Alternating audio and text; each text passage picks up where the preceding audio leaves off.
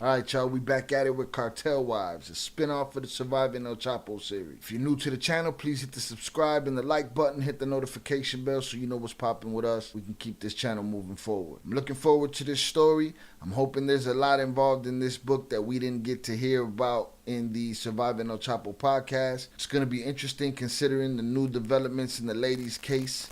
They've taken a deal. I think they're both going to get about 18 months after, everything's said and done. I think it was like a 3.5 year sentence. Also, if you'd like to purchase the audio book, the hard copy, or the paperback of Cartel Wives, I'll have the Amazon link in the description. And with that said, let's get at it. We're going to do episode 1 and episode 2. Let's do it. Cartel Wives, a true story of deadly decisions, steadfast love, and bringing down El Chapo. Written by Mia Flores and Olivia Flores. Narrated by Joy Nash and Sylvia Gonzalez.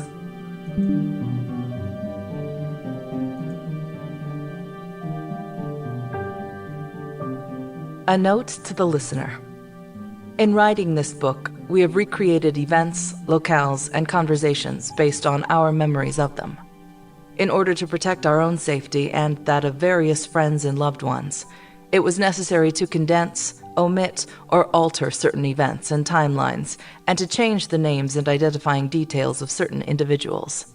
In all events, however, we have striven to convey the true and unvarnished essence of our experience. The irony of changing names to protect people.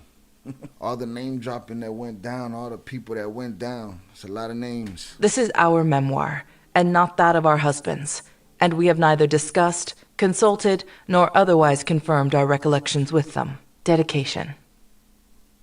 To my husband. Without you, I wouldn't be who I am today. You have been my everything since the day I said I love you. A lifetime with you wouldn't be enough. I can't wait to spend forever with you. Mia. To my husband, my best friend. You were right again. When you told me I'd get a record deal and a book deal, I couldn't see it. You believed in me, built me up, and supported me. When I wanted to quit... Got a record deal and a book deal, huh? Yeah, this is still an aspiring family, right? And it's a family aspiring towards greatness. Got the book deal. When I wanted to quit, you encouraged me to finish. You said the tough times would help me grow and see how blessed I am. It took writing this book to realize that. You've inspired me, motivated me, and have been my biggest fan. With you by my side, I can accomplish anything I put my heart into. You've always put me first, seen the good in me, and brought out the best in me. You made every dream of mine come true, and I will love you and cherish you for the rest of my life. Olivia.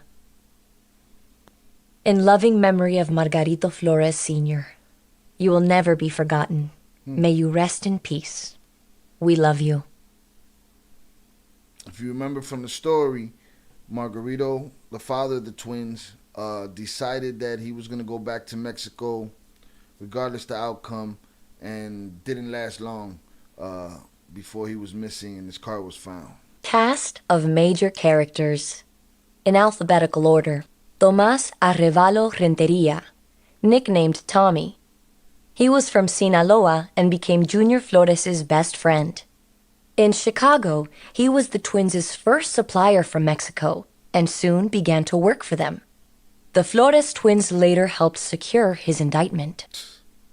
All right, so if y'all remember, Jay's best friend Tommy, who happened to be, I believe, Armando, the older brother's connect. And when Armando got popped off because he made the house too hot, Tommy came to the twins and thus started their life of hustling and cartelling. Mind you, Tommy, Jay's best friend, was one of the guys that got done in one of those deals. Evidently one of those deals that took place once they were in custody and put to work. Alfredo Beltrán Leiva, nicknamed Mocomo. He is the younger brother of Arturo, and along with his 4 other brothers, founder of the Beltrán Leiva organization, BLO, one of Mexico's top cartels.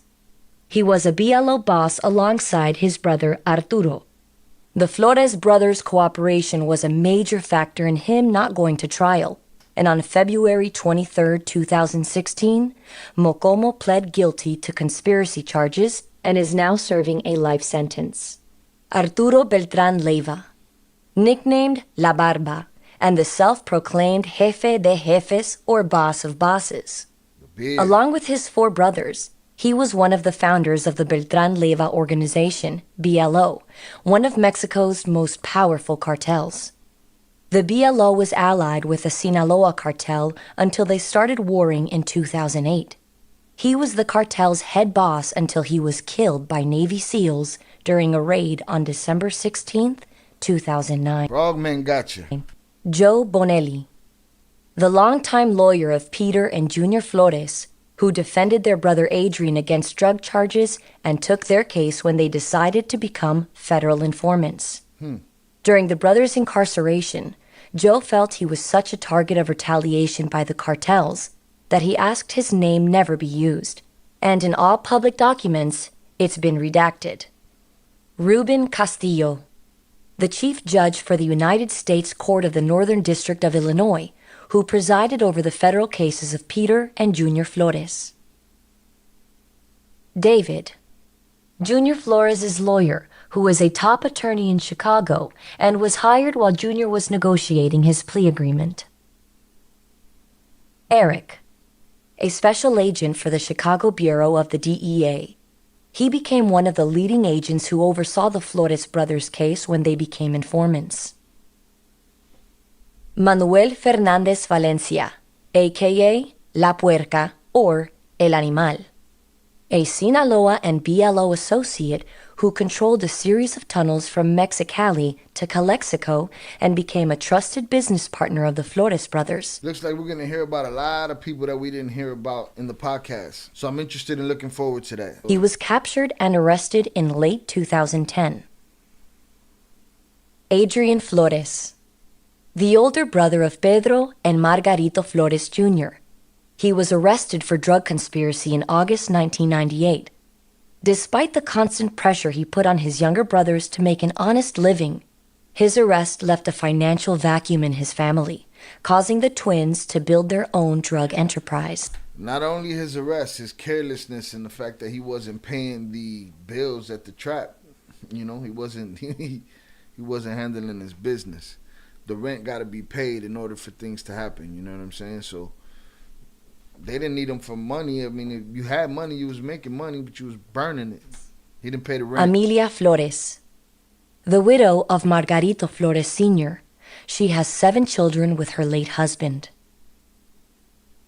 Daniela Flores, the wife of Adrian Flores. She fled Mexico in 2008 along with the rest of the Flores family. Margarito Flores Jr., nicknamed Junior. He and his identical twin, Pedro, were born on June 12, 1981, in Chicago, the youngest of 7 children. He and his brother became 2 of the most important cooperators in U.S. history and are scheduled to be released from prison no later than 2021. Margarito Flores Sr., born in 1937 in central Mexico. This father of 12 dropped out of school in 3rd grade, married his wife in 1959, and immigrated to Chicago in 1969. In 1981, he was sentenced to 10 years in prison for possession of a controlled substance. He had 12 kids. He wasn't playing no games. 7 with the twins' mama. And after his release, he taught his young sons the drug trade. He returned to Mexico in 2009 and was never seen again. Mia Flores, born in Chicago in 1980 and daughter of a police officer in the Chicago Police Department's special units, she married Peter Flores in 2005 and now lives in hiding with her 2 young children. Olivia Flores, born in Chicago in 1975 to a Chicago police officer. She married Margarito Flores Jr. in 2005 and now lives in hiding with her 2 young children. Pedro Flores, nicknamed Peter. He and his identical twin, Margarito Jr., were born on June 12, 1981, in Chicago, the youngest of 7 children. He and his brother became two of the most important cooperators in U.S. history and are scheduled to be released from prison no later than 2021. And so it was. Kevin Garcia. Known to most people as K, this high-ranking member of the Latin Kings was Olivia Flores' second husband. They totally changed K's name. So this is Kato. He was gunned down by rival gang members in Chicago in June 2003. Joaquin Guzman Loera, nicknamed El Chapo. He was born in poverty to a cattle farmer from the Mexican state of Sinaloa on April 4th, 1957. He rose to become the head of the Sinaloa Cartel and the most powerful and sought-after drug lord in the world. Mark Jones, the high school and college boyfriend of Mia Flores. He became a Chicago Police Department beat cop. In 2012, in a massive police corruption scandal, he pleaded guilty to stealing cash from suspected drug dealers and other Chicago citizens. Because of his work undercover, he was sentenced to just 2 months in prison. Leo, the first husband of Olivia Flores. He gave prosecutors information about Sergio Gomez's plot to kidnap Olivia Flores' parents, hoping for a lenient sentence. So he gave police information on somebody else's plot, somebody whose name I don't believe we heard yet, to kidnap Val's parents. Matthew, Crazy. a special agent for the Milwaukee Bureau of the DEA. He originally raided the Flores brothers' homes in 2004, an event that led to them becoming fugitives. He worked closely with 2004 led to them being fugitives. So that was when Val and Jay were in Mexico celebrating their marriage, and Peter was on the run after Milwaukee came down on him, Milwaukee, Wisconsin. He worked closely with Eric on the Flores brothers' case when they became informants. Músico, Arturo Beltrán Leiva's right-hand man and top lieutenant in the BLO. German Olivares, El Chapo's chief executive and right-hand man. He controlled the Juarez Plaza. Ruben Oseguera Cervantes, nicknamed El Mencho. This feared leader of the new generation cartel once barricaded Guadalajara and set fire to banks, buses, and gas stations, then posted it on YouTube. He's still out there doing his thing. He's been known to murder Mexican army soldiers and shoot down military helicopters with shoulder-held rocket launchers. After the capture of El Chapo, he is now the most wanted drug lord in Mexico. Pablo, known as Uncle Pablo to Peter and Junior Flores. He was an old family friend and associate of the Sinaloa cartel who for many years served as their supplier. He was behind the April 2005 kidnapping of Peter Flores and the December 2005 kidnapping of Margarito Flores Sr. That must be their uncle. They couldn't believe it was him that kidnapped Peter.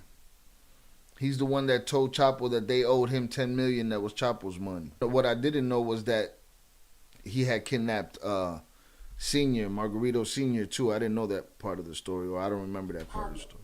They didn't get to that in the podcast, if I recall correctly. Betraying El Chapo and not settling his debts with him, he was kidnapped and executed by the drug lord sicarios. Paco, one of Junior Flores' closest friends. Músico was his boss in the BLO, and he was Chapillo Lomas' compadre. He was in charge of collecting $500,000 monthly to pay Mexican officials to open up drug routes. Rambo, El Chapo's top sicario, or hitman, and head of a cell of hitmen in Jalisco, Mexico.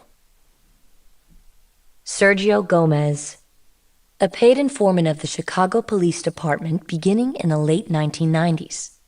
Rodriguez was behind the 2003 kidnapping of Peter Flores in Chicago. With the assistance Saul. of... So this Sergio guy is the Saul guy that they were talking about in the podcast. So evidently, more than just kidnap Peter, he wanted to kidnap Val's parents. So Saul is Sergio in this story.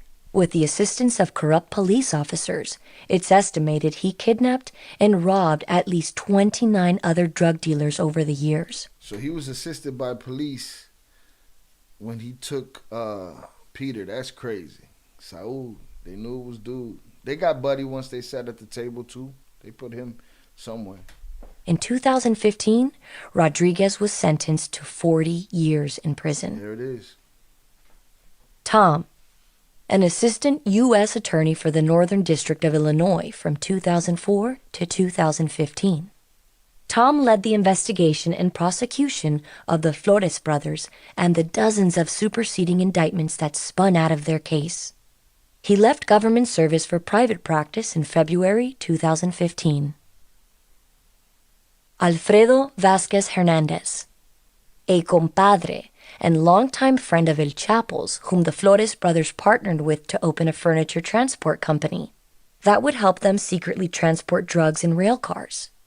In November 2014, he pleaded guilty to drug conspiracy and was sentenced. See, if you guys were as elaborate with your fronts, your clean, legit, money laundering fronts, as you were with the way you handled the logistics and the problems that came with transporting, if y'all used those skills for that, you'd have had a longer run. Sentenced to 22 years in prison. Ismael Zambada Garcia, nicknamed El Mayo. He was born on New Year's Day, 1948. He is one of the founders and leaders of the Sinaloa Cartel, along with El Chapo Guzman. He is currently under indictment by the United States and Mexico, with over $5 million in reward money for his capture. And with the imprisonment of El Chapo, he is the current head of the Sinaloa Cartel. Nobody Ismael lays Zambada eyes on Imperial, him. a.k.a. Mayito Gordo, the younger brother of Vicente and Mayito Flaco. This narco junior son of El Mayo was arrested near Culiacan in November 2014 and is due to be extradited to San Diego to stand trial for drug trafficking. Ismael Zambada Sicairos, a.k.a. Mayito Flaco, the younger brother of Vicente and older brother of Mayito Gordo. His indictment for drug trafficking was unsealed in San Diego in January 2015. He is now a fugitive. Vicente Zambada Niebla, nicknamed El Vicentillo or El Niño. He is one of the sons of El Mayo. Vicente rose to become number 3 in the Sinaloa cartel. He was arrested in 2009 and extradited to the United States in 2010, where he became a U.S. informant. He is currently awaiting sentencing for narcotics trafficking. Ain't enough room for the rats in jail. There's so many of them. Jesus. All right. That was episode 1. Episode 1, basically a table of context as far as the players in the game that are going to be spoken of in this book. Forward to hearing about these plots that Saul had. Looking forward to a lot of the stories. So let's get into chapter 2. Introduction to our kids' friends. We're just average soccer moms. In truth, we're the wives of identical twin brothers who are almost single-handedly responsible for the meteoric rise of narcotics in the United States over the last 2 decades.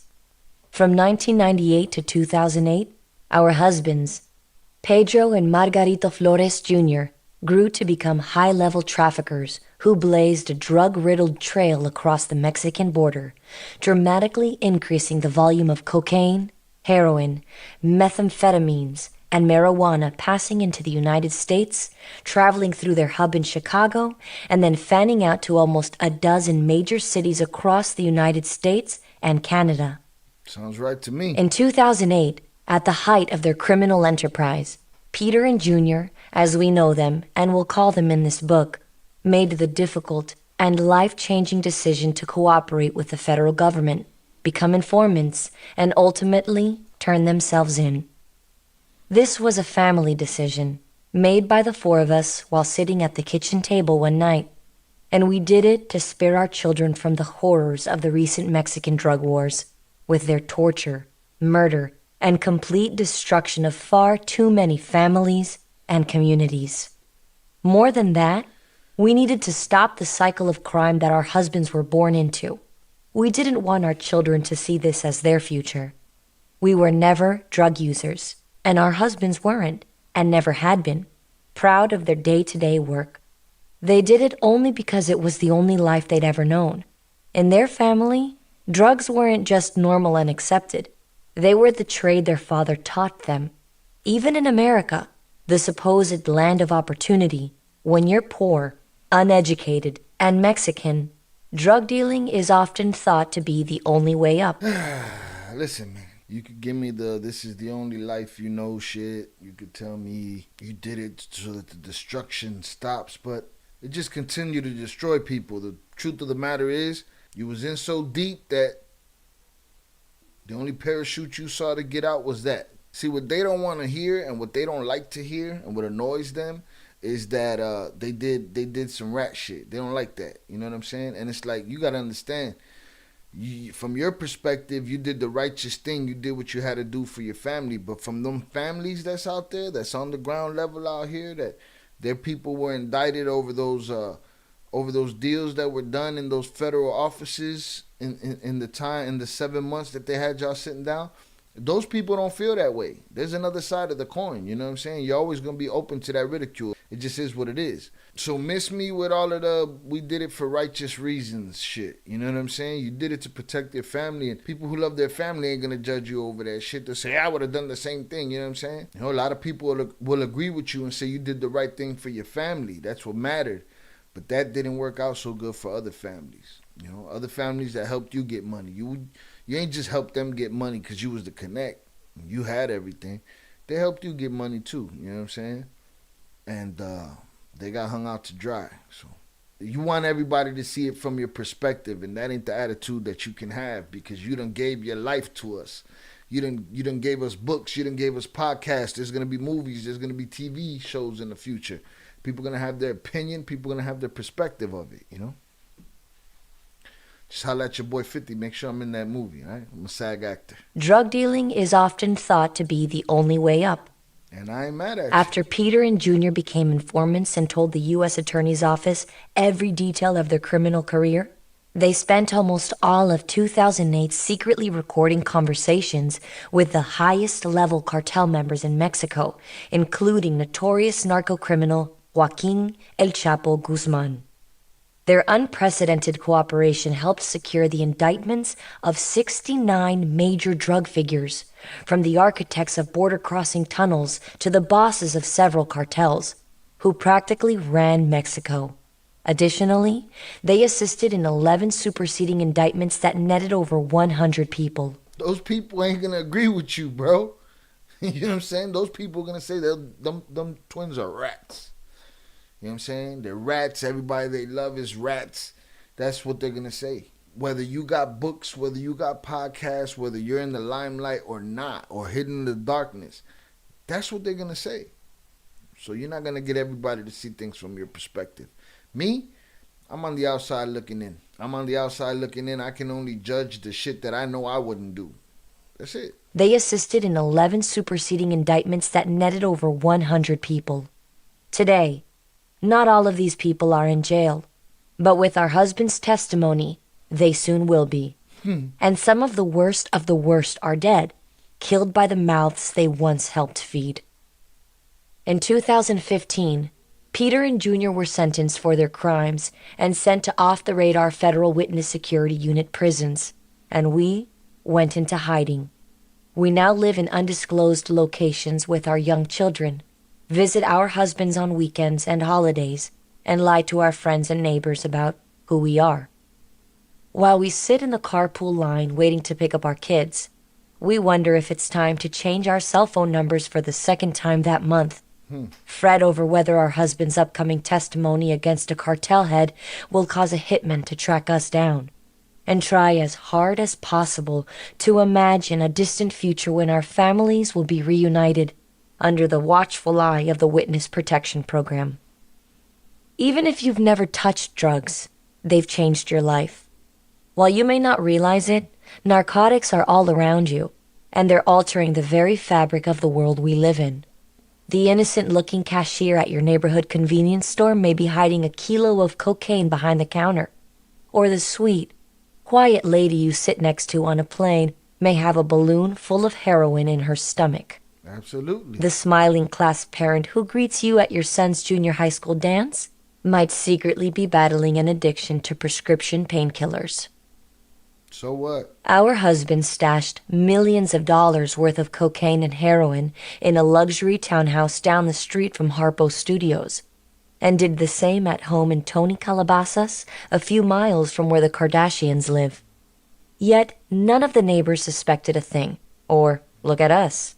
We tell people we're just stay-at-home moms who are separated from our husbands, but in truth, we were once on a first-name basis with men who put bullets into the backs of people's heads. While most mothers like us are hosting the Boy Scout troop on Sunday nights, we're coming back from a day visiting our husbands in federal prison. You can blame a lot of things for the pervasiveness of drugs in this country, but the truth is that Peter and Junior Flores, two baby-faced Mexican-American identical twin brothers from the west side of Chicago, are behind much of it. It's like I don't know whose side they're on in this book. You know what I'm saying? They say things like, there was a line earlier. Not all of these people are in jail, but with our husband's testimony, they soon will be. Some of these people are not in prison yet, but they will be. You know what I'm saying? And now, you're talking about how drugs permeate everything in our society and about how your husbands, these little dudes from Little Village, managed to facilitate that and make that happen. I think they're saying a couple of things there. It could be a couple of things there. It could be they're saying, like, I don't know which one of them said it in the podcast recently in season 2. We're your monster. We're the monster you made. We're not Mexican monsters. We're Chicago monsters from America, the United States of America. We're the monster you made. She's saying, look how easy it was. Look how easy it was for a couple of 20-somethings to permeate drugs through the culture. You know what I'm saying? Or she's saying, these two little badasses from Little Village permeated the culture with these drugs. Say something. You know what I'm saying? So sometimes it's, and it could be the narration too. You know, you're not getting it from the horse's mouth. So I'll consider that when I'm listening and giving my opinion. But yeah, sometimes it's hard to see, is this a puff piece? Or are we shitting on the people we put away? Are we giving ourselves props? Is this some grandiose, self-aggrandizing? We'll see. While we knew and know them as the gentle, loving, mild-mannered men who treated us with nothing but love and respect, the law knows them as the most significant drug informants in U.S. history. As kids, Peter and Junior learned the business from their father. When they were in their teens, they started off dealing drugs on the streets of Little Village, the heavily Mexican area of Chicago around where we all grew up. Over the next few years, they established a contact in Mexico's Sinaloa cartel, and they graduated to become distributors rather than dealers. They set up their business, ran it like a well-oiled machine, and soon became Chicago's most prominent traffickers. In Chicago, their business was strictly U.S.-based, but when they fled to Mexico in 2003, they hit the international stage. Within a few years, they befriended the major cartel heads and became responsible for hundreds of tons of narcotics crossing the border and being distributed throughout the United States and Canada. Then they funneled $2 billion in cash back into the hands of the Mexican cartels. In their 5 years living in Mexico, they weren't in any cartel, but they were the only American drug kingpins allowed to work directly with the bosses of the Sinaloa cartel. These dudes were geniuses at the logistical side of all this. They could have had their own trucking companies delivering shit all over the world, Amazon style or FedEx style. You know what I'm saying? Because these companies should consult them on how to get around quicker and safer, because if there's one thing these dudes knew how to do, it was to get routes in order and get things going where they had to get to. Headed by El Chapo and Ismael Zambada Garcia, aka El Mayo, and the Beltran Leyva organization, BLO, run by El Chapo's relatives and sworn enemies, Arturo and Alfredo Mocomo Beltran. They were wholesalers who bought vast volumes of narcotics from the cartels on credit, and then arranged for its transport from Mexico to LA to Chicago. They took a business of tons and siphoned it into a business of kilos, then shipped the money back to their suppliers. Their operations didn't stop once the drugs reached the United States, though. They kept men on the ground in Chicago to process the money and make sure the narcotics reached their destinations across the United States and Canada. No one in Mexico did what they did, or as well as they did. So El Chapo Guzman, El Mayo Zambada, and the Beltran Leyva brothers peacefully vied for their attention. What better way to move billions of dollars in drugs into the United States than with the genius of twins who'd already built an empire there, who had intimate knowledge of U.S. drug trafficking, and who, best of all, were American citizens living in Mexico. They were American fugitives hiding in Mexico. In early 2008, though, everything changed. The Sinaloa cartel went to war with the BLO, and the average number of drug-related murders per month in Mexico shot up from 200 to 500. Junior and Peter were working in a culture where it became normal for heads to roll into neighborhood bars right up to people's feet, or to hear of entire families shot to death on the streets of Guadalajara. Well, this is where that life and death situation kicked in. The split between the BLO and Sinaloa. When they split, it was like, are we going to get these little geniuses from America that know how to run these routes? Or are they going to get them? Because if we don't get them, they're not going to get them. And that's basically what sent them over the edge to the parachute, which was the United States federal government. But this right here, what she's talking about right here, is the beginning of that gun to the head scenario. Our husbands saw men lying in the hot sun, strapped to trees, and skinned alive.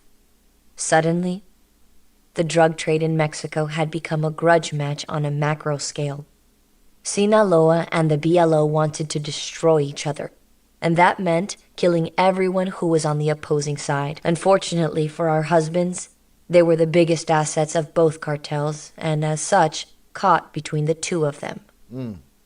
At this point, the height of their career, our husbands had warehouses, stash houses run by their many employees, and legitimate businesses, such as shipping companies, as fronts. Their financial ledgers were so... Here's the problem with that. These shipping companies, one thing if they're fronts and they're laundering money, but these shipping companies were probably fronts that were laundering money, that was moving work and money back and forth across, state, county, and country lines, borders. Their financial ledgers were so sophisticated and extensive that when they turned them over to U.S. authorities, the feds had to hire a team of forensic accountants to sort through them. An official said that they ran their business like a Fortune 500 company, and that if they hadn't been drug traffickers, they could have been CEOs of legitimate corporations. In the years 2006 to 2008, their peak, they transported between 2,000 and 3,000 pounds of cocaine each month. If you consider that a kilo is 2.2 pounds, that's almost $50 million worth of cocaine a month. That's $600 million a year. That's 2 years that affected your life and everybody else's life forever. That 2-year peak. Because that's where it ended. And everything crumbled. Fell from the sky. But they were stuck between two warring factions. And they hated the example they were setting for their families. So they gave it all up. When they did, they spent most of 2008 acting as informants. Stop the whole family shit, man. You know what I'm saying? You got out for your family's sake. But the whole examples, guess what? Would y'all have been examples if there wasn't a war? If business was going to go good for another 10 years, y'all was worried about being examples? You know what I'm saying? The example to set would have been to do the Easy E. Take that bread and go make something legit with it. Which all you need is money to do that. You know what I'm saying? You love the game. Stop lying to yourself. You love the game. So this whole holier than thou, or this whole I didn't want my family. By the time if you would have done that in 2007, right? The middle of your peak. If in 2007 they had made the decision, hey, we're out the game, which they probably couldn't have. The cartel would have came at them anyway. You know what I'm saying? But let's just say you had the opportunity to get you a parachute that didn't have nothing to do with the feds. You was able to opt out and turn over your business and opt out and go straight legit. If you were able to, let's just say in a perfect world, you were able to do that. You know what I'm saying?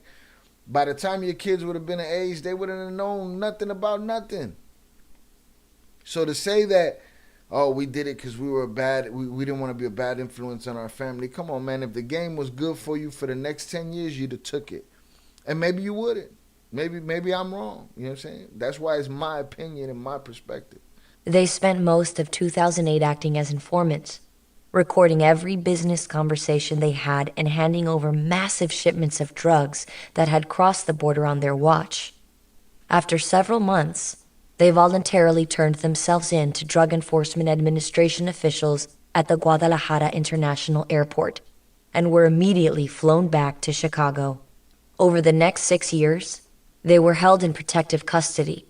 Because of their testimony, the city of Chicago named El Chapo as Public Enemy Number 1, a title previously only given to Al Capone. On January 27, 2015, they were sentenced to 14 years in a maximum security prison, with credit given for the 6 years they'd already served. If we're lucky and alive, we'll see them released in 2021, when our kids are practically grown up.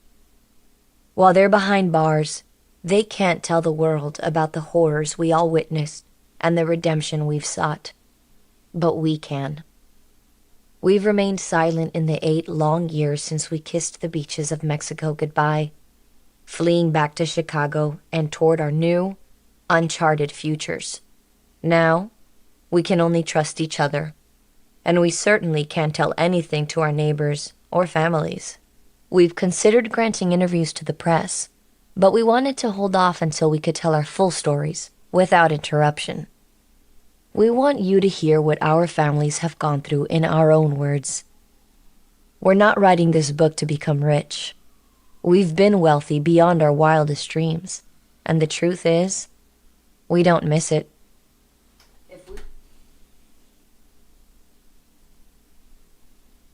Y'all don't miss it? I'm not a believer in you don't miss it. You're selling your stories for a reason. You want the story out. You want public perception to be better. You know what I'm saying? That's cool. Do that. By the masses, you will be accepted. There's just always gonna be those certain people that ain't gonna buy that shit. If we'd wanted our lives to stay the same, we would have begged our husbands to stay in Mexico, where we drove luxury cars, lived in penthouses, vacationed on the beach in Puerto Vallarta. All with a gun to your head. Because the moment you made the wrong move, you skinned and attached to a tree. Vacationed on the beach in Puerto Vallarta whenever we felt like it, and had more cash than our families had ever dreamed of. But it was dirty money, with a trail of bodies behind it. The world could look at me like an asshole for calling bullshit on the whole, it was dirty money, we didn't want to be a bad influence on our family, and we were setting a bad example and all this shit. Because after this book, y'all was pushing money around. You know what I'm saying? That's what you're going to jail for now. So once you get caught with all that shit, you got to start a new line of thinking for yourself. And right now, you still want us to believe that all this righteousness. Stop. You love the game. You love the game. You know what I'm saying? You love the game. Through it all, we would have done anything to have our husbands with 9-to-5 jobs like our fathers had. I call bullshit, again, because when you guys had the opportunity to have 9-to-5 guys, you never had 9-to-5 guys. You know what I'm saying? I can't speak for Viviana, but for Val, you never had 9-to-5 guys. You had hustlers, always, from the beginning. Stop it, man. See, that's the part that I don't like. People be frustrated with me Because I don't just continue to sugarcoat the sugar-coated shit. You know what I'm saying? I don't want to continue to sugarcoat the sugar-coated shit. The truth of the matter is you love the game.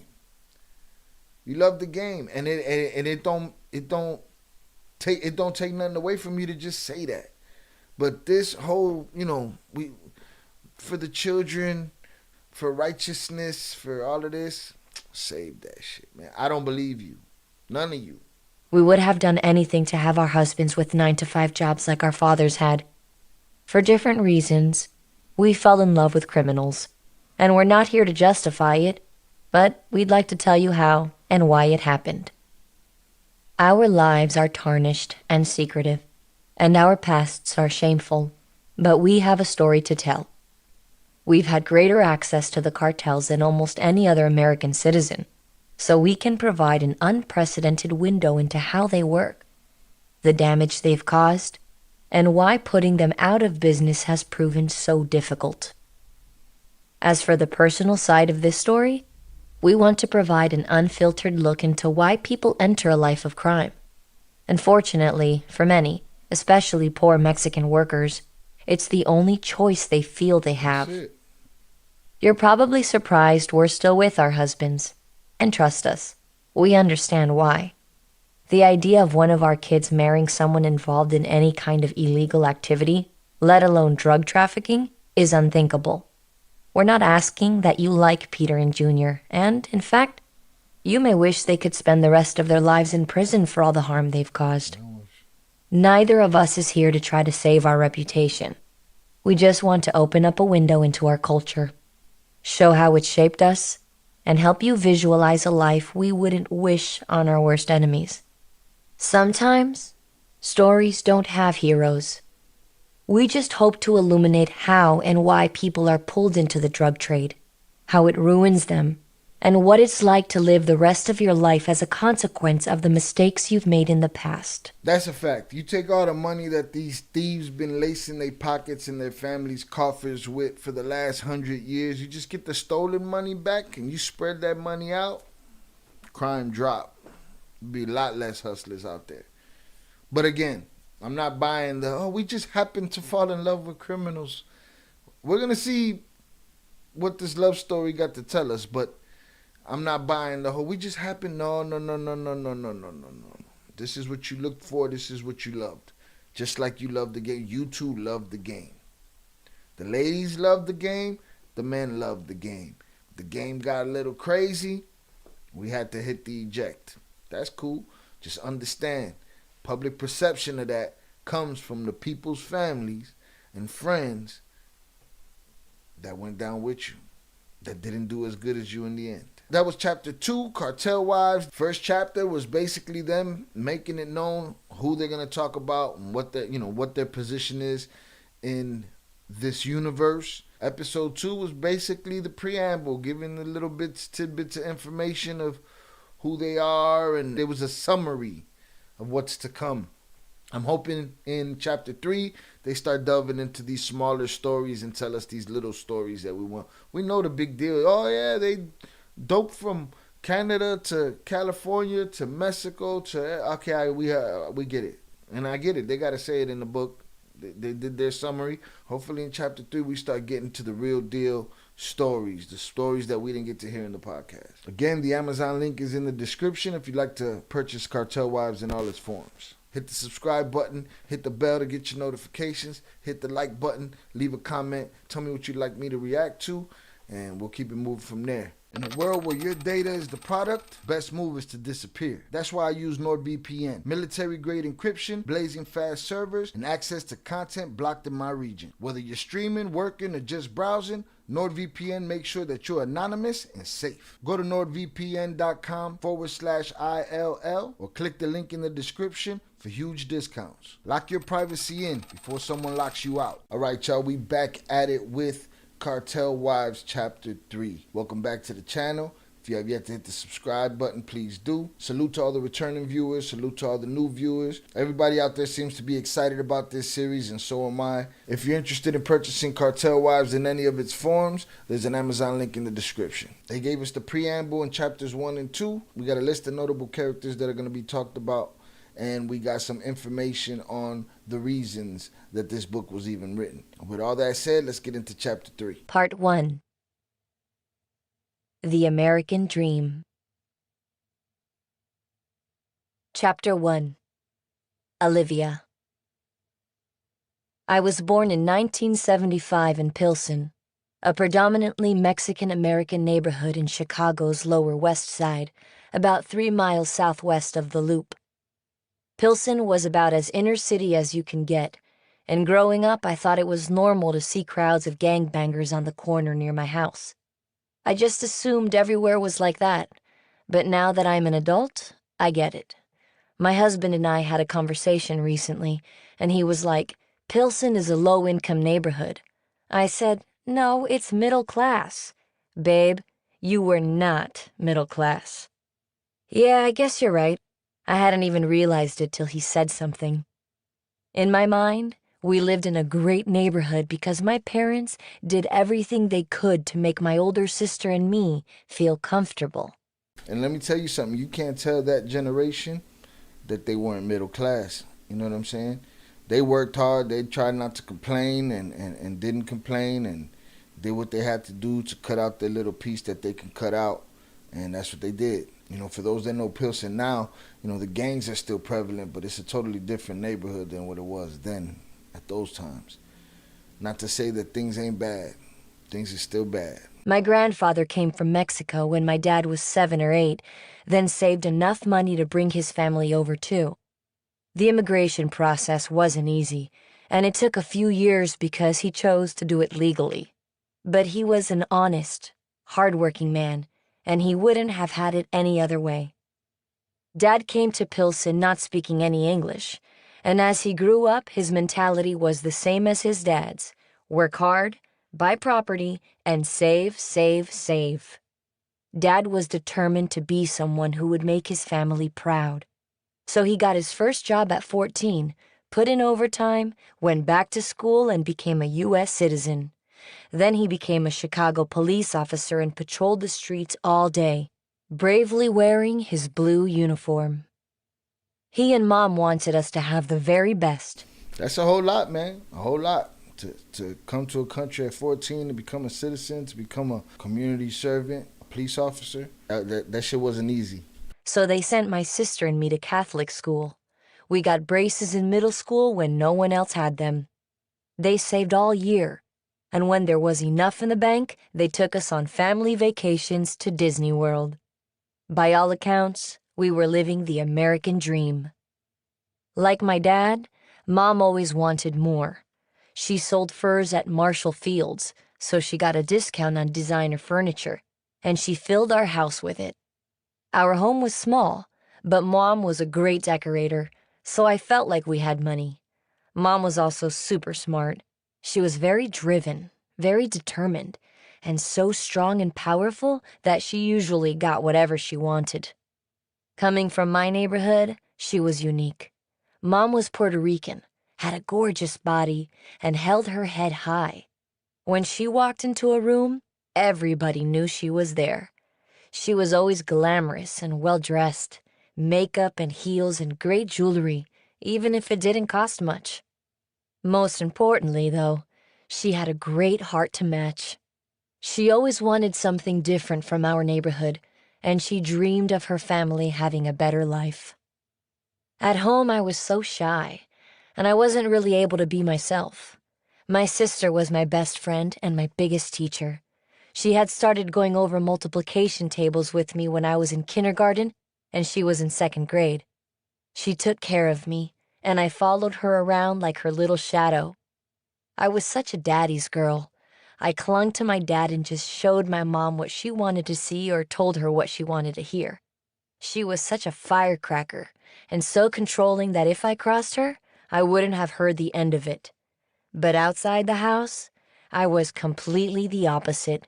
I mimicked my mom. Loud, impressive, and in charge. I was the cool girl in school, and I had my shit together. I met my first boyfriend in middle school, and even though he was 16, he didn't mind that I was only 14. I had a great body and was so confident.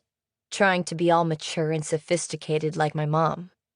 I was a virgin, but I was so infatuated with him that I wasn't all that scared when we became sexually active early on. What did I know at 14? I thought I was going to spend the rest of my life with this guy. After a few months of being with him, I began throwing up and missed my period. I didn't make much of it, though. I wasn't keeping track of stuff like that. But when I found out I was pregnant, I was shocked.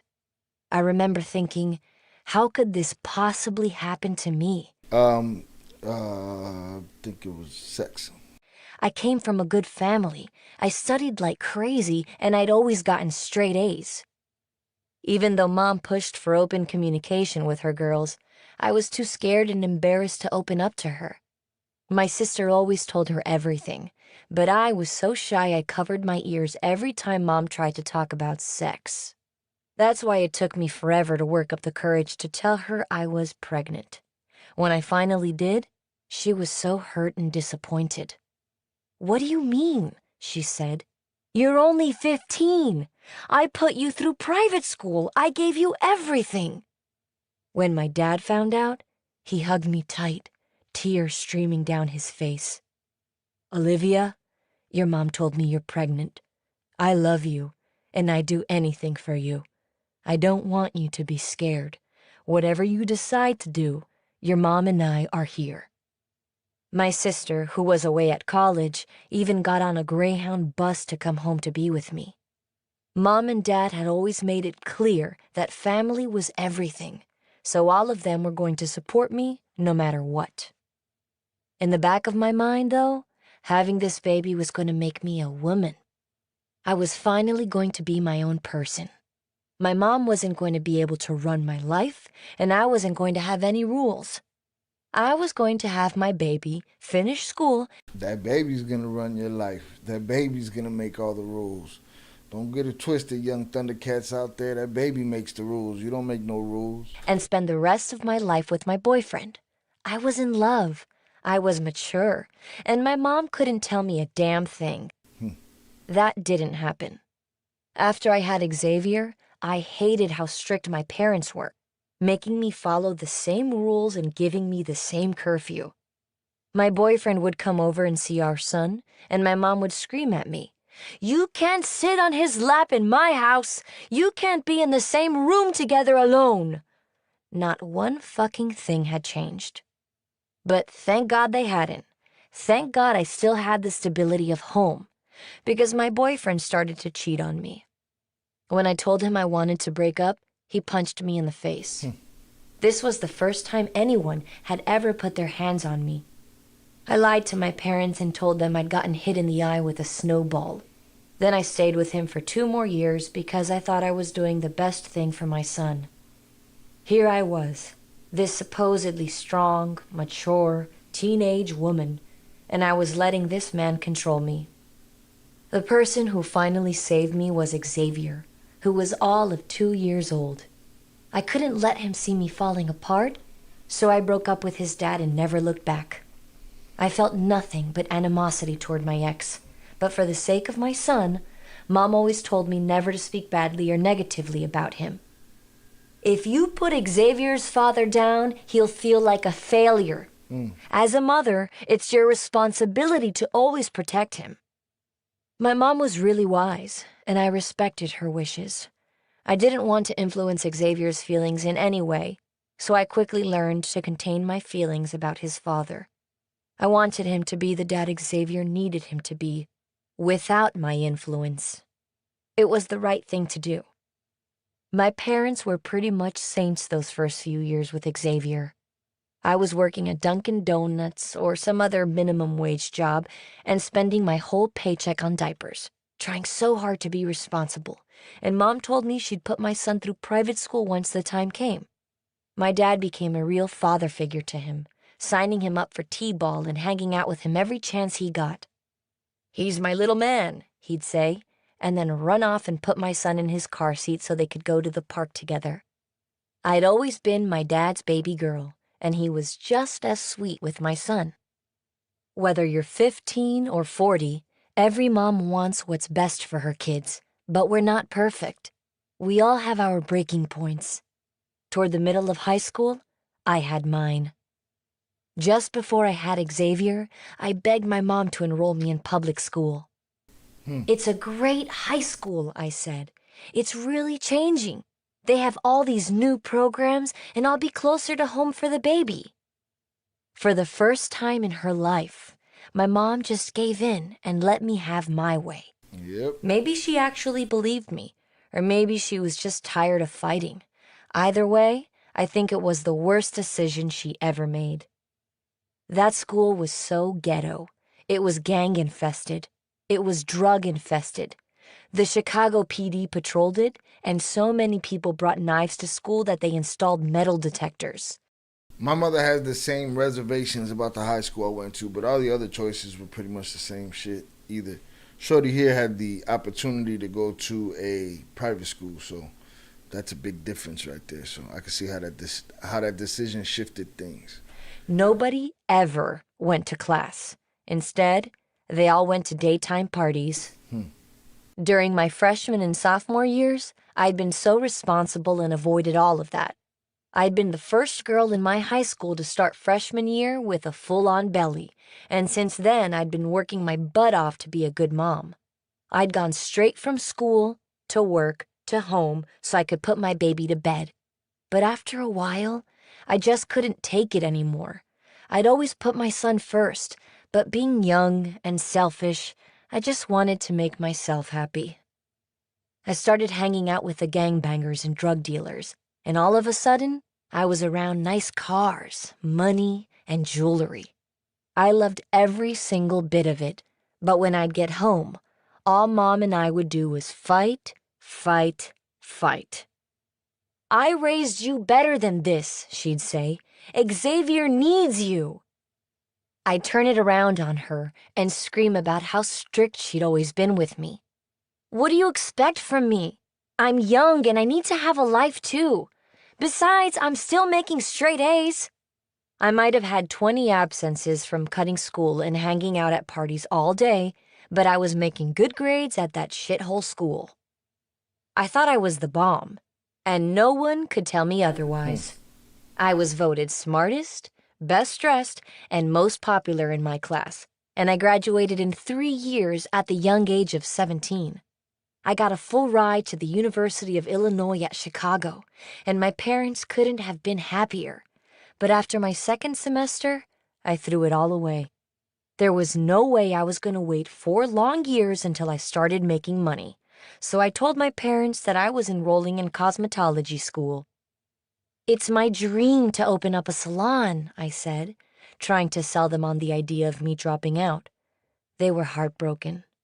My sister was getting ready to graduate college and was figuring out where to go get her master's degree, and here I was, going to beauty school. Before it was all said and done, my 9th-month cosmetology program turned into 2 years. It just wasn't my priority. What I was seeing on the streets was too exciting for me to stay away. It wasn't the drugs, it was the money. Gangbangers have nice cars with rims, and diamond studs and expensive watches. They were bringing home mad cash, and it wasn't from Dunkin' Donuts. It was from the great state of California. When I was 17, I started taking trips to California to smuggle weed. I'd hop on a bus and ride for 2 days out there. Then a handful of guys and I would meet up with a connect. I'd watch them scoop up a few pounds of marijuana, put it into a potato sack, and then compress it with a machine. The weed would become a hard, square block. So she went all the way in. She made a clear, concise decision of, I'm gonna dive in. I'm gonna see how this is done, cause she's getting the crash course. And they'd pass it over to me and let me put it into my suitcase. I'd get on a bus back home, and when I arrived, I'd collect around $10,000. I'm the hottest, richest girl in Chicago, I thought. I made a few trips like that and never had a problem. But on one trip back, I had to change buses in Denver.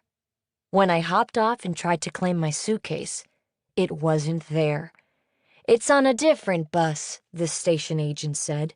You'll have it in 2 days. I just wanted to die. I ran out of the bus station as fast as I could, took a cab to the airport, and bought a one-way ticket back to Chicago. When I got home, I drove myself crazy trying to figure out how in the hell I was going to claim the stash I'd left behind. Then, I decided to just go for it.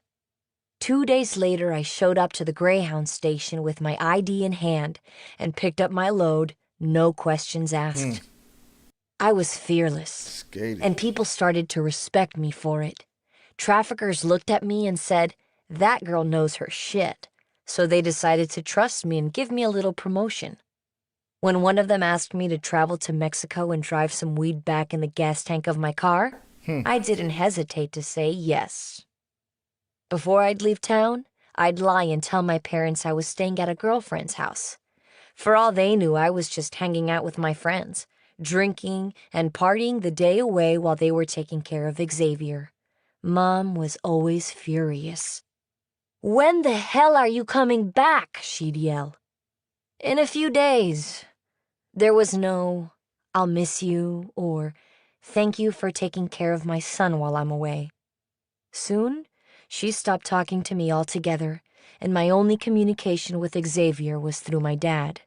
It broke his heart, and deep down, it broke mine too. I told myself I was making money to take care of my son, but really, it was for me.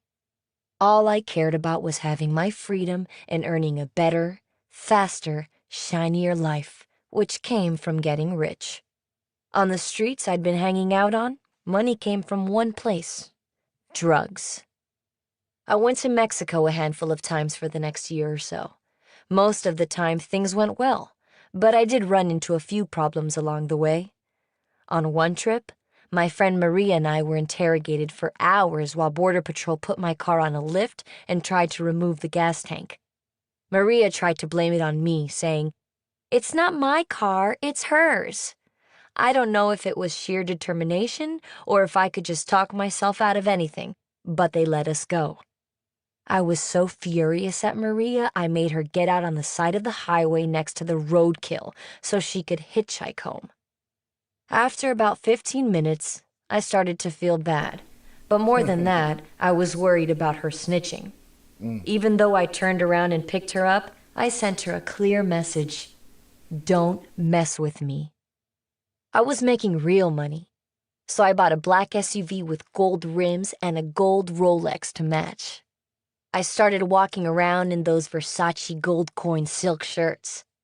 All those nice things and all that power got to my head. She had ice in her veins, man. You know what I'm saying? Like she said, they saw her as fearless. Did they look in my bag at the Greyhound station?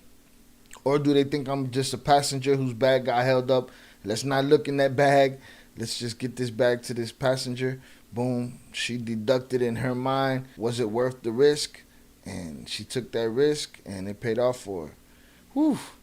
And then you hear her talking about, this is Val, by the way, you hear her talking about the Mexico trips with the weed in the gas tanks. If you go back to the Surviving El Chapo stuff with Wrong to Strong, he tells the story about one of them runs with her. And also she tells the story about when she got locked up. But let's not get ahead of ourselves. It was like this hustler was living dormant in this little girl. And then when it popped out, it was like, let's go, it's go time. And I began demanding more control. I wanted in. I recruited my own drivers and got my own crew. On weekdays, I'd put together my trips, call up my drivers, and fly down to Mexico. I'd pay them $10,000 and keep all the profit. If I wasn't below the border, my weekends were all about going to clubs, popping bottles, and networking. It was validation that I was big time. Before one trip, my driver stood me up. I could do this in my sleep, I said to myself, and I decided to do the job on my own. Sure enough, I got caught. I was pulled over at a roadblock. I don't know if it was random, if I looked suspicious, or if someone had tipped them off, but it was clear I wasn't getting off this time. "I don't have anything," I said.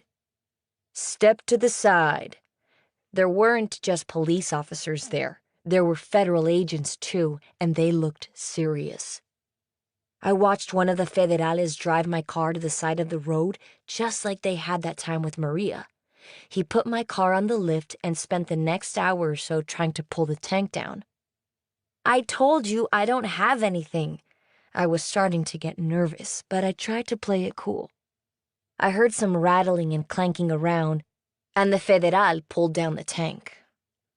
Shit, this is it, I thought. Game over. He pulled a brick of weed out of my gas tank, held it above his head, then tossed it toward another agent. Then he peeled off his gloves, came toward me, pulled my arms behind me, and cuffed me. I don't think I knew what scared was till that moment. All that pride, all that defiance against my mom, all the hours and hours I'd spent at clubs rather than home with Xavier, all the diamonds and bottles of champagne I'd bought over the last year. It had all come to this. Shit just got real. What the fuck had I been thinking? Absolutely. The agent shoved me into the car and walked away. Looking through the window, I watched him enter a little glassed-in booth nearby, where there were a few other federales. But instead of working, these dudes had their faces planted on the table, doing lines of coke. Smoking After a your few weed. minutes, 2 of them left the booth. One got behind the wheel of the car I was in, and another slid into the back seat next to me. As we were driving, he reached over and touched my chest. Oh, wow. "Please don't hurt me," I said in English, because my Spanish was terrible. All I could think was, oh my God, they're going to rape me. He placed his palm on my heart, leaned over, and looked me in the eyes. "Your heart isn't even racing. You must not be scared, but you should be. I'm not going to hurt you." Next to me, as we were driving, he reached over and touched my chest. "Please don't hurt me," I said in English, because my Spanish was terrible. All I could think was, oh my God, they're going to rape me. Placed his palm on my heart, leaned over, and looked me in the eyes. "Your heart isn't even racing. You must not be scared, but you should be. I'm not going to hurt you, but someone else will. You're going to prison for a very long time." I was too ashamed to call my parents, so I reached out to my sister. She hopped on a plane immediately and made it just in time for sentencing, which happened within 72 hours of my arrest. When the judge sentenced me, she was right by my side. I got 10 years in a maximum security prison. Damn. Now, we heard this story in Surviving El Chapo. Talk about when shit gets real. Shit got real the first time, and the first time you get smacked in the head with 10 years. Mexican prison is about as bad as you'd imagine it to be, especially if you're a scared little girl like I was. The living conditions were unimaginably filthy and disgusting, and being American in a third world prison was torture every single day. I slept on a cement bed surrounded by cement walls. There was no glass on the windows, only bars, so roaches, mice, spiders, and sometimes even cats crept in at night. I ate black beans with my hands because they wouldn't give us spoons, and the water they made us drink from the faucets was contaminated, dirty, and brown. I vomited or had diarrhea pretty much every single day. On Thanksgiving, we got a real feast, which was 5 animal crackers and tea, and I thought it was the best thing in the whole fucking world. 3 months passed slowly, and I missed Xavier so much it burned. I was given 1 phone call a month, and I mustered up the courage to call my parents. "I'm sorry. I'm so ashamed. I'm just so sorry." "It's okay, baby. We love you. You have to stay strong." After my sister got back from Mexico, she felt guilty leaving me. Knowing I was suffering laid so heavy on her heart that she slept on the cold tile floor so she could understand my pain. But all of my family's love and support made me feel unworthy. I regretted everything I'd put them through, and I hated myself for covering my ears instead of listening to my mom. Every night, I got on my knees and prayed to the Virgin Mary, Please, get me out of here. I'd cry and plead. I made all kinds of promises to her. I'll change my life. I'll be a good mother. On the concrete floor, my knees turned raw and bled, but I just kept praying every single night. Before I'd gone to prison, I'd met a guy named Leo who owned a body shop. I had a nice car, with rims on it, really nice and shiny. When I took it to get painted, I met Leo, and he was into me right away. I was very independent. I had my own money. I had this nice car and was living the life. For a girl in our neighborhood, that was rare. Leo didn't talk down to me. He was respectful and totally impressive. Pretty soon, we were dating. I knew he was a drug dealer because I'd gone to his condo and had seen a triple beam scale and money counter, but I didn't care. I liked his nice car and his nice house, and he had a business that my parents actually believed was real.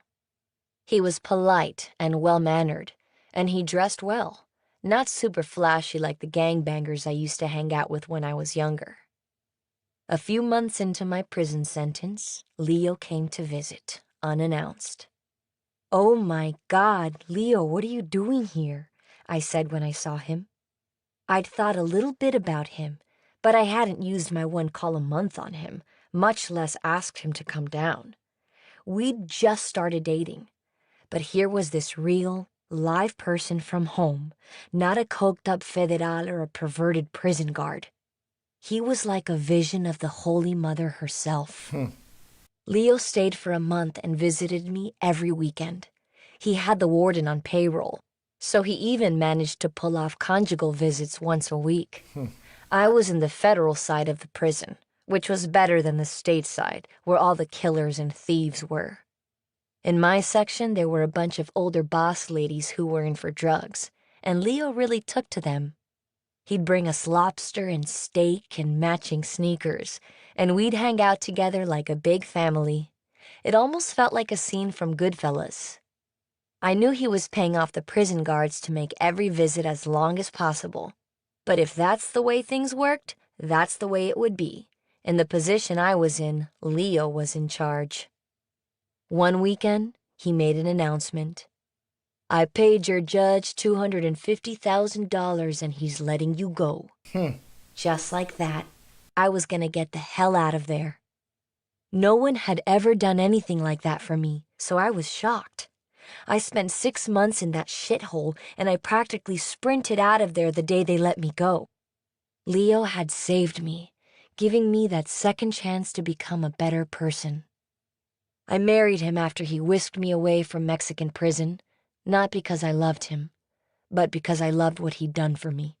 All right.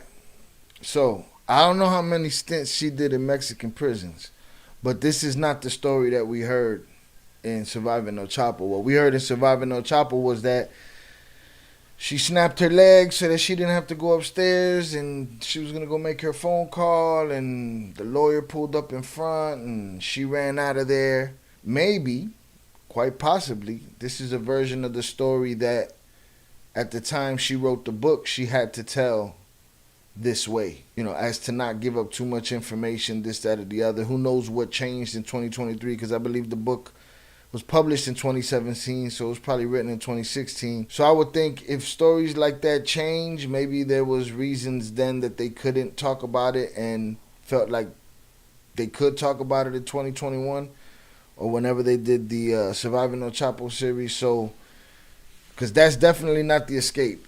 That's not the escape we heard. This was, she got saved. That was salvation. That wasn't the escape though.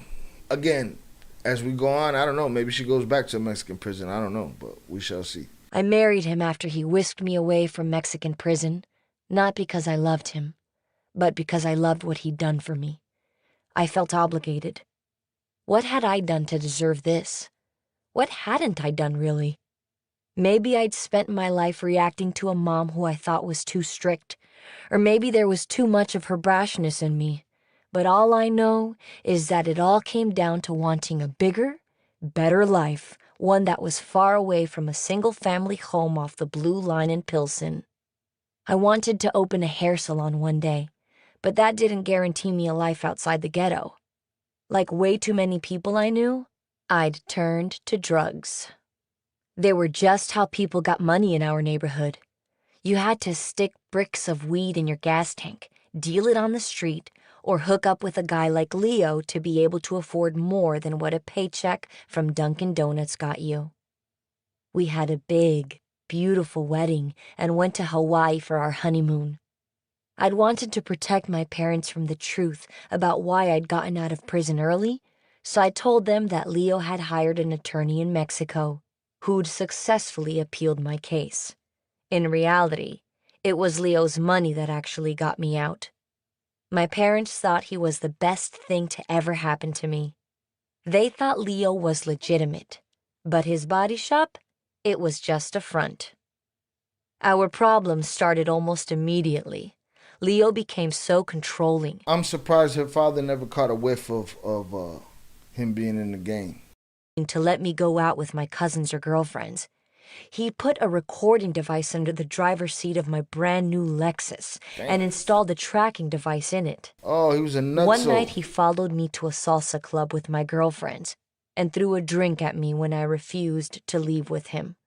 My face, my hair, my white dress and jewelry were all soaked, and I told myself I wouldn't go home with him, but I did. After all, I had everything I thought I'd always wanted. Leo was going to help me get ahead in the world. With him, I could go back to school and open my salon.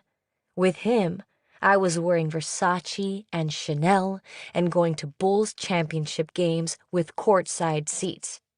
I'd seen Michael Jordan get his 5th and 6th rings.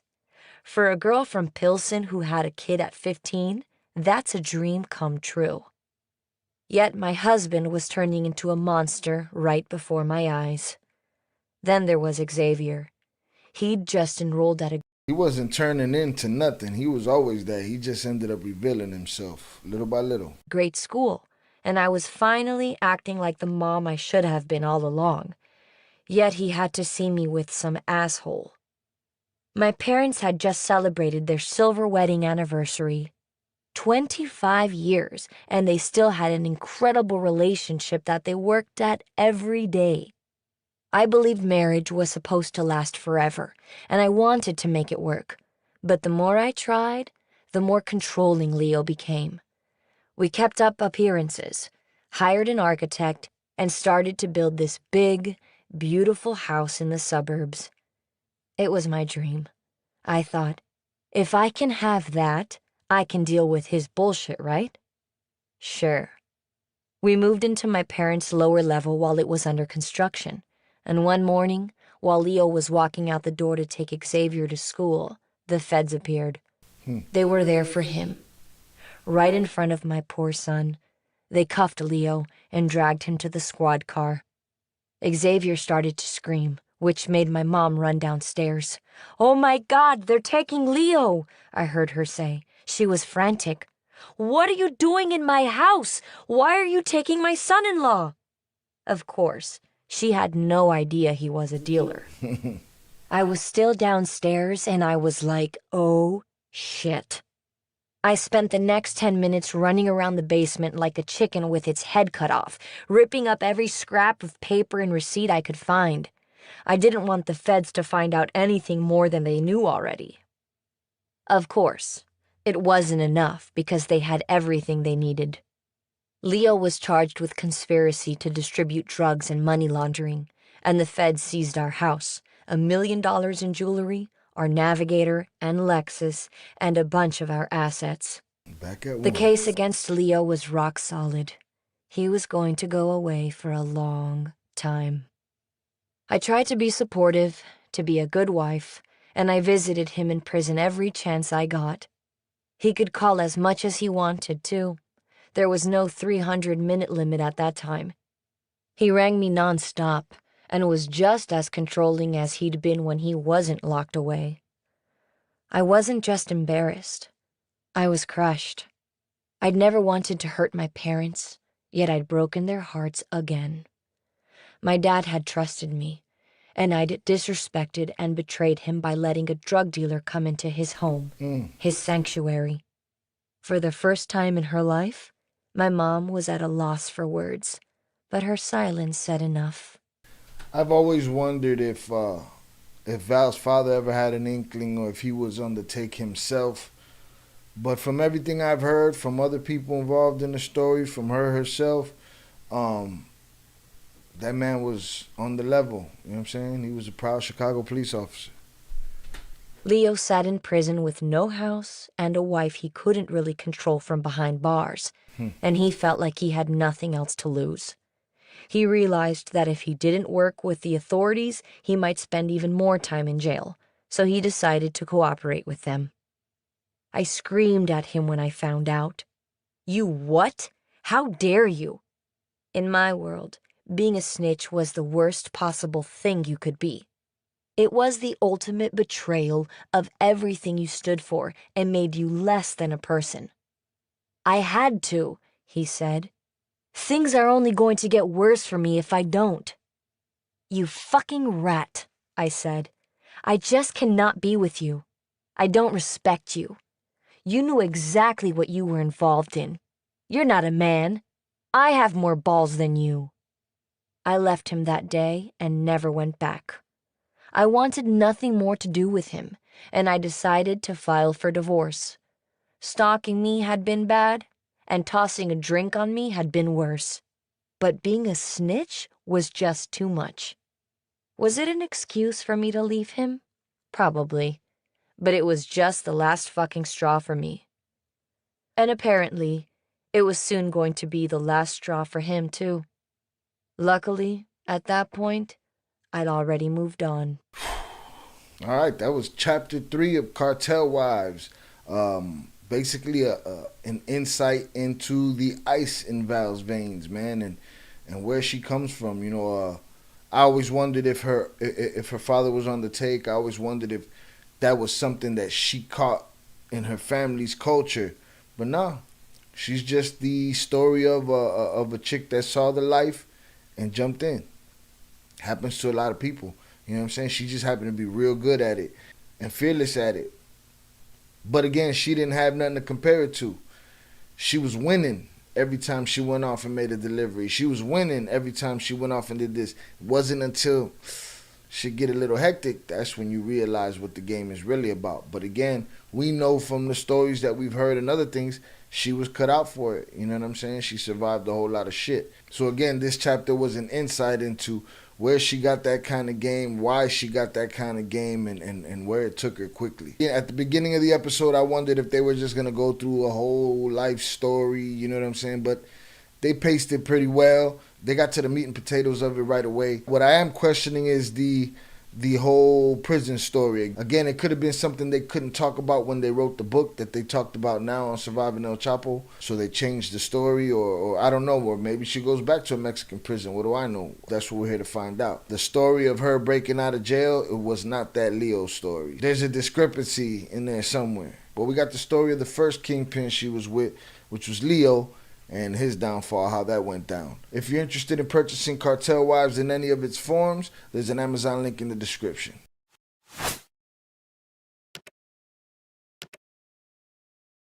What's poppin', y'all? We are back at it with Cartel Wives Chapter 4. I am your host, Shy Ill. Thank you for being here. If you have yet to hit the subscribe button, please do. Hit the like button and the bell notification, and let's keep this channel moving forward. Last week we did Chapter 3, and that was basically discussing Val's upbringing, how she came up in the game, how she went from this kid that was, had a police officer for a father, a very strict mother, went to private school, but found her way into the game one way or the other, and she loved it. You know what I'm saying? And not only did she love it, she was good at it, had the ice in her veins for it. You know what I'm saying? Chapter 3 was all about Val, so I'm assuming Chapter 4 is all about Viviana. If you're looking to purchase Cartel Wives in any of its forms, there's an Amazon link in the description. Let's get it. Cartel Wives Chapter 4. Mia.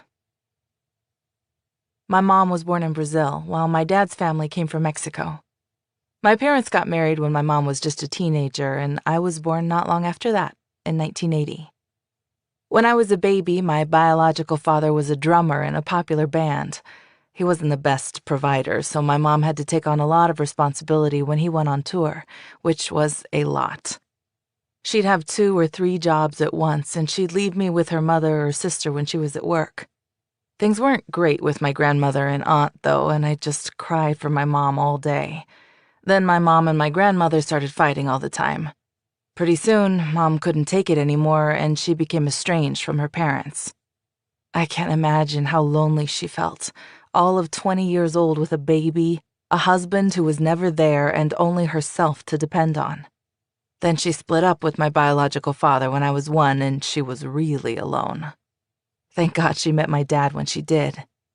I don't remember it, I was just a toddler, but my dad helped give us stability, even though times were hard and our life wasn't great. It seems as the flip side to Val's story, at least up to when Viv was 1 year old, she had an unstable come up. Val's seemed a bit more stable. Though her mother was strict and it caused friction, the all-around lifestyle was probably a little bit more stable than what Viv had in her first year. We were living in the slums on 26th Street in Little Village.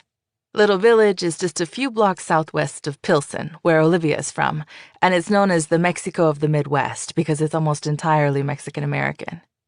When you drive down 26th Street, the neighborhood's main drag, you see taquerias, auto body shops, supermercados, and a big sign that says, "Welcome to Little Village" in Spanish. Every September, thousands of people flock there for the Mexican Independence Day Parade, which is even bigger than Chicago's St. Patrick's Day Parade. In fact, next to LA, Chicago has the largest Mexican-American population in the United States, so there are always tons of people there. But even with all that business and all that pride, 26th Street was a real dump when I was a kid. The life we had wasn't great. My dad is 4 years younger than my mom, so he was away at college and earning his degree while she was at home and working. Nah, I believe he was at college. That's what they told us when our parents and uncles and family friends and cousins were in jail. They was in college. With only one paycheck, we couldn't even afford the rent. Our landlord would knock on the door demanding a check, and my poor mom would hide from him with me. Of course, the landlord would come back the next day, but she'd just hide again. My dad was great at baseball, and he was going to try to become a professional. His coach said, "Just do it. You're going to make it. Get into the minors, stay on, and I promise you, you'll make it all the way to the majors." But he gave that all up for me. He said to his coach, "I have a family to raise." And that was that. He married my mom, got his associate's degree, and adopted me when I was in the 3rd grade. I'd see my biological dad every now and then, but he was just this guy that I would hang out with once in a while. There was no heaviness to it like, "Oh my God, now I have to see my father." I didn't feel like I was missing anything because his mom and dad had become second parents to me, and I had my mom and dad at home. I never had to worry if I was loved. When my parents got married, we moved into my dad's parents' 3-bedroom bungalow. It was close by, still in Little Village, but a little south in the 40s. When you moved up in numbers, things got nicer, so the 40s were a step up from the 20s, but not by much. The house was maybe 1,000 square feet, and it was so cramped. We had 10 people living there at once, and there was only one bathroom. One bathroom for 10 people. God bless my grandmother, though. She tried to make things as neat as possible, and That's what grandmothers do. The good ones. Because don't get it twisted. Just like there's bad moms and bad dads, there's bad grandmas out there, too. And granddaddies that suck, too. And that house was spotless. It always smelled like pine sol and her perfume. And in the corner of each room, she had a little cabinet that held her beloved knickknacks and every photo anyone had ever given her. Leave the figuras alone. Get out of the chinero. Leave that shit alone. Outside on the streets, things weren't half that orderly. There were gang emblems, graffiti, and murals on every garage door and corner building. People refused to become immune to the mess, like they had on 26th Street, so they'd buy white paint to cover them all up. But no matter how much our neighbors tried keeping up the neighborhood, it never stopped the gangbangers from writing on the walls the next day. I knew an old Mexican man who was so worried that one of them would see a rival's graffiti on his house, then do a drive-by, that he used his hard-earned paycheck to buy paint every single week. Believe it or not, though, when I was that young, it didn't affect me. I was more concerned with how uncomfortable things were in our house than outside of it. I think people stereotype low-income minority communities like Little Village as being bad neighborhoods, where terrible things happen right out in the open and you're in danger all the time. I didn't feel that way. When I was little, I didn't witness anyone shooting up or sniffing lines of coke on the street corners. There weren't any crackheads stumbling down the street. You just didn't see those things out in the open. Sometimes you're just a kid and you're not looking either. You're seeing things that you don't understand. You don't even realize you don't understand it. Some of us, we see everything. We understand everything. We get it. Some adults, not just kids, some adults are oblivious to what's going on. How many times is there somebody that you know on the street and you could be walking towards them saying their name and they don't even notice you until you right up on them? You know, people are oblivious, man. Adults are oblivious, so imagine the mind of a child trying to figure these things out. I wasn't naive enough to believe that people didn't do drugs, but it just seemed like there was order. My father told me early on that there were rules and laws called street codes. He said, if a gang member's caught doing hardcore drugs, he'll get beaten up by other gang members. It's called a violation. Sure, you could see the gang members and dealers from a mile away because of their flashy cars and their gold jewelry, but they still had rules, so to speak. Just before I turned 10, my dad started going to the police academy. If there was anyone who was meant to be a cop, it was him. You know when a police officer walks into a room, you can just see their whole aura? That was my dad. My mom had been working for years in the transportation business, and living with my grandparents had allowed them to save some money. My mom was pregnant with my sister, and the thought of having one more person cramped into that house was terrible. It was high time to move. I'd been going to a private school on 69th Street on the south side, and my parents had been looking around there. They still was able to get into a private school. She was still in a private school. Same as Val. For a house for years. Finally, they found something they could afford, and we packed up our things and moved. The neighborhood, West Lawn, was only 5 miles away from my grandparents' place in Little Village, but it seemed like a different world. This is wonderful, I thought. This is where people with real jobs live. West Lawn was populated by city workers and their families, so it was solidly working class, but everybody wanted to create a better life for their families. And they did. It was basically little kid heaven. You could ride your bike and be outside all day long, like you were in a small town rather than the city. Our neighbors became our good friends, and we looked forward to block parties every summer. Everyone would sit on their front porches and talk to each other while the kids played games on the sidewalk. All my little neighbor friends went to the same Catholic school, and our parents were all living the same life, trying to make the same dreams come true, through honest means. Sure, the bad neighborhoods were just a few miles away, where my own grandparents still lived, and where we visited every weekend, but we felt like we were far from that. Unlike Olivia, I never had to learn to navigate the divisions within that type of neighborhood. Olivia's Val, y'all, don't forget. Olivia knew the dynamics of gangs and drugs, and how to avoid crossfire by never driving down certain streets. She's a pro. I didn't have to do that. By the time I moved, I was above the fray.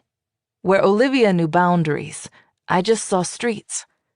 Because my dad was a cop, though, I'd hear stories. Chicago was sort of a war zone in the early 1990s, and you'd constantly hear about innocent people losing their lives because of violence. When Dad left the house every day, sometimes in the morning and sometimes at night, depending on what hours he'd been assigned, I'd feel a pit in my stomach. Every now and then I'd see on the news about a cop getting shot, and I'd think, oh God, that could have been my sweet dad. If he was on the night shift, Mom would sleep maybe 3 hours all night. This was before cell phones were popular, so when he was on the streets, he couldn't call us. We'd just have to wait for him to get back to his desk or show up at the front door when he got off duty. Then he joined a special unit and traded in his blue uniform for street clothes, and the danger he faced every day really started to hit home. One Sunday night when I was in middle school, my family went out to dinner at one of the nicer Mexican restaurants in Little Village. They had a mariachi band playing and we were all sitting around the table, my little sister on a booster seat and my baby brother in his high chair. Dad loved mariachi bands. We all did. And we were just happily sitting there listening to them and trying to pick out what to order. Suddenly, I saw my dad's face change from completely sunny and happy to white, like he'd just seen a ghost. "What is it, Dad?" I asked. Did the job meet them at their family outing? Did he see somebody that he'd rather not be seeing him with his family? "Nothing. Just order." He was trying to play it cool, but his face said it all. He was scared out of his fucking mind. I was facing him and I turned around and saw a crowd of gang members getting situated at a large table. They were glaring at my dad. "Turn around. Don't look their way. I need to go make a call." He pushed his chair back and got up. We just sat there looking at each other. Probably 5 minutes went by, and then, finally, my mom broke the ice. Under her breath, she whispered, "He put a few of those guys away, and I think he just got out." I wanted to get up and run, but I forced myself to stay seated. The gangbangers kept looking at our table. Then one of them would stand up and go outside. He'd return, then another one would get up. Every time they did, their chairs would scrape against the floor, making this loud sound. The sound effects. Shout out to the voiceover artist. The sound effects is crazy. And I swear to God, the mariachi guys would start to sing louder, like they were nervous too. Finally, my dad returned, but he had a uniformed cop in tow. "Let's go," he said. I stood up and lifted my baby brother out of his high chair, and my dad led us out as fast as he could. As we marched by, all the gang members stood up in unison. That was the last time we ever went to that restaurant. Damn, wasn't the restaurant's fault either. We never saw those kinds of people in West Lawn, at least not for many years. At some point when I was in high school, the gangs started to migrate to the neighborhood. Just a few people here and there at first, then crowds of them. You'd see them driving around in their jacked-up Chevys with rims, blaring music so loud it trembled through the streets. They wore their colors and their hats tilted to one side to represent whichever gang they belonged to, even though someone could have shot them with just one look at their colors. Maybe they're proud of who they are, I wondered, and then I realized that it was more than that. They just weren't afraid. Most of them had teardrops tattooed on their faces, showing everybody how many people they'd killed. Every single time I saw them, I hated them. These guys were completely disgusting. They would yell out obscene words to my girlfriends and me while we walked to and from school. At first, we just ignored them. Then eventually, we started yelling back. "Leave us the fuck alone!" They'd answer, "You shut up, bitch!" Stuck-up bitches. Other than yelling, what was I really going to do? Nothing, that's what. My dad was a police officer putting guys like that away, and our home was safe and normal. Mom and Dad made sure of it. I went to a nice private school right down the road and had had the same best friend since kindergarten. I made good grades and became a cheerleader. I did my homework on the kitchen table. I went to Catholic church on Sunday with my grandma, and like every kid, pretended I was sick one Sunday a month so I could skip it. Other than that, I was as good a daughter as you could ever wish for, and I did it because it was expected of me. Succeeding and making a good life was what people in my neighborhood did, and if I slacked off, I wouldn't be letting just my parents down, but my little brother and sister as well. My mom had always taken her career seriously, and by the time I was in high school, her intelligence and drive had helped her to reach the top. She'd done it without a college education, too. She was happy with what she did, really happy, and after living with my grandparents cramped in a tiny house for so long, She deserved it. Find something you love and work at it, she'd always say to me, and I admired her for it. She put in long hours and traveled all across the Midwest, and with my dad working nights a lot, there was really no one to take care of the house and my little brother and sister. Except me. My little brother was just a baby then, and I spent every day after school and all summer babysitting him. If I ever wanted to go out on a weekend, I would do all my chores Monday through Friday. They weren't even chores, it was deep cleaning. Then I'd start cooking, so by the time my mom got home at 7:30 or 8, we would have dinner together as a family. That's what Mom wanted, so it's what she got. My responsibilities were never ending, but today I'm grateful I had them. I learned the importance of taking care of your family, and while they might have sucked at the time, they served me well in the long run. Was I perfect then? Maybe I tried to be, but in the end, who really is? My biggest mistake came when I started dating in high school. During my sophomore year, I met a guy named Mark Jones. He was 3 years older than me, and his dream in life was to be a cop. Of course, I grew up with police officers, and I worshiped my dad. I knew how hard they all worked, sometimes 2 or 3 side jobs to be able to afford Chicago's sky-high taxes. I liked what those guys stood for, so I was drawn to Mark right away. Soon, I was falling for him in that high school way, when you think you've got everything figured out, even though you're only 15. This is exactly the kind of person I should be with, I thought. You grow up with this life, you stick with it. I dated him for 3 years, through his time in the academy and during his first year as a cadet. We broke up when I was 18, and I'm so glad I did. He was arrogant, and he was a cheater. He thought he was God's gift to the world, and after a few years, I really started to see him for who he was. Damn, it took you a few years to see that. I knew he wasn't the kind of person I wanted to be with, and thank God I figured that out because he ended up being a criminal as well as an asshole. In 2012, Mark was sentenced to 2 months in jail after one of the biggest corruption scandals in the Chicago police force's history. 2 months? Biggest scandal in police history? Chicago police history? 2 months. Must be nice. Over the course of his career, he assisted his colleagues in stealing hundreds of thousands of dollars from suspected drug dealers. I'm taking the chance at hundreds of thousands of dollars too. If it's only gonna give me 2 months. If I could steal with impunity hundreds of thousands of dollars for years and get 2 months, that sounds like that's a great investment, great trade right there. I invest 2 months, I come up.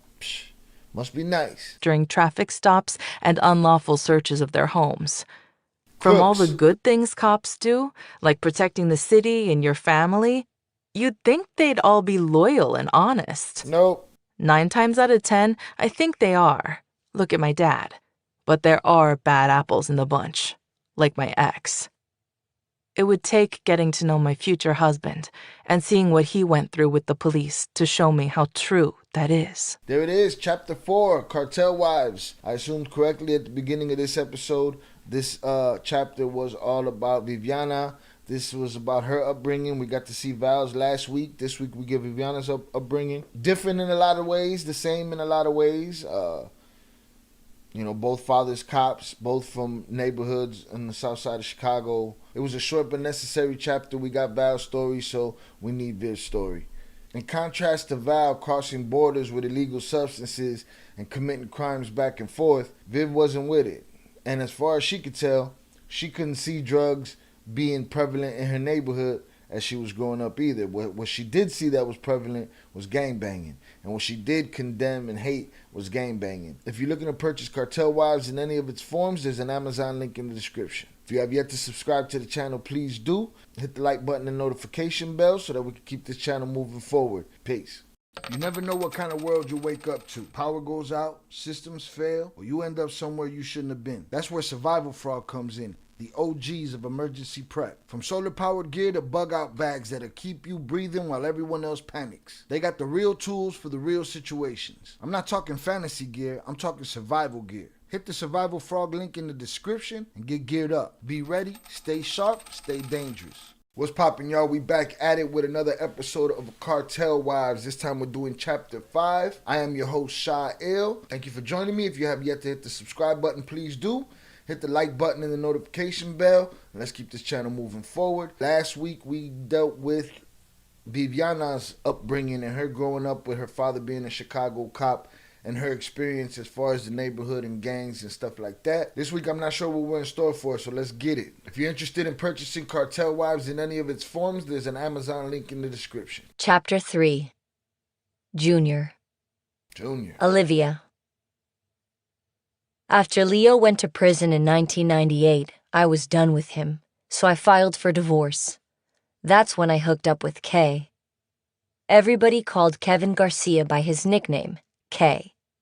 He was a high-ranking leader of the Latin Kings and ran Little Village. He didn't look like your average gangbanger. You didn't see him on a street corner dressed in black and gold. But he didn't have to. He was somebody important. I'd seen him around for a while, starting back when I was going to house parties in high school, and I'd always felt an attraction to him. He was so powerful, and I was drawn to that. He had nice cars and iced-out jewelry. He was flashy and flamboyant, which was right up my alley because that's what I liked. Val of the game, Val of the game. We know Val of the game. Loud. He moved a lot of drugs through Little Village and all over Chicago, but he owned a restaurant, which made him legit on paper. Before Leo got arrested and we had to forfeit everything, I was always in designer clothes. I'd gotten a boob job, back when no one else was getting one, and Facts. People called me the $1 million bitch. Facts. It was hard not to notice me, and Kay had. From the first time he saw me one night. He didn't start to go after me until my husband went to prison, though. The case was all over the news. He started pursuing me because he wanted to be with me, not because I had money. After all, he had plenty of his own. He'd come by my mom's house constantly, trying to seek me out.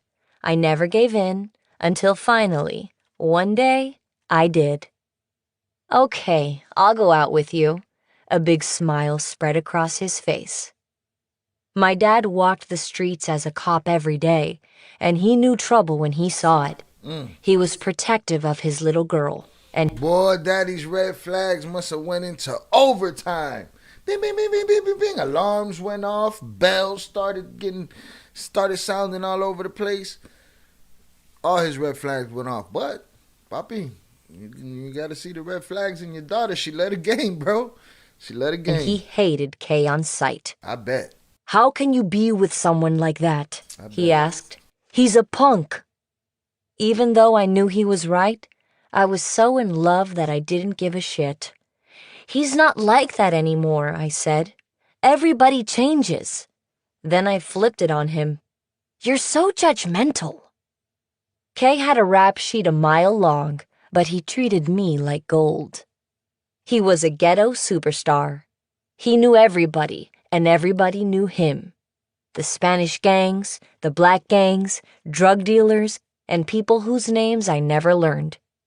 Every night, he and I would go to a basketball court downtown named Hoops, and he and all the moneymakers would rent it out starting at midnight. After games, they'd talk business. One day in 1999, these two sweet-looking 18-year-old identical twins drove up in separate luxury cars. They were baby-faced, handsome, and well-dressed. And even though they wore iced-out custom jewelry, designer man bags, and nice, fresh cuts, they seemed humble. I just knew they were somebody from the way everyone gravitated to them. Olivia. Yeah, there was the plug. The plug and gravity goes together. These are my little brothers, Peter and Junior, said Kay as he pulled them into a big hug. One of them put his hand out to shake mine. Get the fuck out of here, I thought. Nobody did that anymore. People usually stared at my boobs, but these guys looked me straight in the eye and greeted me like a real, proper lady. I started talking with Junior, and I didn't realize he was so much younger than me because he was so mature. He couldn't have been more of a gentleman either. Kay was so flamboyant, with his Gucci and Armani clothes and his big person. And let it be known, whenever somebody gives you if you're a woman, they get a handshake like this. It's either they don't want to hug you at all, or they want to hug you real good, and they're like, hold on, let me just bypass that thought and throw this hand out. Personality. Kay was so flamboyant, with his Gucci and Armani clothes and his big personality. But sometimes I could see right through him. Junior was just as impressive, but he was genuine and sincere. He seemed so different. I was surprised he was in this life. "You're so sweet. I have to hook you up with one of my girlfriends," I said after we stopped talking. "Sure." My girlfriend in the mirror. You heard. "Sure," he said. "Just tell Kay to call me." Kay told me that night that he'd started working closely with the twins. They were making big moves on the streets, and they were supplying him with quality work from Mexico. Kay wasn't a street-level dealer anymore, but he oversaw them, and he was such an opportunist that Peter and Junior had become a big asset to him. In return, he gave them protection and prevented anyone from robbing them. Even though they were only 18, Peter and Junior were a big deal. They developed a sophisticated network of suppliers, stash houses, and workers, and they were selling narcotics to gang leaders like Kay. They'd made their first drug deal the year before, 30 kilos of cocaine with a street value of almost $1 million, and their business had boomed from that day on. Kay and the twins had all grown up in Little Village, but their motivations had been different. The twins didn't know a life outside of the drug trade. It was something they'd been born into. Their mom had her first baby when she was only 12. 12. So 12 years old. So how old was their pops?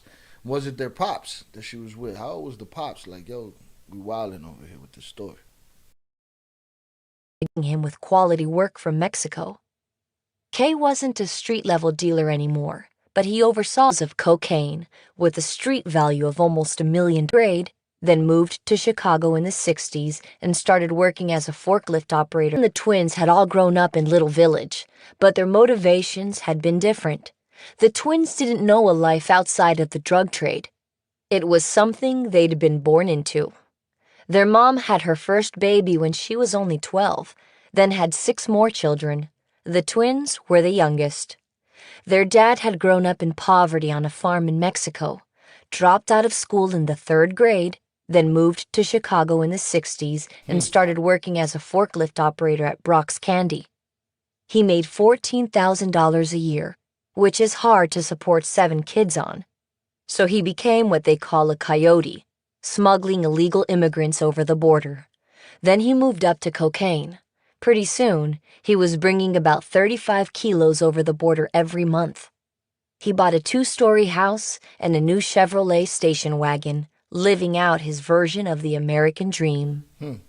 But just before Junior and Peter were born in 1981, the feds arrested their dad for possession, taking him away while his pregnant wife and kids stood there and watched. Out of there. He spent the next 7 years in prison while his wife suffered, working 2 jobs to make ends meet. Cooking, cleaning, paying bills, raising newborn twins plus 5 other children, and visiting her husband every chance she could. When Junior and Peter's dad got out, they were so happy to have him in their lives and were eager to learn from him. Unfortunately, he wasn't the best role model. When they were 7, He was the professor, that's what he was. He asked them to put their little hands into gas tanks to fish out bricks of marijuana, then taught them to use a triple beam scale to separate his drugs into pounds. At 8, they translated drug deals for him.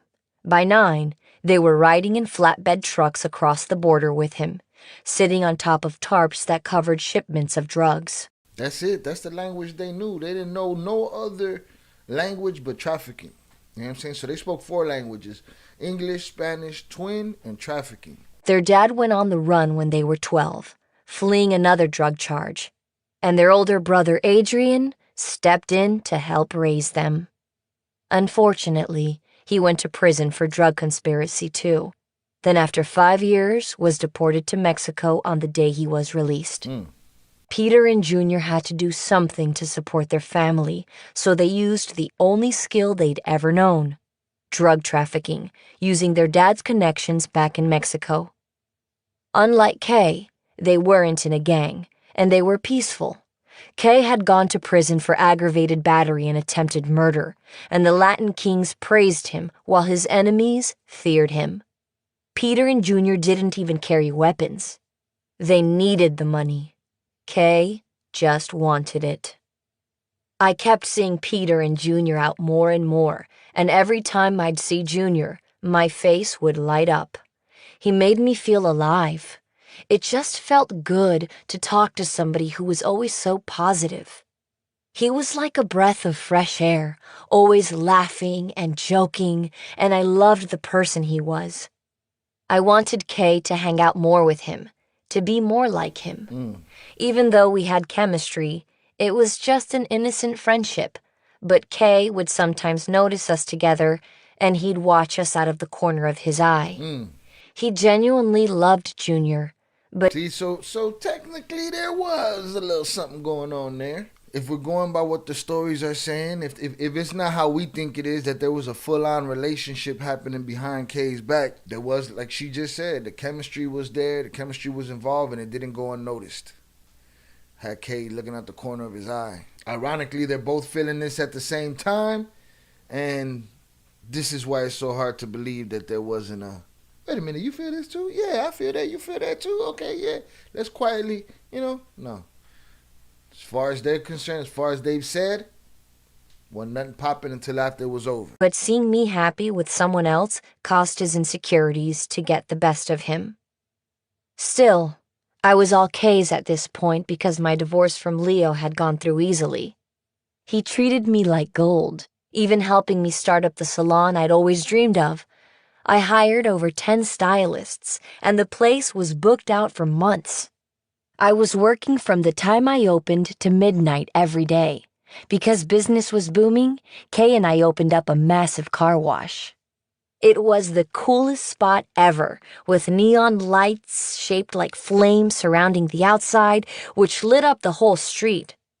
Finally, at only 23, I had my own thing, my own 2 things, real, legitimate jobs.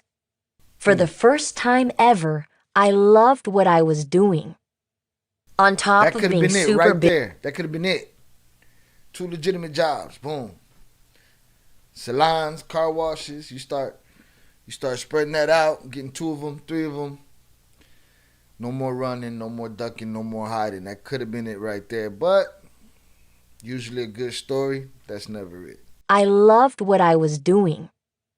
On top of being super busy, making sure both businesses were running smoothly, I purchased my first house and completely gutted it. Interior design was my thing, so I went all out decorating it and put in an awesome gaming room for Xavier. My house was modern, warm, and well put together, just like me. Unfortunately, things with Kay had become up and down.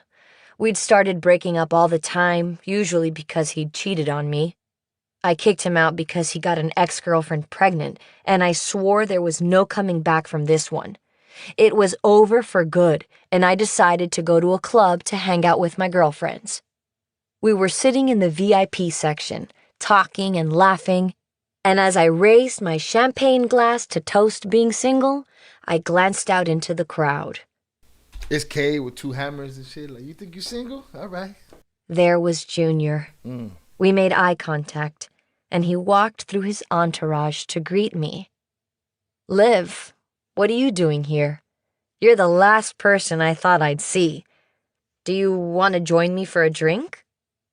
Can we go outside instead? I asked. There was no harm in getting one little drink, but I was worried word would get back to Kay, and he'd come and find me and drag me out of the club. To get you, create a war between him and Junior. Sometimes women don't understand the consequences of their actions. Little things like that, you already know, you already thinking about it, you already worrying about it, but then you utilize your best judgment, because y'all could get dudes killed. And it happens all the time. Even though it was over, just saying hello to Junior felt like a betrayal. "Of course," he said. "Let's go to my car." We sat in his car and talked for 3 or 4 hours until the sun came up. Wildin'. Few things had ever seemed so natural, so right. But on the drive home, I started thinking, what am I doing? I'd felt an attraction to Junior, and it was something deeper than I had with Kay. I hadn't done anything, and besides, Kay and I weren't even together, but my stomach was in knots, like I'd just cheated. Every time I tried to make positive steps in my life, I faced heartache. So even though I'd broken it off with Kay, made a great home, and loved my work, life was about to get really bad. When my ex-husband Leo went to... So technically the story has changed between this and what we heard in Surviving El Chapo, I believe. If I recall correctly, in Surviving El Chapo, Jay said we never had nothing before while Kay was alive. But maybe he considers this nothing. You know what I'm saying? It was a drink. It was a conversation. It was friendly. He can't speak to her feelings. You know what I'm saying? She can't speak to his. At the end of the day, it's just, it's just words. So far as we know, they haven't consummated that friendship or relationship. When my ex-husband Leo went in front of the grand jury in 2000, he didn't just snitch on his drug dealer buddies. He also told on me.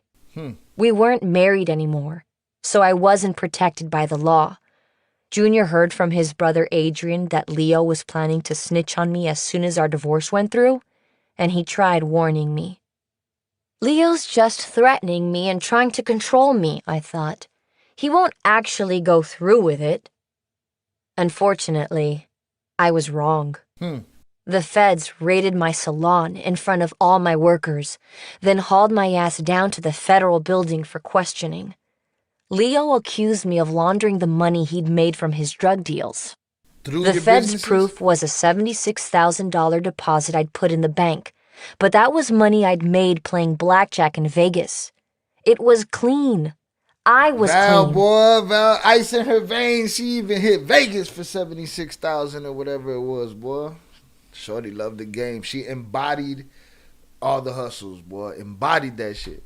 I was clean, and I was going to prove it.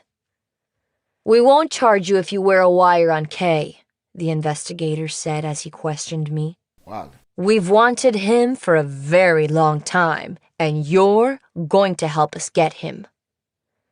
"You're saying you want me to tell on Kay because my ex-husband is telling on me?" I was not a snitch, bitch. Snitching was something Leo did, not me. "Yes, and if you don't, we'll indict you. You're facing 7 years in federal prison." Fuck that. I wasn't a rat, and I was never going to be one. I decided that I was going to stay loyal to Kay, so I told the feds to go to hell. Because I wouldn't cooperate, they indicted me. Again, that could also, people say, I think I heard Damien Cash say, they said, somebody, I think it was Al Prophet asked him, you think she had something to do with Kay, with his death and stuff like that. And he was like, man, she denied wearing a wire for him and, she was holding him down. Was it a loyalty here to herself? Was it a loyalty to herself in the sense that I'm not no rat, I'm not going to rat on nobody? Or a loyalty to Kay? Either way, she didn't wear a wire on him and they stood together. So I hired a defense attorney to represent me because there was no way I was pleading guilty to 7 fucking years. I was determined to take it to trial. The feds knew I wasn't backing down, so they offered me a plea agreement for what they call a split sentence, which is 5 months in prison and 5 months of house arrest. My mom is my #1 supporter, and she begged me to keep fighting. But 7 years in prison wasn't a chance I was willing to take. I took the plea agreement and signed on the dotted line. Kay stood by me the whole time, and he promised to do the same forever. So in November 2001, we flew to Vegas, and me and the ghetto superstar got married in this little chapel with no one else around. I told myself that would be my second best and last marriage. When I said my vows, I knew I was making a mistake. I didn't even call my mother to tell her the good news. Yo, like, she didn't want to really marry Leo, because that was more of a obligatory type thing, because he, broke her out the joint. But now she's standing at the chapel with Kay, talking about, making a bad move here, a bad decision. I loved Kay desperately, but it was a toxic relationship. Up and down and back up again. A cycle of fights and passionate make-up sex. Kay was... See, to the toxic couple watching wherever you are, y'all ain't the only toxic ones. Toxic relationships been around forever. More controlling than my first husband and my son's father put together. He beat me hard and often. One time I was driving in my car with my girlfriend after I'd fled the house, deciding once and for all that I didn't want to be with him. As I was driving as fast as I could, I felt something ram into the back of the car like a train had crashed into me. It was Kay. He did it again and again, That boy trying to throw me into wasn't beyond ramming somebody, huh? Damn. oncoming traffic till the trunk of my car was in my back seat. That's an attempt, bro. The police came, but I refused to press charges. They were furious, but I was not a snitch. I always believed Kay would change. I'm surprised they didn't pick up on that, pick up the charges, there's a whole bunch of illegalities involved with ramming somebody's whip to hell, trying to put them in the oncoming lane. Even when he shot 5 bullets through my front windshield, I always loved him, even when he put a gun to my head, then turned it on himself and threatened to pull the trigger if I walked out. Junior came by our house after I got back from Vegas. I was in the kitchen, washing dishes, and Kay called him inside. "Hey, little brother," he said. "Olivia, show Junior your ring." I picked up my finger, but not my head. I just couldn't look at Junior. "Oh, you got married?" he asked. He didn't sound upset, just shocked. I was so embarrassed. It wasn't that I wanted to be with Junior. I was faithful to Kay, and Junior was a gentleman. I just knew that he suspected what I felt deep down. I'd gotten married because I didn't want to be alone when I went to prison. Kay was a convicted felon, so he couldn't have visited me if we weren't legally married. I tried to love Kay the 5 months I was behind bars. In prison, you have all the time in the world to think about nothing or everything, and I chose to think about myself mostly. So this is stint number 2, jail stint number 2 for Val. Shorty lived the game, boy. Shorty lived the game. She's already had the whole Mexico situation, the whole buying her way out of prison or escaping out of prison, however that went down. Now, the same buddy that supposedly rescued her from that she married obligatorily because he rescued her from that. Now he ratted her out. Now she's going back. So this is her second stint. Mind you, living a whole nother cartel wife life. Crazy story. Mom and Dad visited me with Xavier, who'd been asking for months to see me. While it was painful to see his little face as he walked into the visiting room, it was almost worse to see my dad. Dressed in my prison garb, I could hardly look him in the eyes.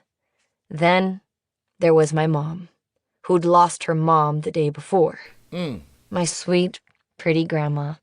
And I hadn't even had a chance to kiss her goodbye.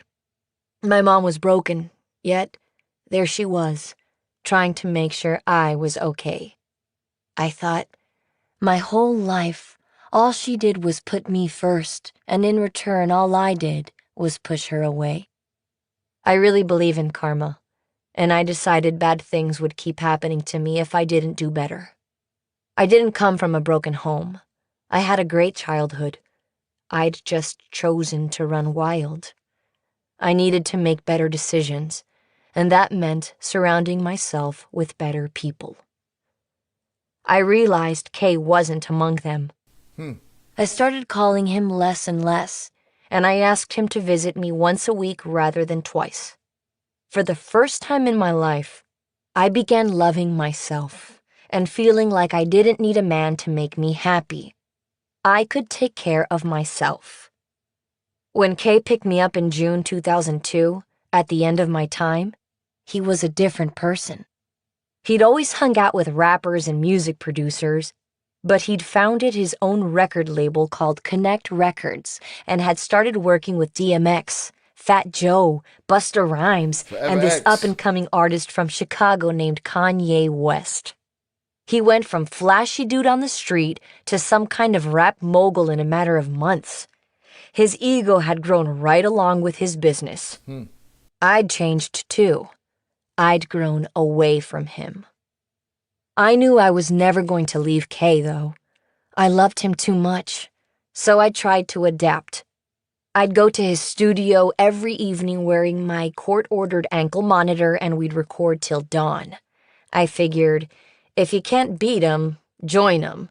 So I worked my butt off and sure enough, I discovered I was great at running the record label. I set up an office, hired a publicist, met amazing people, networked, and built up strong business relationships. I was constantly on the phone with record labels, entertainment attorneys, and even famous artists, getting clearance for the records we were recording. We even stayed on the Hollywood set of the movie Never Die Alone, starring DMX, for a few months. It was a whole new world for me, and I really, truly loved it. Kay threw a big party at Chocolate Factory, R. Kelly's recording studio, on the 4th of July, just a little bit after I got out of jail. Junior was there along with hundreds of people, and when I saw him, I can't explain it. I just got so overwhelmingly happy. I thought, oh my God, a familiar face. We caught up, and it felt organic, not awkward like the last time. I missed his friendship and the connection we'd always had. I'd lost that connection with Kay, though. During my 5 months of house arrest, even though I was so happy running 3 companies, nothing got better between us. I knew he was still up to no good. Every morning I'd wake up and cook him breakfast, trying to get him up and moving, just so I could get him out the door. I don't think I'm going to the studio tonight, I'd say. All I wanted to do was be alone, and I normally never want to be alone. Then, in 2003, I found out I was pregnant. Kay, I don't want to have this baby, I told him. He knew we'd become 2 different people and that things were just bad between us. I didn't want to bring a child into that kind of situation. I'd done that with Xavier, and while he was my world, I'd been unfair to him. Sure, he'd went to great schools and had a mom and grandparents who loved him, but he'd had a hard life. Listen, so we from the beginning have speculated whether Val and Jay had something to do with the end of Cato, right?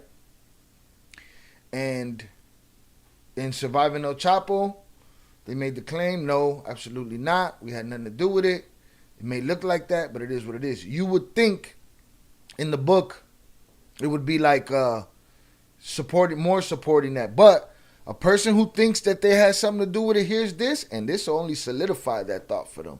This will only make it stronger in their mind, like, oh, they did have something to do. She was tired of him. But if they had nothing to do with it and she's being honest here about how she felt, it's a crazy conundrum to be in, boy. It'd be different if she was saying, oh, everything was roses and sunshine.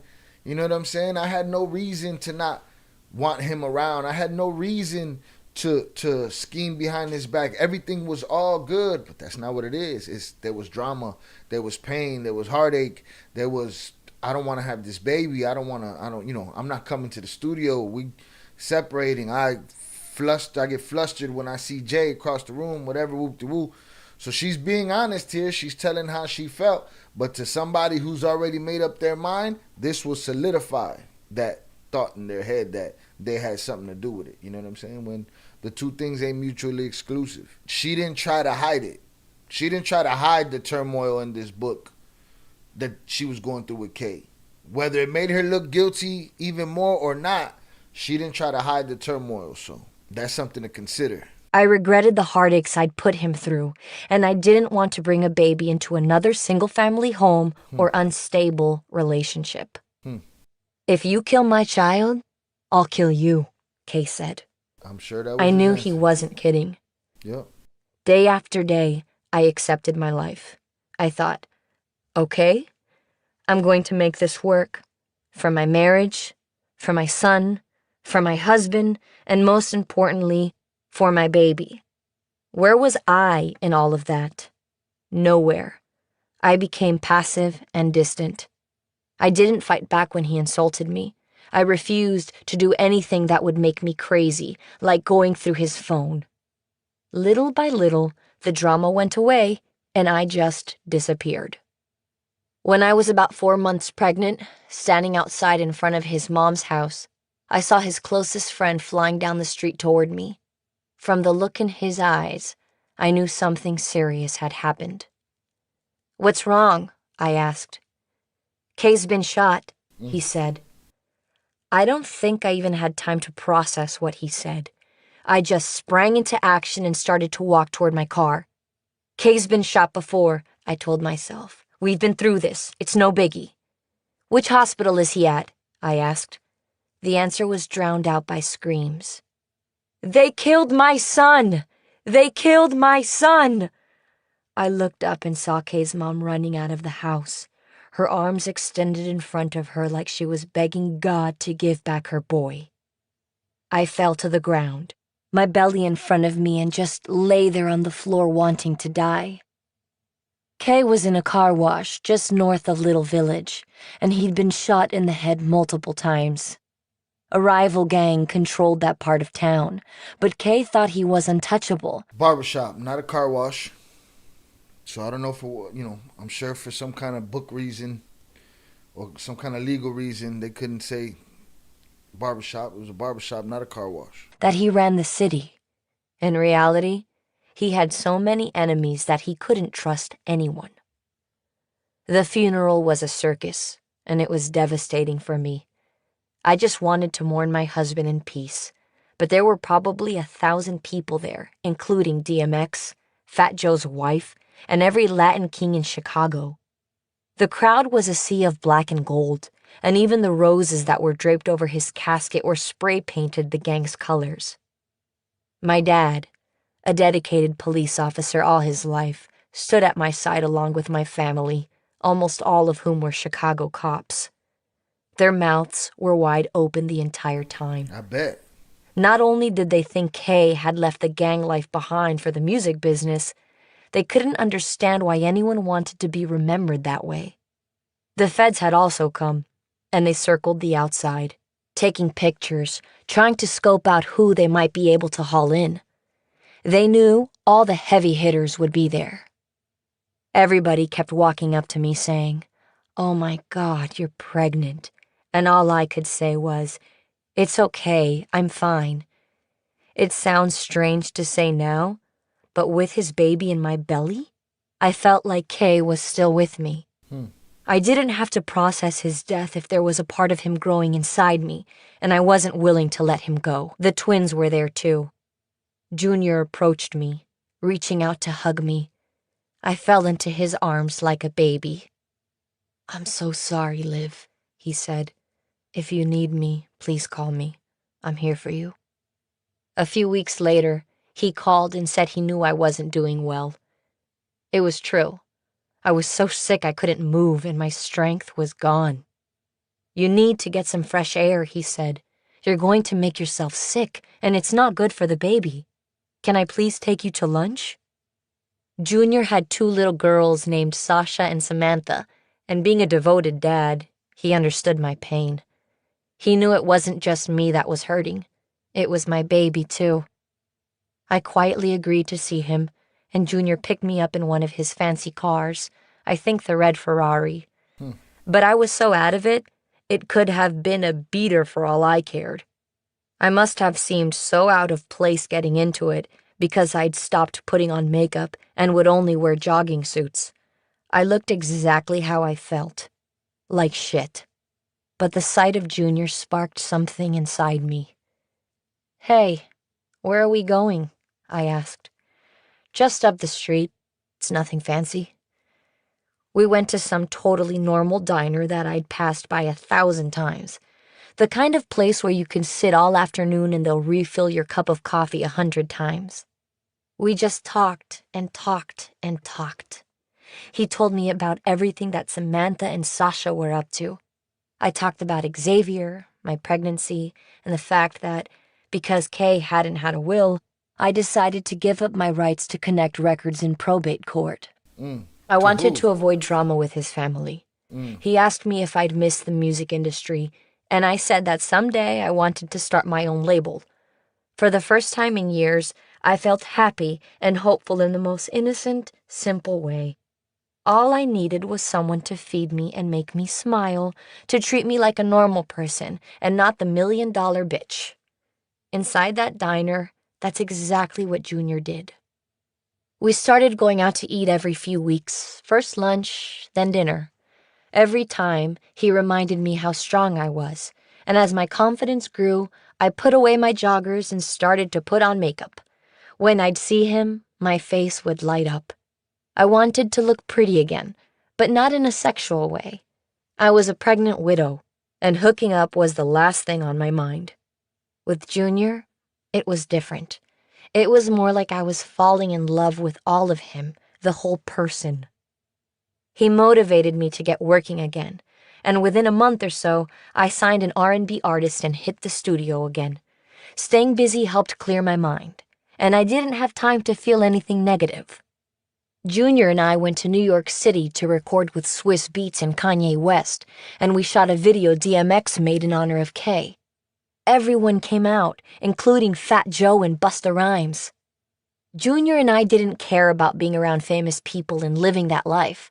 When everyone would head out to the club, we'd go to the grocery store, then go back to the hotel, chill out in our PJs, and eat cereal.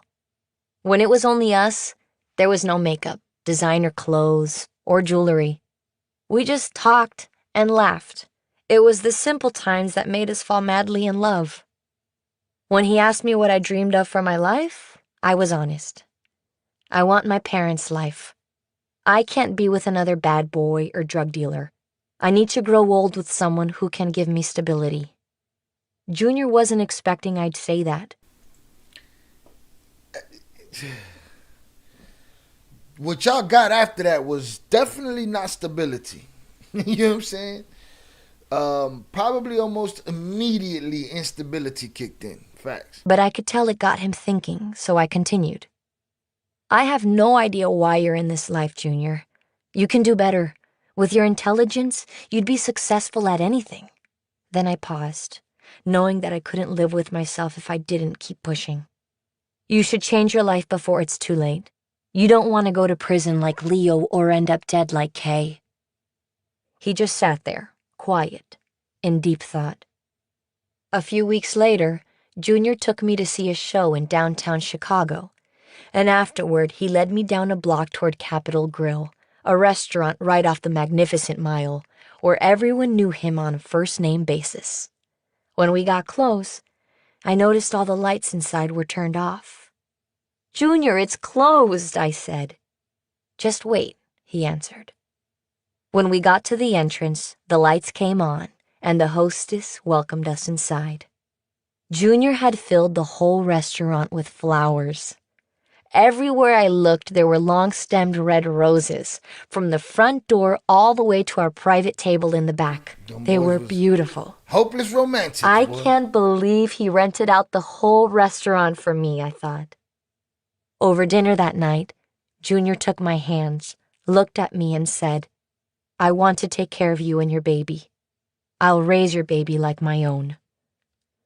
I gazed into his eyes and really considered what he said. This man is as caring and compassionate as my own dad, I thought. I feel truly safe with him. I hate what he does for a living, but this is the person I've been looking for my whole life. I squeezed his hands. Just like that, I knew my baby was going to have a father, and I was going to have a new life. You hated what he did for a living, but after the fact, because you too was living that life. You was just tired of the life by that point. Little did you know there was going to be another 20 years of this shit. There we have it, Chapter 5, Cartel Wives. That was a good episode. It's a breath of fresh air after a couple of bummer Surviving El Chapo episodes. That was dope. We got through the first, 4 chapters of Cartel Wives, which was basically lists of people that are going to be talked about, introductions to people and their relationships. A lot of names were changed. They called Cato Kevin something. His name was Rudy Rangel. We finally got into some of the juicy details of Val's life, and it was well invited. She broke down her reasoning for certain things. She broke down, what she was going through, so that was a good look. But yeah, as far as I'm concerned, Chapter 5, Cartel Wives, that was a winner. So that got me looking forward to Chapter 6. With that said, if you have yet to subscribe, please do. Hit the like button and notification bell so we can keep this channel moving forward. I appreciate you. If you're looking to purchase Cartel Wives in any of its forms, there's a link in the description, an Amazon link. Peace.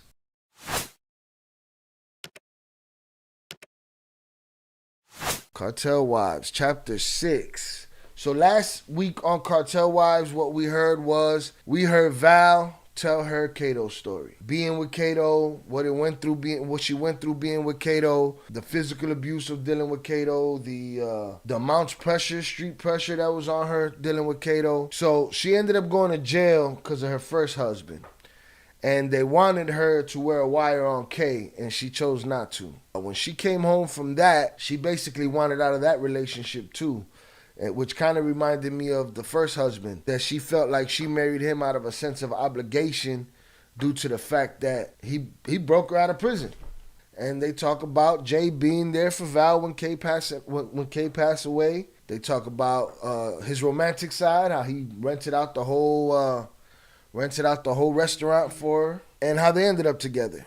Around this time, if you guys remember in the Surviving El Chapo story, when Jay and Val got together and went and honeymooned in Mexico, Pete ended up in the U.S. running from the law because indictments was coming down on him out of Wisconsin, and he was trying to shoot it and get down to Mexico and get the hell out of Dodge. So this part of Cartel Wives and that part of Surviving El Chapo is basically same time frame right there. Here we go, Chapter 6, Cartel Wives. Peter. Mia.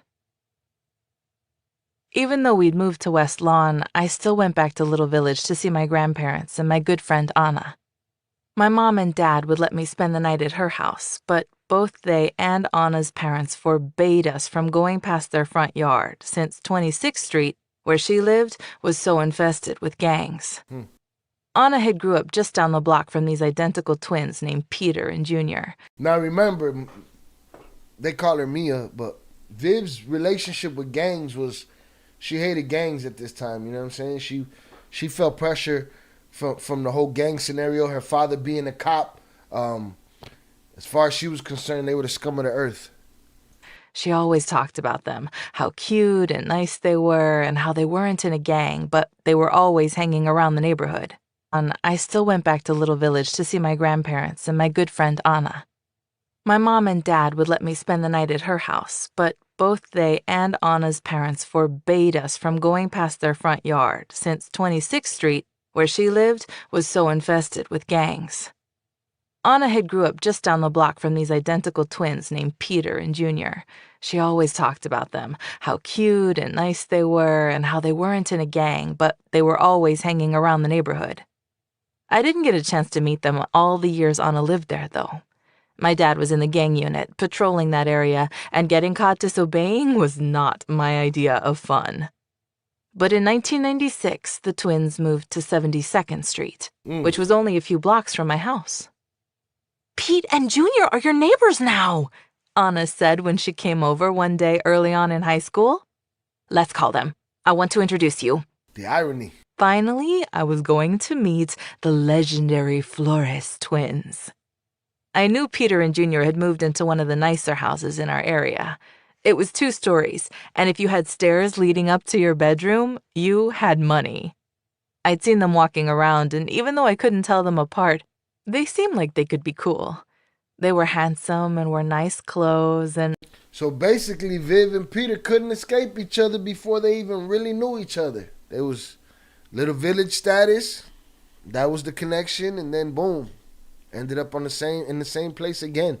Anna liked them, so I suppose that was good enough for me. I was petite for my age, with blonde hair, but being Brazilian, I was blessed with natural curves and exotic features. Porra. I didn't look like your average 16-year-old girl, and boys in my high school were always gross, making comments about my body or my looks. When I'd meet a new guy, it would always go something like this. He'd look me up and down, throw his head back a little, and say, "Hey, babe, Hey, what's baby. up?" Pop It was the total opposite of charming. The Flores brothers couldn't have been more different. When Anna introduced me to them, Peter shook my hand, looked me in the eyes, and said, "Hi, Mia, how are you? It's nice to meet you." All right. Now, it's one thing we know, that the boys was well behaved and had manners. All right. That's one thing you couldn't take from the twins. They had manners. Even Val said she cut a handshake and said, "What the fuck is that?" Nobody does that. So the handshake is a thing. They weren't overly gropey. Hey, girl, holla. It was like his mom had drilled those exact words into his head and made him say them over and over. Who the heck talks like that and shakes your hand, I thought, especially a 15-year-old. Soon I started hanging out with them, and it was all innocent. We'd go to the lake, head downtown, or hit some parties. When the weather was nice, kids in West Lawn roamed around looking for something to do. But we were never up to anything. Not the Flores twins, though. The more I spent time with them, the more I realized that behind closed doors, something was just off with them. They were not normal teenagers. They were always wearing brand new clothes and shoes, which was strange to me. I was getting it. I'd ask myself, what 15-year-old doesn't wear the same sneakers twice? Their older brother Adrian drove luxury cars, had tattoos all over his body, and wore jewelry that shined so bright I could see it from down the block. When I'd pass by their house, I'd see random people detailing Adrian's fleet of cars and motorcycles. He screamed drug dealer. I was no dummy, and I put two and two together and realized that it wasn't just Adrian. Their family was making money some way, and it wasn't legal. Pretty quickly, I stopped wanting to hang out with them. They were super cool, but their life was foreign to me, and I didn't want to be around people like that. I'll admit I was pretty stuck up and prissy then, but now that I think about it, I really was too good to hang out with them. Plus, my dad told me they were bad news. "I raided their house when they lived on 26th Street, he told me, "and their brother Adrian went to prison 'cause he's a big kingpin." As time went on, though... So I don't know if y'all remember when we were doing the Johnny Mitchell, Charlie Webster interview, which got completely demonetized, all 5 episodes, because you YouTube.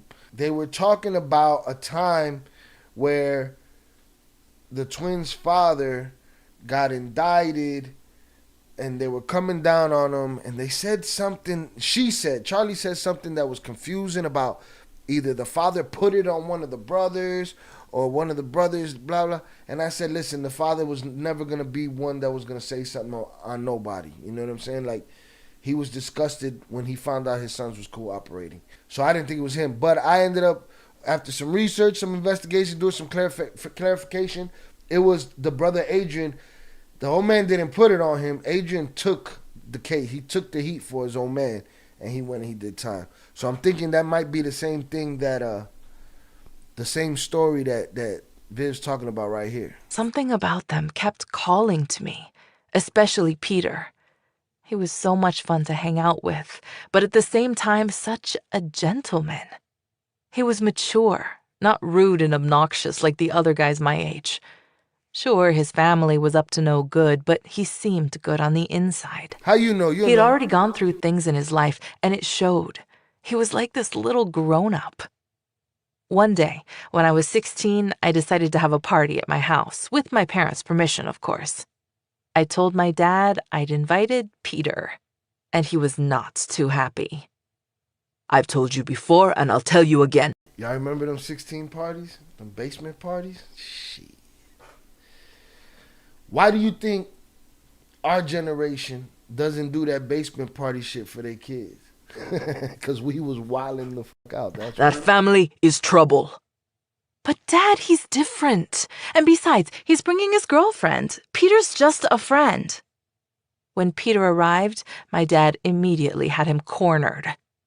I don't know what you're doing hanging out with my daughter, he said, but stay away from her. She's a good girl.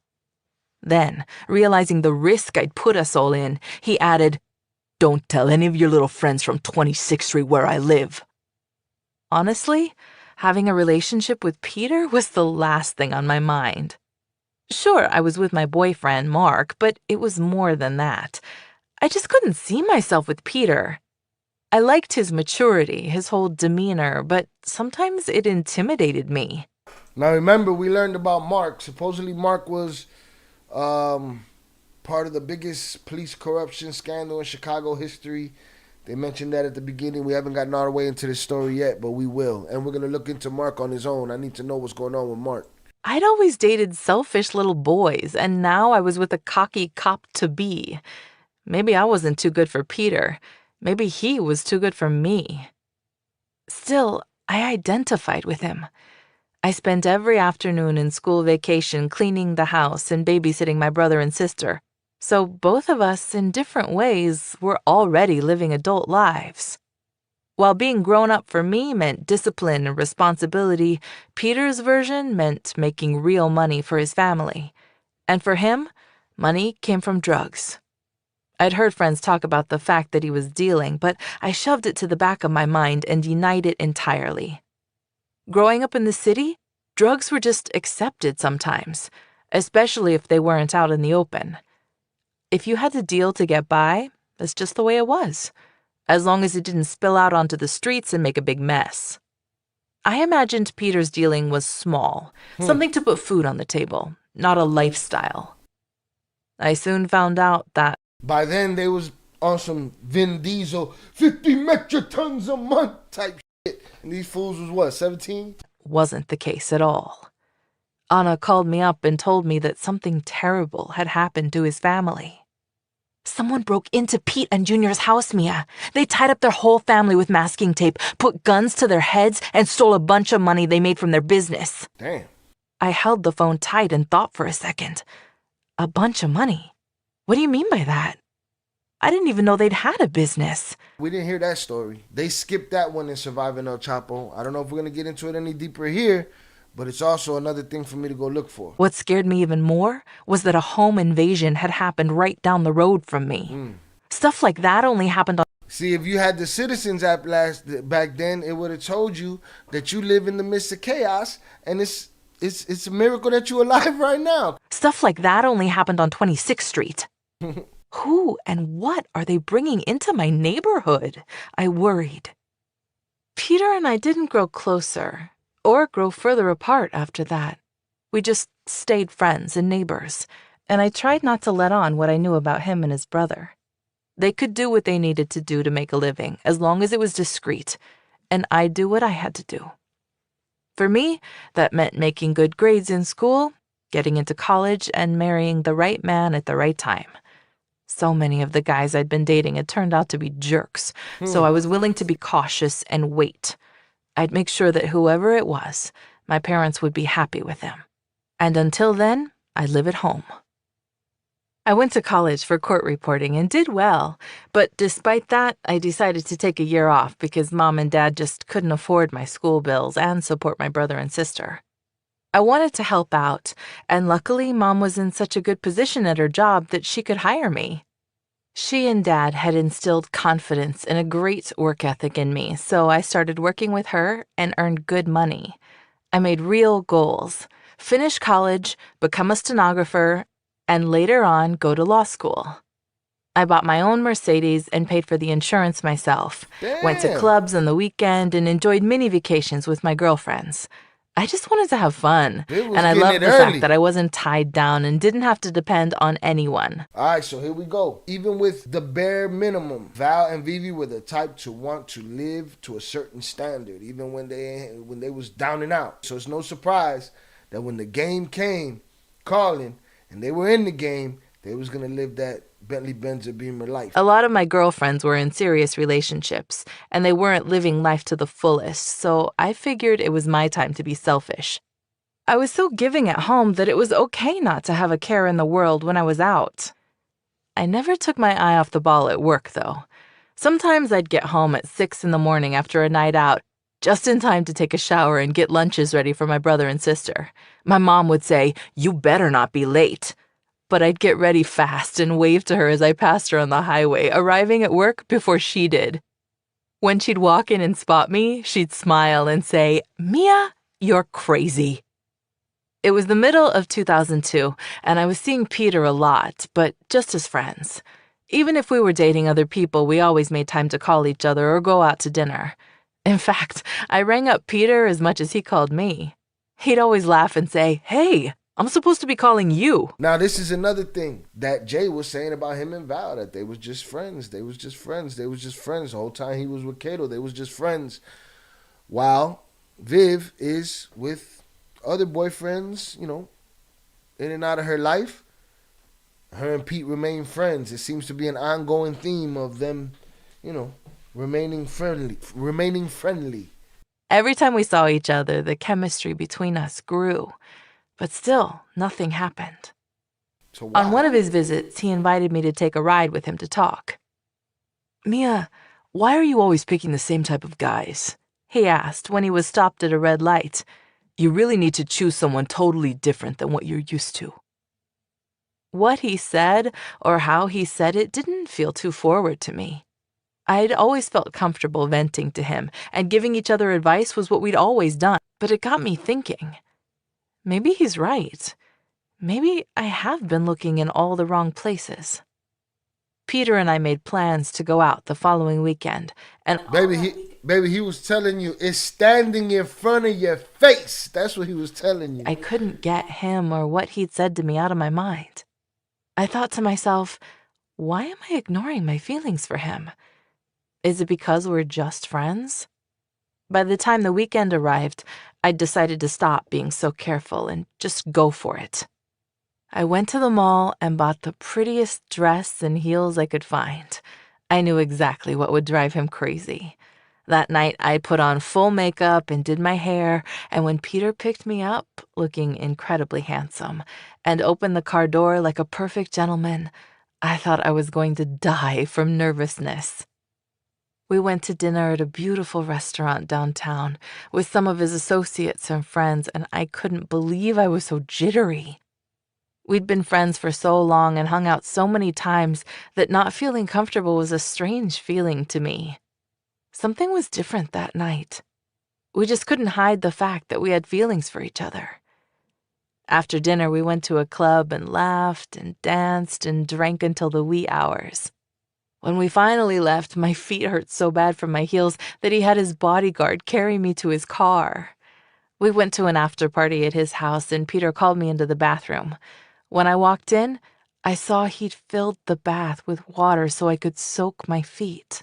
Listen, this is very early in the relationship, and as she's writing in this book, she's already like, and his bodyguard, she done got used to this is the life. She's already aware there's a bodyguard. She's already aware what they doing, how they doing it.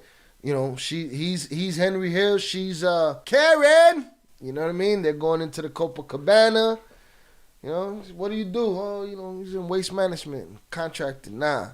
Viv knew what was popping. On the edge of the bathtub, he took my heels off, and before he got up and I stepped into the water, I looked right at him and kissed him on the lips.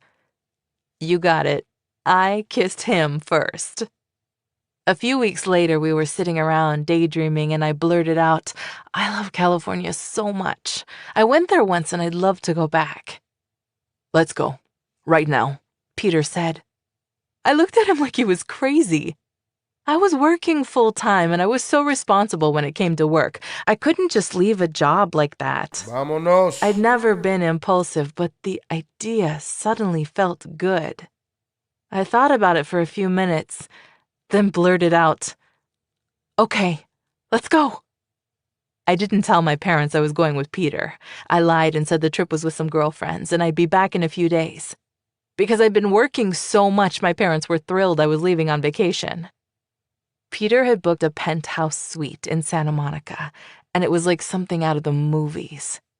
When you walked into it through double doors, all you could see in front of you was the ocean. The windows ran floor to ceiling and wrapped around the whole penthouse. Our first night there, we ordered room service, had unforgettable sex, talked and laughed until dawn, and went shopping the next day. I know right now, the brother Chad Divine in the chat is pulling his fucking hair out. He don't want to hear this love story.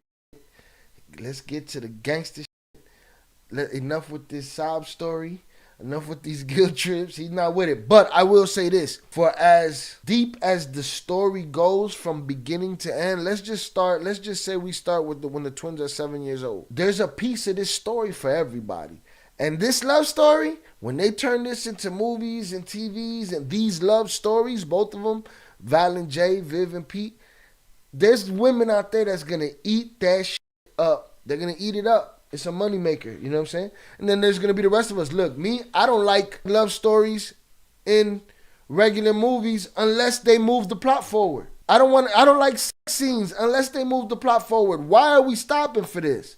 This is some old 1975 shit. You know what I'm saying? Like, I don't even know if I could say that word, instant demonetization. But I said 6 times already, so what does it matter? If it doesn't move the story forward or have something to do with the plot, I don't want shit to do with it. If it doesn't have nothing to do with the story, you just shoehorn it in there to shoehorn it in there, that I don't want to hear it. But it's an integral part of this story on many levels, and there is a community of people. Now, they might not be here.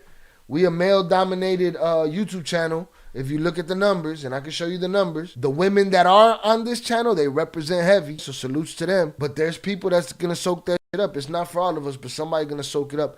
And again, this story's so deep that you could just pull chunks out of it, and that's a movie, that's a TV show, here's a season. This little 3 minutes is at least a scene. Like, there's so much in it that's cinematic, so I get it. You know what I'm saying? It drives people crazy sometimes, the romance parts, but it's part of the story. He took me to all the high-end boutiques, and I felt like Julia Roberts in Pretty Woman. I was sure I must be dreaming, and days later, when Peter said he had to leave early to fly to Mexico for a business trip, I was crushed. "I'll call you when I'm back, Mia," he said. Not 10 minutes after he walked out, the concierge called and said I had a delivery. When the valet showed up, he wheeled in 10 dozen red roses, courtesy of Peter. When he and I both got back to Chicago, we spent the next 2 weeks solid together. Then one night he showed up unannounced, and we sat down together in front of my parents' house. Esa se quitió del trabajo. She quit her job, boy, threw that job away. He looked miserable. "Mia, I need to tell you something." "What is it?" He paused just a little too long. "Angela's pregnant," he said. Angela was his ex-girlfriend. Oh! "She got pregnant when she and I were still together, before you first kissed me, and she's due in May. I'm getting back together with her. I'm going to make it work for the baby. I have to be a good father." All right, so we didn't get this in Surviving El Chapo. "But I'd like to stay friends. You're too important." Damn what? Also, that he just friend-zoned her? He did. He just friend-zoned her again, dog. He came home with a baby and friend-zoned her. Really? I thought he was going to tell her, like, I was napped and I just got away and this, that, the other. No, this took me left field right here. "I'm getting back together with her. Damn! I'm going to make it work for the baby. Damn! I have to be a good father. But I'd like to stay friends." Let's be friends. Oh, shit. Let's go to California. Now, catch this baby and this friend zone real quick. Damn. Didn't see that coming. Did not see that coming. "You're too important to me, and I don't want to lose you." I think I went white. I knew he hadn't cheated on me. We weren't serious yet or even exclusive, but I still felt betrayed. I'd worked so hard to really be someone, only to fall for a guy who got another girl pregnant. That wasn't who I wanted to be. She basically had tried to stay away from Buddy. They kept in each other's peripheral constantly. Then when it went down, it was like, what kind of day late in the Wasn't who show? I was. My mom used to say, "You're a diamond in the rough." And I took that to heart, always. Everyone I knew who was my age had kids from different people. And to my parents, to me, I was this prized package. At 22 years old, I made a firm decision that there wasn't going to be any baby mama drama in my life. I was ready to say goodbye to Peter Flores forever. And right then and there on my parents' front steps, I did. Lie detector test determined that was a lie. Out of left field, Peter with the surprise baby. See, that's dope. I like the book. You get these wrinkles that you're not getting out of the podcast. I'm with that. The heat is on. The heat is on. Olivia. Fact. When Kay died, I didn't fully mourn. Even though I'd watched his body lowered into the ground, having his baby kept him with me, or rather, prevented me from really believing he was dead. My mom knew I was running myself into the ground trying to stay busy, so she kept saying, "This is not healthy for you or the baby. You need to stop and mourn." But my heart just wouldn't let go. I went to have an ultrasound almost 5 months into my pregnancy. It was the day I was going to find out if I was having a boy or a girl, and while I was lying on the table with goo on my belly, the tech rubbing the ultrasound wand all around for what felt like 10 minutes stopped. "Hold on," she said, looking kind of pale. "What's wrong? Please tell me." "Let me get the doctor," she said and walked out of the room, leaving me all alone. I knew something was wrong even before the doctor came in. "I'm so sorry," he said. "There's no visible heartbeat. I think the stress from your husband's murder was a major factor here." Damn. He sent me to the hospital, and there I said goodbye to my baby, a child I'd never had a chance to get to know.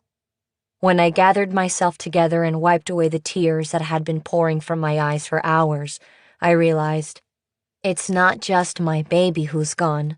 So is Kay. I've lost them both. Right then, my whole world caved in. I was in so much agony I didn't even want to find out my child's gender. Knowing it would have made the death way too real. I probably should have been feeling this kind of deep pain during Kay's funeral. I didn't know this either. I didn't know that she lost that baby. This is new to me. I suppose it didn't matter now. I felt all of it that afternoon. When my baby died, Kay died with him. After I came home from the hospital, Junior was by my side through the whole ordeal, never saying one thing about himself. He made sure I was comfortable and didn't leave until I fell asleep. But that night he came back and he looked distraught. "What is it? What's wrong?" I asked. He started crying. "Peter's been kidnapped. Somebody got my brother. We think the cops are involved, but I've got a really bad feeling it's worse than that, Liv." He paused. "I don't think I'm ever going to see him again." "Shut up," I said. "Don't say that. Never say that. You've got to fight." I felt so close to giving up. So this is the kidnapping we covered in Surviving El Chapo Season 1, Episode 4. So this is the Saul kidnapping, where Jay went to all the homies and said, "Hey man, we got a choice here. We can go to the feds right now and go get my brother, but we're all going to get indicted. Or we could pay them the 300 keys that they want and make that money up." And they decided to pay, and they made it happen, and they got their brother back. But that was not something I was going to let Junior do. My baby was gone, but Peter deserved to live, and Junior had to fight to get him back. "There are these killers who've been kidnapping guys in the city," Junior said. "They rob them for work and shake them down for money. But they're not alone. They have these crooked cops doing surveillance and the dirty work for them. Whoever was behind this had gone after Peter because he and Junior were major players. By the middle of 2003, they'd become the most prominent drug traffickers in Chicago, selling up to 2 tons of narcotics a month. Their enterprise had Mexican-based suppliers, stash houses in and around Chicago, and dozens of workers, many of whom they'd known their entire lives. They were the highest link in the drug trade's chain of command, with access to the highest quality narcotics that could be found in the Midwest. That meant they had loads of money, and the kidnappers and some dirty cops wanted it. "So what are you going to do?" I asked. "All we can do right now is wait." We sat there in my parents' house, just holding each other's hands and feeling helpless. We knew next to nothing, and there wasn't a fucking thing we could do. For that moment, I put my pain aside. I needed to be there for Junior. He wanted to do something. See, that's a wrinkle we didn't get in Surviving El Chapo. You know, we knew Jay was dealing with looking for Peter, trying to get Peter out. But we didn't know he was doing it while consoling Val from the death of her, from the death of Kate and from the death of the baby. You know what I'm saying? We didn't know that was happening. Anything to get his brother home, and I just wished I could help him. I was so worried about Peter, too. Not just for Junior, but because I really loved his brother. Peter's outspoken and forceful like me, and I always identified with him. Sometimes I even thought that Junior wanted to be with me because I was so much like his brother. Junior's phone rang, and he answered. "Hello? Oh, God, it's you, thank God. Are you okay?" "Is it Peter?" I asked. Junior waved his arms at me to be quiet, then started to nod his head. Peter was alive. Okay, I'll give them whatever they want. I just want you out of there." He snapped his phone shut as he reached for his coat. "I have to hand over $500,000 and 100 kilos, he said. "They've got Peter, and I think Sergio Gomez is behind it." So Sergio is Saul dirtbag from the other story. Remember, in this book, they changed the names of a lot of people. This book was published in 2017, so there's a lot of name changes that we heard the real names in Surviving El Chapo, but we're getting the fake names here. So Sergio is Saul. Sergio has to be the one who kidnapped him. Word on the street is that he's got a crew of cops, and they've been kidnapping guys for work. Sergio's been reselling it all back on the streets. They're all in it together, Liv. He kissed me on the forehead and walked out the door. Sergio Gomez, I thought. Goddamn Sergio and some dirty cops. Mia, I didn't see Peter from the time he found out about the pregnancy till after his daughter Sophia was born in mid-2003. So they split up. So that did take them out of the game with each other for a little while. When he came and he friend-zoned her. He stuck to his guns, I guess. I was proud he wanted to be a good dad. My biological father hadn't been present in my life, so I knew that Peter being there was the best thing he could have done. The last thing he needed was to live with regret. I was devastated about us going our separate ways, though. It would have been easy to say goodbye to him if he wasn't this perfect person to me, but I missed him so much. It didn't matter what I was doing or where I was, my thoughts always came back to him. On my way home from work, I would drive down the street near my house hoping I'd see him. He and Junior owned this really successful barbershop called Millennium Cuts, where people would stand in line for 2 hours waiting to get in, and I'd always pass by expecting to catch him mingling outside. If you talk to barbers in Chicago that worked there, they went and they collected barbers from all over the city that were dope barbers and offered them a job and treated them well, and people were excited to work for them. If you talk for dudes that worked in their barbershop, people were excited to work for them. He and Junior owned this really successful barbershop called Millennium Cuts, where people would stand in line for 2 hours waiting to get in, and I'd always pass by expecting to catch him mingling outside. After Sophia was born, he called me from time to time. He told me things weren't great with his girlfriend, but he was head over heels in love with Sophia. I was genuinely happy for him. Even though I missed Peter, I ignored my feelings because being distant was what I wanted. We remained friends and even saw each other a few times, once at a dinner where I met Junior's girlfriend, Olivia. She was older than me, and she'd had a lot more experience in pretty much everything, which showed. I remember thinking, who is this girl? She is so unlike me. The thought passed quickly. I was more focused on Peter, and I couldn't stop asking myself, why am I not with him? I've stayed in relationships for all the wrong reasons, but being a father isn't wrong. But I just couldn't do it. I'd made up my mind. We had many of the same friends, and I often heard about him through them. One night, I went to dinner with one of them, somebody who worked for him. Her face was practically white when she sat down at our table. Mia, I don't want you to be scared, but I need to tell you something. Peter's been kidnapped. Oh, shit. I think I stopped breathing. Kidnapped? I only saw shit like that on TV, but it didn't happen where I came from. I'm not even sure what I said next. We think it was the cops, she added. My dad is a cop, and he's the most honest man I know. I grew up with the CPD. Good luck. I saw what they went through, though. Good luck. Going into war zones every day just to put food on the Good luck finding 5 of your fathers in a precinct anywhere in Chicago. And even then, at the end of the day, you don't know what he was doing at work. table for their kids. They were constantly disrespected by the people they were trying to protect. Why? Because Chicago police had been getting themselves into corruption scandals since the days of Al Capone.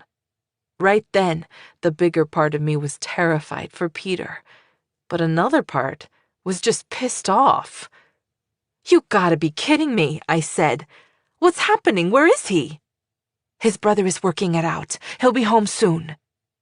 After dinner, all I could do was think about Peter.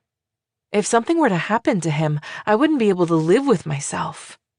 I worried about him all night, thinking I'll never get the chance to tell him how I really feel about him and how much I know we belong together. Peter's worst nightmare, and mine, had come true.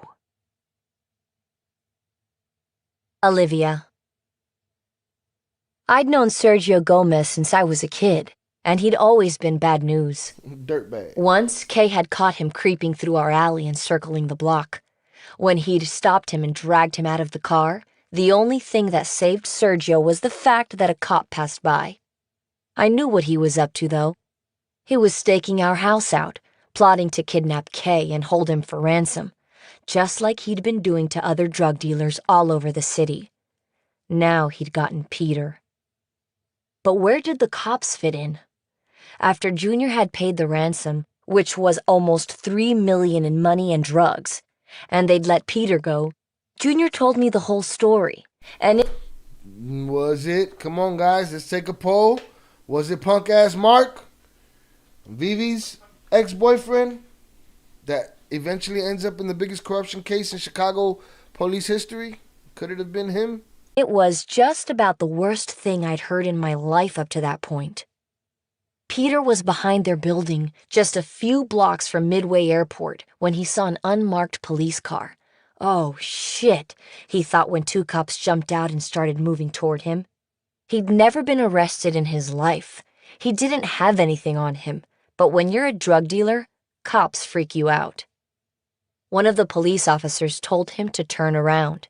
He did, and the officer handcuffed him, read him his rights, and shoved him in the backseat of the car. "What am I being charged with?" he asked, but neither answered. Instead, the other cop jumped in the back with him, tied his feet together, and put a bag over his face. When they got to the Park and Go by Midway, they took him out and threw him in the back of a white van. That's when he knew he was in deep shit. They took him to a tri-level house and tossed him into the basement. When they lifted the blindfold, he saw someone who looked like a fireman standing in front of him. Except this was no fireman.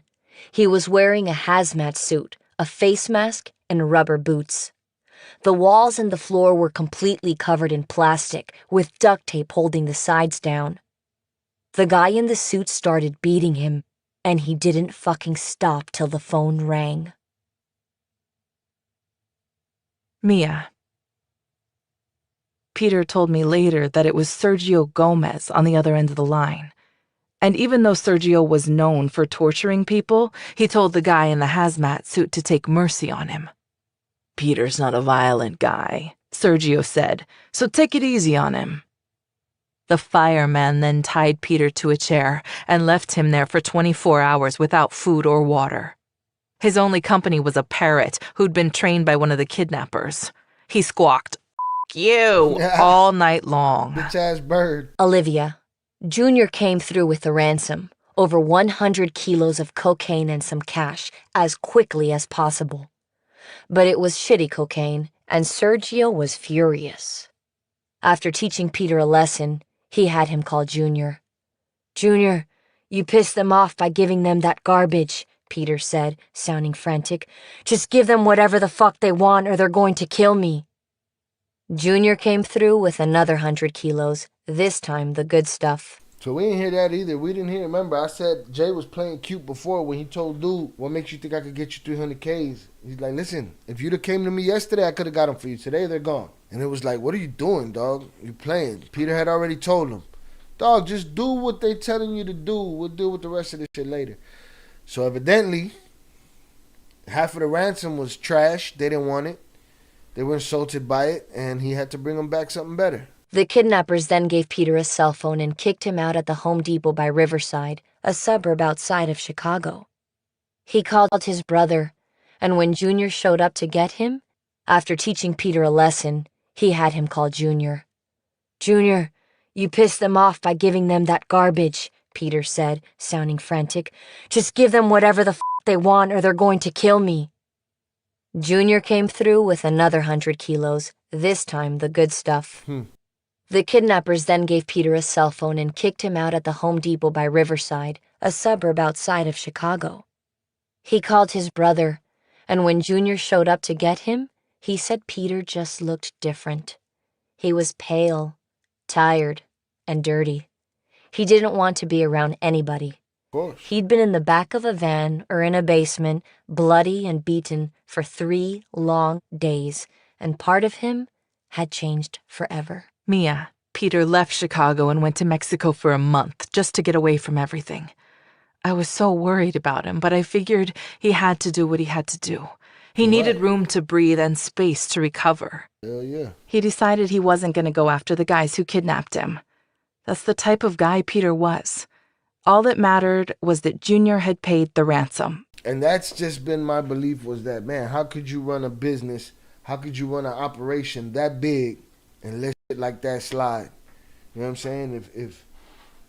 If Saul's punk ass is going to come do it, and he's gone, and he's left breathing, and nothing happened to him, he don't leave scarred, maimed, something, how is it that the next Saul and the next Saul and the next Saul and the next Saul ain't gonna come and try the same shit? Because they believe there's no recourse. And Peter was safe. Besides, he was a drug trafficker, so what was he going to do? Go to the police and say that one of their own had arranged his kidnapping? He also knew that Sergio was a paid informant and was always looking for a quick come-up. Peter had no choice. He had to move on. But given what he did for a living, and given what people were capable of doing to him, I started to wonder, should I move on? Olivia. I was having misgivings about being with Junior, too. When he handed over almost $3 million in drugs and cash like it was nothing, it stopped me in my tracks. I remember thinking, oh shit, this guy is in it bigger than I ever thought.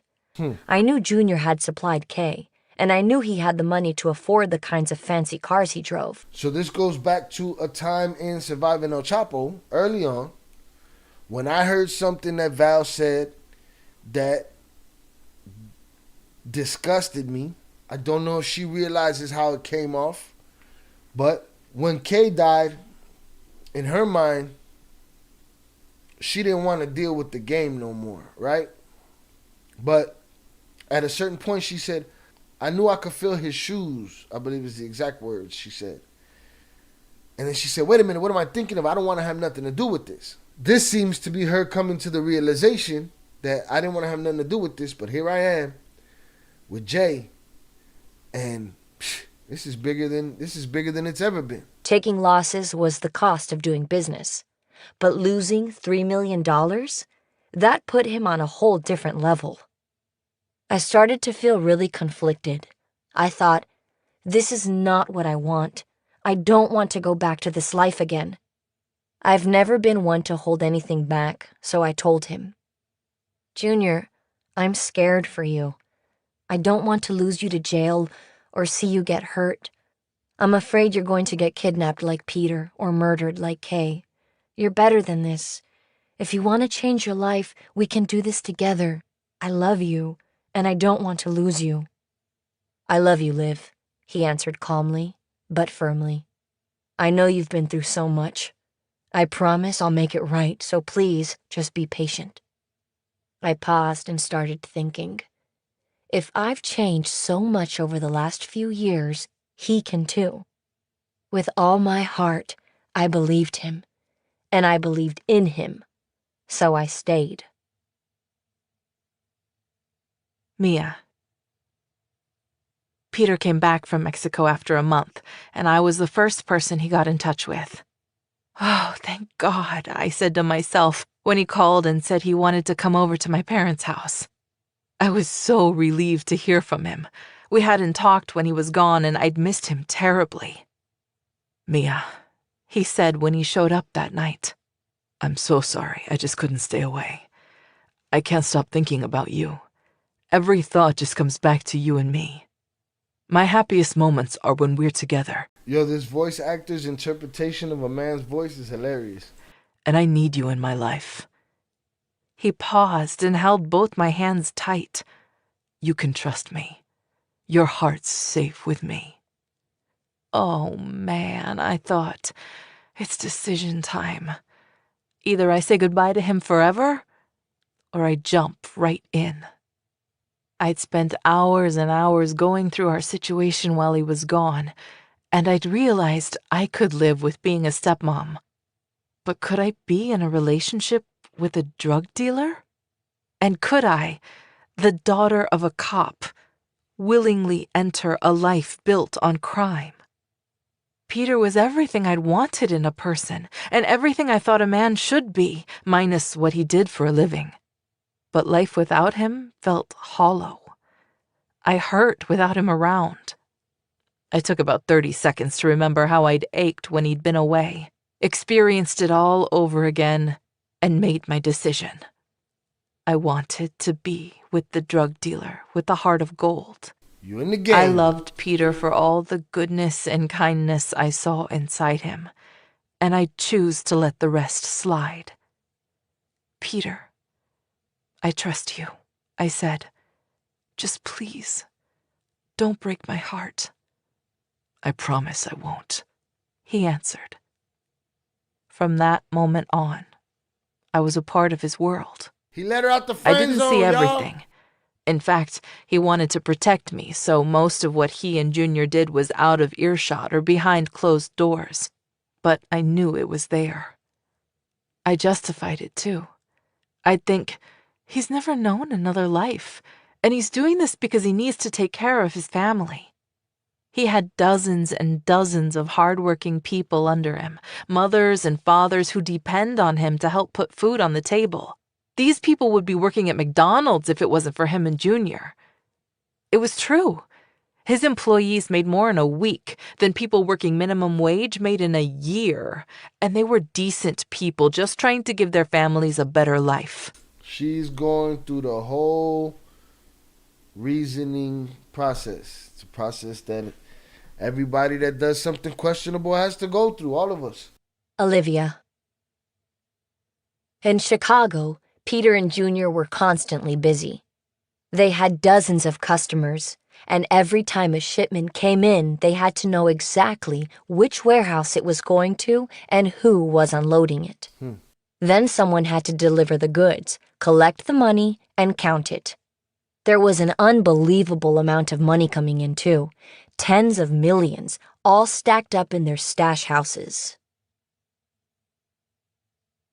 Mia. Peter took me to his stash house once. We were driving through the West Loop, right near Oprah's Harpo Studios, when he coasted his car toward the garage of a townhouse. Mia, this'll only take a minute, I promise. It's beautiful over here, I said, looking out my window. I know, that's the whole point. Our stash houses are in upscale neighborhoods where the cops won't look. There were no cars around and definitely no cops. Somebody could step out of a car and give somebody a bag and it wouldn't look suspicious. Back in Little Village, there was a cop on every corner. If someone handed you a bag, you'd be cuffed in seconds. The townhouse had to be worth at least $1 million, maybe $2 million. As we walked inside from the garage, I could see beautiful furniture, really high-end stuff that you'd never picture in a drug den. Peter moved toward a wall and pulled a handle, which popped the wall right open. It made that whoosh sound that hydraulics make, and opened really smoothly like it was floating. I took a peek and gazed upon more money than I'd ever seen in my life. When I walked into the room, I saw stacks of it. Come on, man, that was early. Now, how many girlfriends y'all think they was showing this stuff? Or was these the only girlfriends they was pillow talking with like this? It's playing a dangerous game. I get it. They were young, but goddamn. Banded together and scattered about with 2 workers running the bills through several money counters.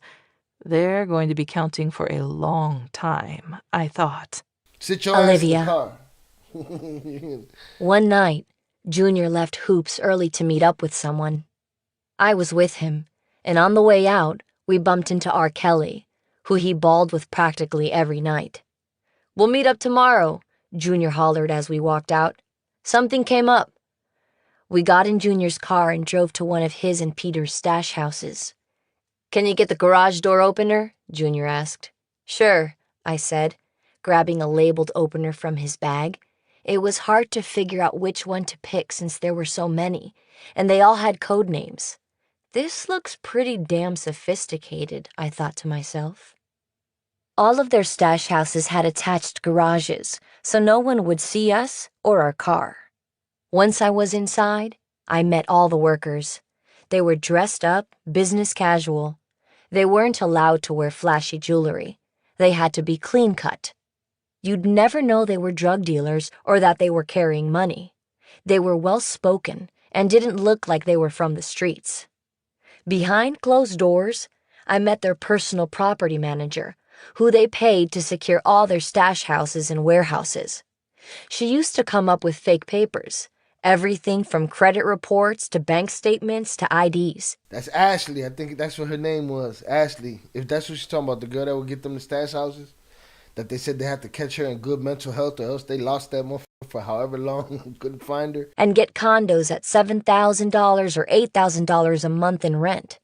She'd say something like, "I'm dating a politician and I don't want anyone to know, so I'll just pay for the year up front." The landlords wouldn't do background checks with that kind of money in their hands. She was an actor. That's what they had.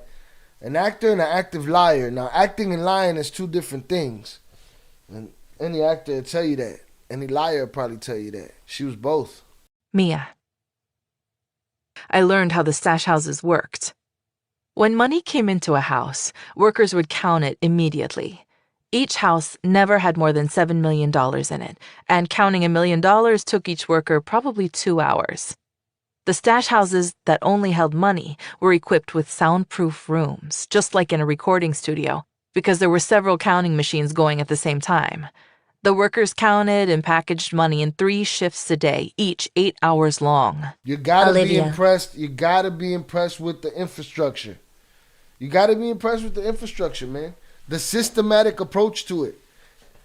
These fools ain't just have a barn, you know what I'm saying, with a bunch of bricks stacked up against the wall with a goat guard in it. Do I believe that they were loose with, you know, like I said, and like we've said a million times, and we've given them reason. We say, oh, they were young, or it was their calling card, it's how it was, and this, that, and the other. For as many mistakes as were made, there was some brilliant happening. And they had systems. They had this is this much in the house. They knew how long it took to count this. They knew how long it took to get that there. They knew what mattered. Knew that the breakage was just breakage. Knew this, knew that. You gotta be impressed with the system, man. I'm a person that I appreciate functionality. I like things to function right. Whether I'm on stage, whether I'm making a movie, whether I'm shooting a video, whether I'm editing something, no matter what I've done in my life, it's always if it ain't functional, then what's the purpose of it? I don't want to have to do too much for it to work. I want it to work the way it's supposed to work, the way it's designed to work. So I can appreciate it. Different workers would pack up the drugs, and they do it really carefully, with cling wrap, vacuum bags, duct tape, and fabric softener sheets to minimize the scent so the cops and canine unit wouldn't be able to detect it if one of their workers got pulled over. Never, under any circumstances, did a crew member go to a house other than the one where he was stationed. If someone was working at a house, they stayed there. Going in and out too often looked bad, and Peter and Junior trained their workers never to draw attention to themselves or what they were doing. Their workers always kept the same responsibilities too, never switching out. Peter and Junior's first job had been at McDonald's, where they'd learned this every worker to one task system. Every employee there did the same thing every single day. The fry guy dipped his basket into the bubbling oil. The girl at the drive-thru handed you your order. Some other girl took your money. If you were only doing one task rather than 10 different ones, it was harder to fuck something up. They built their whole infrastructure around this system. You got one job. It was genius. Mia. Peter had so many burner phones, one for each customer. At any given time, you could expect him. Again, the phones is another thing. We just heard in Surviving El Chapo yesterday. They got out of jail. He saw FaceTime instantaneously. I don't know if it was Jay or Pete. Instantaneously, their mind went to, wow, this FaceTime shit would have helped me in my business so much. I'm sure 50 phones per person wasn't a very practical thing, but it was probably the last thing technology would allow them. It's like, man, the easiest thing for us to do is really walk around with the 50 phones. You know what I'm saying? Whereas to now, technology would have probably streamlined that, right? And the twins would have figured that shit out the moment the technology existed. Oh, we could do this now. We don't need the 50 phones. We could just encrypt this and do this and do this, and they would have figured that out. That's the way the system rolled, the design of the system and the design of how they're wired. They're always looking for the best functionality. Yes, 50 phones isn't practical, but it was as practical as it got for the time. It was the best thing that they can do. So then now, if things were, now they look at things and they say, damn, this would have helped, this would have streamed like that. I wouldn't need the 50 phones. It's pretty dope to see. To be hauling probably 20 phones around with him, and they rang constantly. He'd answer every single call. Then a few weeks later, he'd toss the phone, get a new number, and start all over. I've never seen anyone multitask like that. Olivia. Junior and Peter had dozens of cars and trucks and were constantly inventing new ways to move drugs around Chicago and beyond. They switched up vehicles like they switched up phones, buying the same model and same color car so that neighbors wouldn't realize that there were different workers coming in and out of the stash houses. They also outfitted these cars with secret compartments. One could be opened with a foot pedal that you could activate only when you turned on the defroster and rolled down the windows. They'd moved way past hiding pot and gas tanks. That was the stuff they'd done for their dad when they were 7. Mia. Most of the time, Peter and Junior thought they were flying under the radar. And except for Peter's kidnapping, they were, at least initially. By the middle of 2003, the Drug Enforcement Administration was on to them, and they had people on the ground in Milwaukee investigating them. Why Milwaukee? Because it was a major distribution area for them. They constantly sent drugs there through one of their many couriers.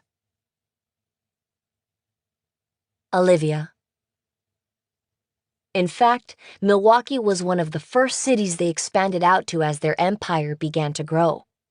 When Adrian was in prison for drug conspiracy in 1998, one of his associates named Tony Arevalo introduced Junior and Peter to a couple of connects from Mexico, and they began shipping cocaine right up Interstate 94 to Milwaukee. Mia. By the time Peter was kidnapped, DEA agents in Wisconsin had started to question street-level dealers who spoke in hushed tones about Peter and Junior. The investigation led back to Chicago, where the feds were trying to build their case and had started sniffing around. Olivia. All that time, they felt they had to keep working. But Peter thought he was putting in more time than Junior, and he was on his brother's ass because of it.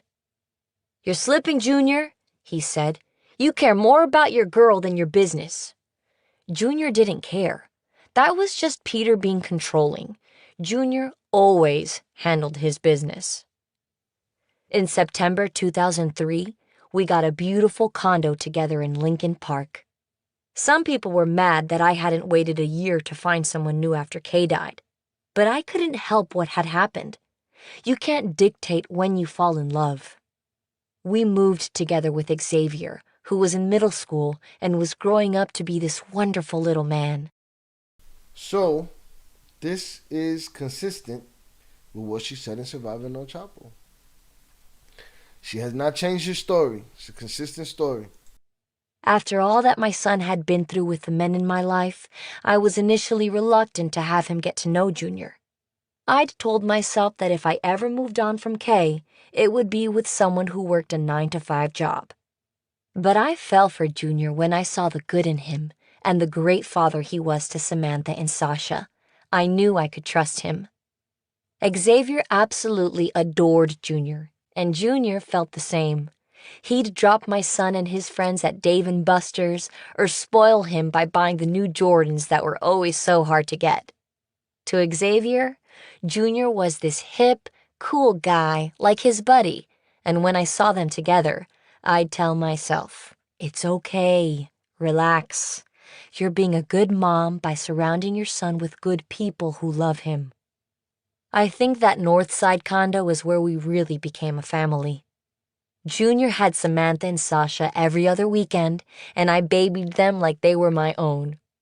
I'd always wanted a daughter, so I secretly wished they were mine, and I'd change their pampers, shower them, cook for them, and comb their hair. They would tell me, "I want to be pretty too," so I'd let them put on my makeup and play dress-up with my clothes. We did everything together, me and Junior and the kids. And when they weren't with us, we were traveling and living it up. We sat ringside at the De La Hoya Mosley fight in Las Vegas. Junior invited all his friends, who happened to be his workers, and he rented out 60 rooms at Mandalay Bay for them. We all went out and shopped all day, ate steak and lobster for dinner, partied in the VIP sections of clubs at night, and had drinking, fucking, sucking, sneaking. Just that Scarface life, man. Drunken sex till the morning. It was exactly what Vegas should be. That Christmas, Junior gave me a ring. It was this big, beautiful yellow diamond ring, around 7 carats. Is this an engagement ring? I thought. But Junior didn't say anything, and I didn't ask. I knew I wanted to marry him someday, but it could wait. "Let's go to Mexico for New Year's, baby," he said that night. Without any hesitation, I agreed. We drove 36 hours to Mexico and talked the whole way about everything. Our kids, our families, and how we wanted them to come together in the future. I didn't care whether the ring on my finger meant anything or not. All that mattered is that I was with Junior. We went to his family's ranch in San Juan, a few hours away from Guadalajara. Within days, I think I'd made up my mind. On that gorgeous plot of land in the middle of nowhere with more horses than people, I thought, I'm safe. Nothing is going to happen to us here. We don't have to worry about someone coming to kidnap us, or rob us, or the feds taking Junior away. Simplicity, Family and love are all that matter, and we Sounds can good. have that here. I've changed, and here, Junior can too. I broke the silence. Junior, let's stay. Let's just stay in Mexico forever. He looked me straight in the eyes and agreed. All he needed with him was his brother. Mia, if Peter was feeling the heat, he hid it from me. That winter, he got me a condo off of Michigan Avenue and I moved in, all on my own. I was 23 years old and I'd never lived away from my parents. I even quit my job to go back to school to become an esthetician.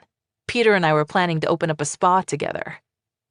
When we weren't holed up in that beautiful apartment, falling in love with each other all over again, we were going out to eat, making plans for our future business, or shopping at Chanel or Cartier right down the block. Unfortunately, that January, bad things started happening in the midst of what should have been the happiest time in Peter and Junior's lives. One of their employees, a guy named Stubby, ratted on him and Junior. The feds raided one of their warehouses, then another, seizing over 400 kilos of cocaine. In late February 2004, Peter and I were together at my condo. We were relaxing and talking like we always did. We decided to watch a movie, cuddle, and go to sleep early. While we lay in bed, he made me laugh so hard and so much that I suddenly became exhausted. Before I passed out cold, he told me he had to work the next morning. That wasn't unusual. I'd begun to understand his life, but I didn't ask questions. When you're so happy, young, and carefree, you just go with it. At least I did. The next morning, Peter woke up, rolled over, and looked at one of his 20-some phones. Oh, shit. I have 20 missed calls. Did I turn the volume off? Missing calls was basically a drug dealer's worst nightmare. Something was wrong. Really wrong. Peter switched on the volume and the phone rang immediately. Alicia, I'm so sorry I missed you. What's up? Alicia was his sister. He paused while he listened to her. Oh my God, call the lawyer and don't say anything. I was terrified. They coming. What is it? Is everything okay? Peter didn't answer. Instead, he moved toward the window and pressed his face against it. What are you looking for? I asked. The feds. They raided my house. They also hit the barber shop and Junior's house. They're looking everywhere for me and Junior. I gotta go. He was pulling on his shoes when another phone rang not 3 minutes later. Sylvia, he said. That was another sister. Oh my God, get out of there and don't say a thing. Call me later. Peter moved back to the window to scan. Mia, I need you to drive me somewhere. The feds raided my sister's house. I didn't even ask who he was supposed to meet. I just pulled on some clothes, got my keys, walked to my car, and started it up, afraid the whole time. As I drove, I was so nervous. I was worried I was going to hit something. The only thing I kept thinking was, I can't drive through a red light. They'll catch Peter if I do. When we finally got to a parking lot a few miles downtown, I looked at Peter and said, Am I ever going to see you again? He smiled, took my face in his hands, and kissed me hard. Of course, you're going to see me again. Chad Devine, the homie's head just exploded right now with all this love story, boy. His head just blew up. Wherever he's at, his shit blew up in the chair. I'm sorry, bro, that watching my channel, your shit blew up in the chair, but I can see it happening right now, dog. And with that, Peter Flores walked out of my life, left the country, and didn't return to the United States for almost 5 years. Damn. Heavy shit. We did it. That was chapter 6 and chapter 7. You ever hit that midday crash where your energy just runs into a wall? That's where DUBBY comes in. Clean energy, no sugar, no jitters, no crash. Formulated for focus and stamina, not hyper headaches. Whether gaming, grinding, or creating, this stuff keeps you sharp. Use code Cartel for 10% off at dubby.gg. Fuel up smart. Don't settle for sugar water. Cartel Wives, chapter 8. Why wait? Let's get after it. Middlemen. Middlemen. Chapter 6. Olivia. In Wow. January 2004, Junior and I decided to move to San Juan to be close to his family. That's where his parents were from and now lived, and it was where Adrian had settled with his girlfriend, Daniela, after he'd been deported. Mountains cut through San Juan, some of them really rugged and tall. And in other spots there are mesas, with steep cliffs and dry valleys. It's pretty much what you imagine rural Mexico to look like, and personally, I thought it was dramatic, gorgeous, and exactly the place I wanted to start a new beginning with Junior. For the first time in years, I didn't feel the weight of the past or fear for our future. Mexico was a place where I could truly change my life, where Junior could change his life. The only concern weighing on me was Xavier, who was now a teenager. I don't think he'll want to move here, I said to Junior. We had always looked out for Xavier's best interests. I wanted to protect him, and so did Junior. Junior responded, "We have to put Xavier's education first. He won't get a great education in a town like this. So let him finish out the school year, and then we'll move to Guadalajara, where there's an American school. It's excellent, and I'm sure he'll love living in the city. Plus, it'll give you enough time to make everything perfect for him." When Junior said things like that, it melted my heart.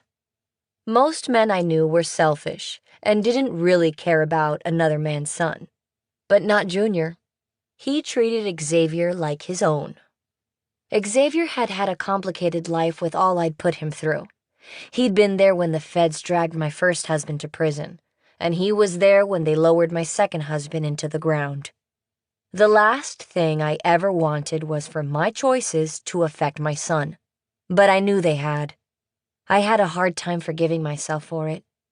Xavier deserved better, and I worried that if I carted him off to a small town in Mexico, he'd detach emotionally and resent me. In my heart, I knew Chicago was the best place for him, and leaving would just crush him. He loved his school and his friends. He loved doing normal things like going to the movies, spending weekends at Dave & Buster's, hanging out at Millennium Park, bowling, or walking down Michigan Avenue. It sounds like that boy ain't going to Mexico. Sounds like he gonna stay in Chicago. Before Christmas, he'd literally count the days till he could go see the big Christmas tree downtown, something my sister and I had always done with our parents. He adored my mom and dad, and living with them, he'd have the stability I wanted so much for him.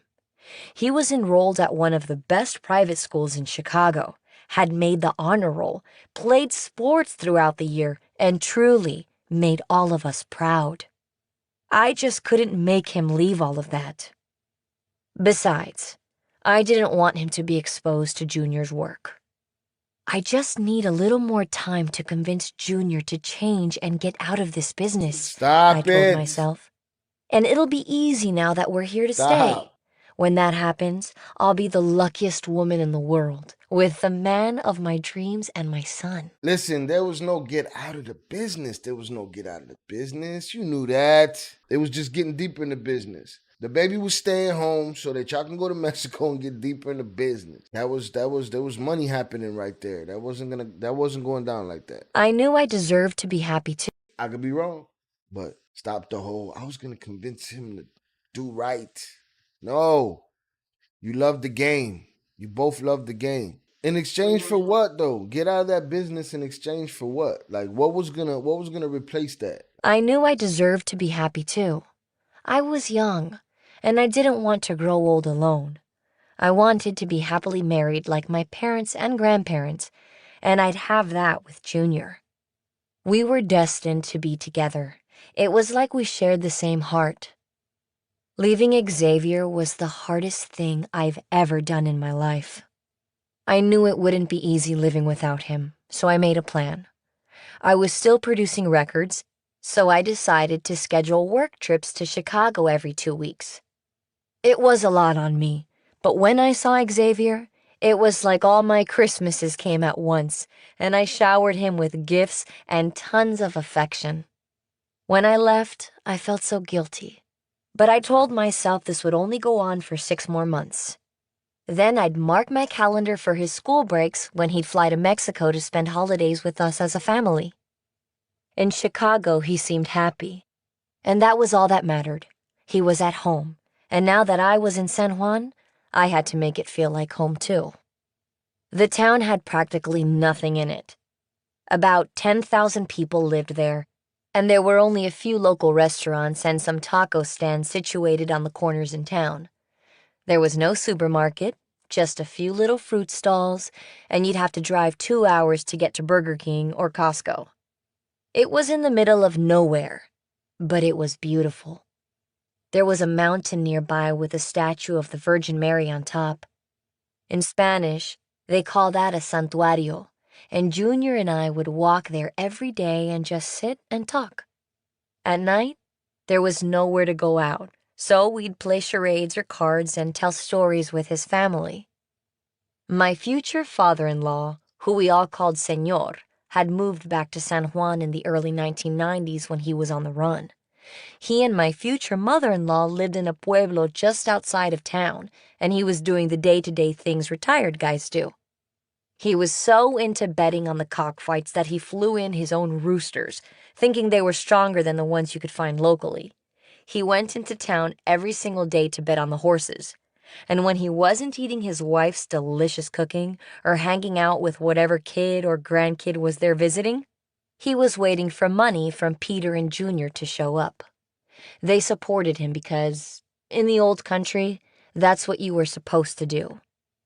Señor was completely different than my sweet dad, but I clicked instantly with him. Yeah, he wasn't no copper. He was a super gangster. He was very macho, very Mexican, and thought that women should stay home, have kids, and never work. He'd sure found the right wife for that, too. I loved Junior's mother, but she was the polar opposite of my firecracker mom. She obeyed her husband, raised 7 kids, and lived for him. I'd always take her places and spend quality time with her, and I think she liked going with me mainly because it got her out of the house. Plus, I was missing my mom, so I appreciated being with her. "You should have as many wives as you can afford," Junior's dad used to say to his sons. American girls are offended by statements like that, and I was no exception. I called him out. "Who do you think you are, treating a woman like that?" He wasn't used to a strong, opinionated woman. You could have got yourself whacked by the father-in-law. So he'd smile and smirk. I entertained him and made him laugh. That smile and smirk was, boy, if my son didn't love you, boy, I smoked the shit out of you. He enjoyed having real conversations, even though we'd get into these heated debates that I'd never back down from. He started to respect me because of it, and I felt the same. He was such an authority figure in his family, always preaching about not doing drugs or drinking. He'd say, "Smoking will kill you," if anyone around him dared to light up a cigarette. You'd think that would make him some kind of saint, but this was the man who introduced his kids to the drug trade. He was a bundle of contradictions. Junior's older brother Adrian and his girlfriend Daniela were more my speed. They were funny and outgoing, and like me and Junior, inseparable. Adrian was a Latin king back in the day and ran with Kay, who'd been one of his best friends. In fact, he was a drug dealer and he'd introduced Kay to hustling. I'd never met him, though, because in 1998 he'd gone to prison for drug conspiracy and was there the whole time Kay and I were married. Guess who was his cellmate in prison? My ex-husband, Leo. Chicago was a small town, especially if you knew the moneymakers like we did. Daniela became a sister to me almost immediately because she was sweet and protective, like my own sister. She and Adrian were instantly welcoming, making us feel right at home. They're a big reason I wanted to stay. I missed my family, and they stepped up and created one for me from the moment we got there. Family really was everything to Adrian. He's 15 years older than Peter and Junior, and when the twins were born, their dad was in prison. Adrian stepped in and basically raised them. He sold drugs to provide for the family, but he was insistent that his little brothers not get into the kind of trouble he was always in. He had them on a curfew when they were old enough to leave the house, and he did everything he could so they wouldn't join the Latin Kings. He'd constantly point to gang members and say, "Look at them. They're losers. You're better than that." He wanted the best for them, so he made sure they kept their grades up, taught them responsibility, and when they started working at McDonald's, Adrian matched their paychecks, dollar for dollar.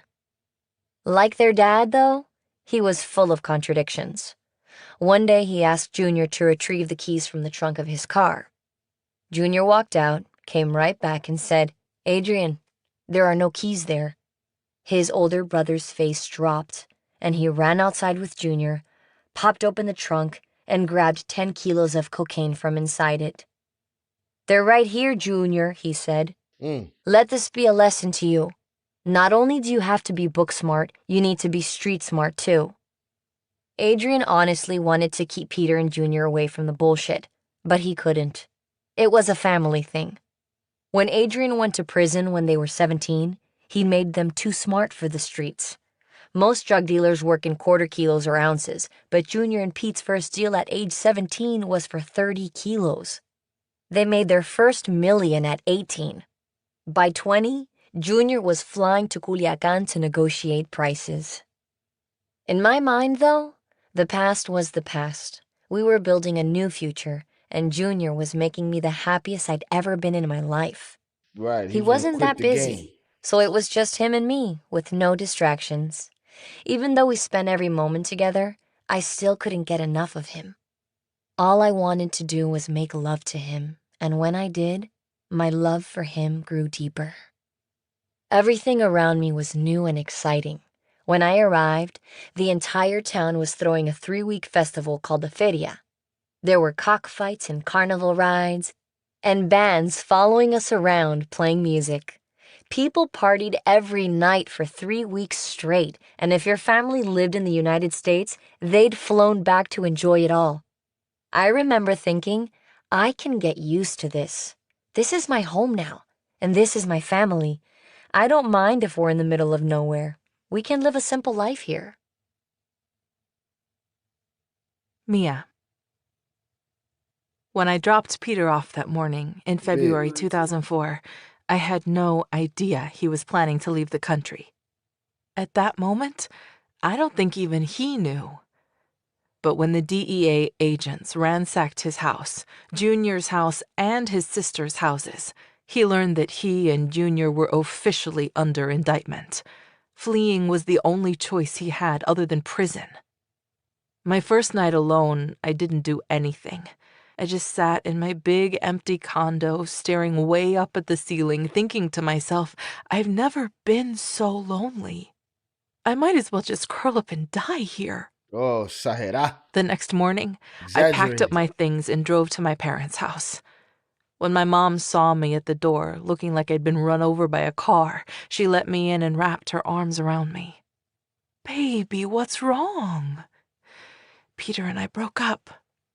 I didn't reveal why. I just couldn't. I was too scared to tell her. For the next 2 weeks, my mom sat with me probably 5 hours a day trying to console me. When she wasn't watching me sulk, she was cooking up one of my favorite dishes. At night, she got in the bed with me and didn't leave till I'd fallen asleep. Even though my mother is the toughest woman I've ever met, she had the softest heart for me. During those 2 weeks, she became more than just my mother. She started to speak to me like a friend. "You're a strong, beautiful, smart woman. You'll get through this." No seas pendeja, she'd say. I don't know if I can. My mom probably thought I was just being some dramatic 20-something, but honestly, I felt like I was going to be swallowed up by worry and pain.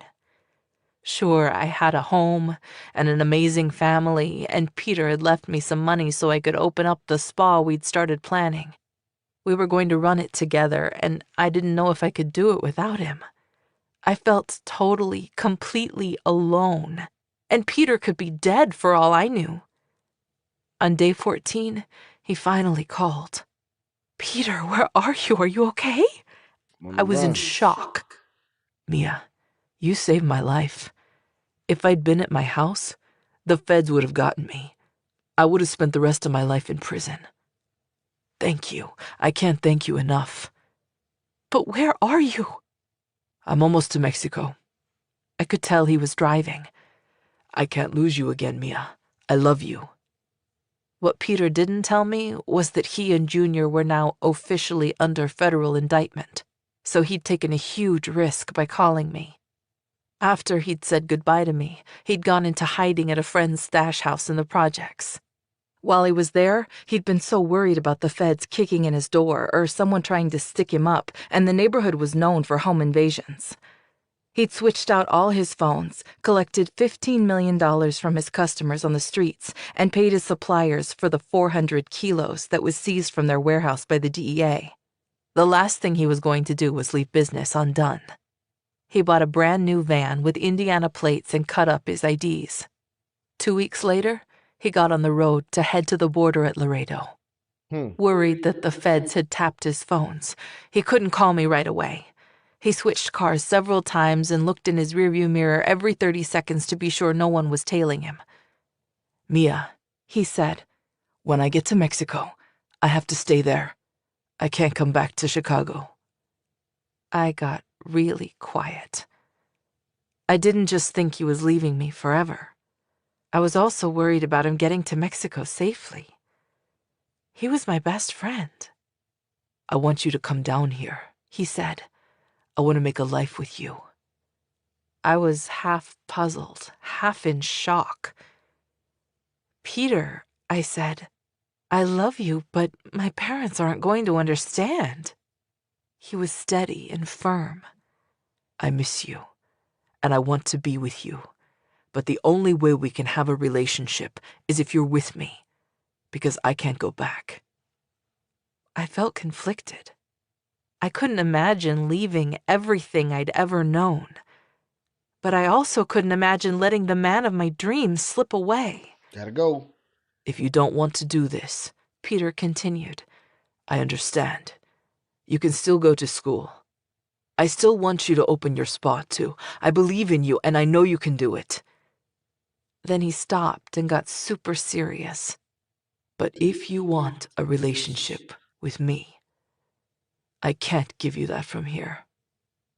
The decision was all mine, it seemed, and it was a lot to ask of a 22-year-old girl who'd just spent 2 weeks curled up in a ball in her childhood bedroom. Now think about it. She cut ties right there. No, Peter, I can't. You're on the run. What kind of life is that for me to go to Mexico? I'm not going. Would she have saved herself a lot of grief? She wouldn't have the family that she has specifically today. She wouldn't have the life that she has specifically today. Could it have been worse? Possibly. She could have ended up with a loser that beat her to death and killed her or something like that. You know what I'm saying? But I say all that to say this moment right here is a crossroads for her. Because at this moment, she could change her mind and it changes everything going forward in the universe. You know what I'm saying? For them as a family. But if I had to make up my mind, I would. Just not yet. Olivia. That February, Junior and I decided to go to Cancun to celebrate Valentine's Day. Adrian and Daniela came too, and because Daniela's brother and his wife were in town, we said, what the hell, let's make it a family vacation. I was completely happy there. I loved the freedom, and I loved the tranquil life Mexico brought. It was me, my man, the beach, and family, and none of us were looking over our shoulders worrying that someone was out to kill us. One night, I had a frozen margarita in my hand and was watching the sunset with Junior when his phone rang. It was Peter. I can just hear him now, I thought. When are you going to stop honeymooning and start working? Hi, P, what's up? Junior asked. There was a long pause, and he screwed on his worried face. What's going on? I yelled. That look in his eyes was giving me the chills. Junior motioned for me to calm down, talked for about 5 minutes, then hung up. Pete's house got raided. Mine too. And our sister's places, all at the same damn time. They took everything. Jewelry, cars, the whole bit. They're so petty they even took the damn TVs off the wall. If Peter hadn't been at Mia's place, they would have taken him too. Jesus. I sat back in my beach chair and started to... It's hilarious, though. All that drama. He's like, yo, when you going to stop honeymooning and get your ass back to work? And then he tells her, they raided everything. They took everything. They almost got Peter. She said, I was sitting in my beach chair. I sat back in my beach chair and started to feel sick. I couldn't believe my dreams were crushed with just one phone call. The feds have a warrant out for our arrest, and Peter's hiding out. He's moving down here once he gets everything together and figures out a plan. We have to get the hell out of Cancun, too. Too many people know we're here. He hopped up, and I just sat there holding my melted drink. My life is fucking cursed, I thought. I'd told myself... Her melted drink with the umbrella in her beach chair. Her cursed life. If we'd gotten away, that we could actually start over, far from all the drama I was so tired of. No. But who was I kidding? You loved the game. I was in this relationship for the long haul. Yes, you were. Junior was my world. Yes, He'd given up his life in Chicago to make me happy. And I couldn't forget that, even now in the midst of all this bullshit. When we got back to the hotel, Junior hopped on the phone immediately and paid someone to create 2 Mexican passports for him and Peter. When you're a fugitive, you have to get a new identity, and in Mexico, you can buy just about anything. Junior and Peter became Joel and Omar. We left Cancun the next morning, expecting Peter would be calling soon to get picked up at the border. We spent the trip to the airport getting our story straight in case we got stopped. We didn't want to attract attention at the airport either, so we dressed down. Muted colors, no fancy jewelry, and no expensive luggage. In fact, we'd gifted our Louis Vuitton bags to the bellboy at the hotel on the way out. He was thrilled, and so was Junior. He loved making people smile. As we approached airport security, my heart was pounding, but we made it through. When we got on the plane, Junior ordered a drink, turned to me and said, "My brother's on his way to the border now, and I know he's thinking the same thing I am." "What's that?" I asked, even though my stomach was in knots because I already knew the answer. "I hope they don't grab us and put us in prison for the rest of our lives. We have to get to San Juan safely." Peter called a few weeks later, and we met him at the border. The drive back was over 12 hours through the Sierra, and as I looked out the window, I was nauseated the entire time.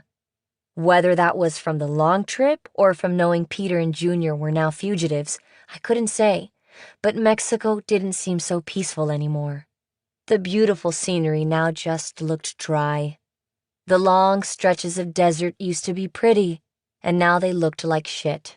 I kept thinking, now that his brother is here, there's no way he's giving up this life, even though we moved here to get away from the bullshit. It's going to take a miracle to make him stop dealing drugs with his partner in crime around. Every time I take a step in a new... That sounds like she wanted to keep them apart. That sounds like she was straight with staying in Mexico and Buddy staying in the U.S. I guess she had ideas of getting out the business, but I don't believe it. I don't believe it. There's no get out the business. Not at that point. Direction to get away from this craziness, I take 2 steps back. Peter interrupted my daydreaming. "This is the first time in weeks I haven't felt terrified," he said. "I want things to get even better, so I'm trying to get Mia to move here. I'm in love with her. She saved me." "Go with your heart," Junior said. "You deserve to be happy." I remembered meeting Mia in Chicago just once. She was this pretty Brazilian girl with blonde hair and green eyes. She was petite with a nice body, really soft-spoken and sweet. She was a few years younger than me, and I could tell she was good people. She was different than me, though. I had never really cared to hang out with women, and she was such a girl's girl. So traditional, not that that's a bad thing. It was just not me. If she came down, was I going to be able to get along with someone like that? Actually, was she going to be able to get along with someone like me? Mia. I honestly didn't know what to decide about moving to Mexico, to a whole new country. My life had never been about having choices. Not because I was a blind follower, but because I thought I had my life all figured out. Anything out of my narrow frame of reference felt really strange and scary. What was there in Mexico for me other than Peter? I had no idea. I'd known Peter's mom, Amelia, since I was 16. He was absolutely wonderful to her. He'd take her everywhere, even to the movies or out to eat with us. I liked her. She was so sweet, had a smile that was contagious, and was always happy to be around her sons. I also knew his brother Adrian, who was a drug dealer and had that fleet of cars that he was always getting detailed. Every time I passed by the car wash, there was one of Adrian's cars sitting in front. And of course, there was Junior.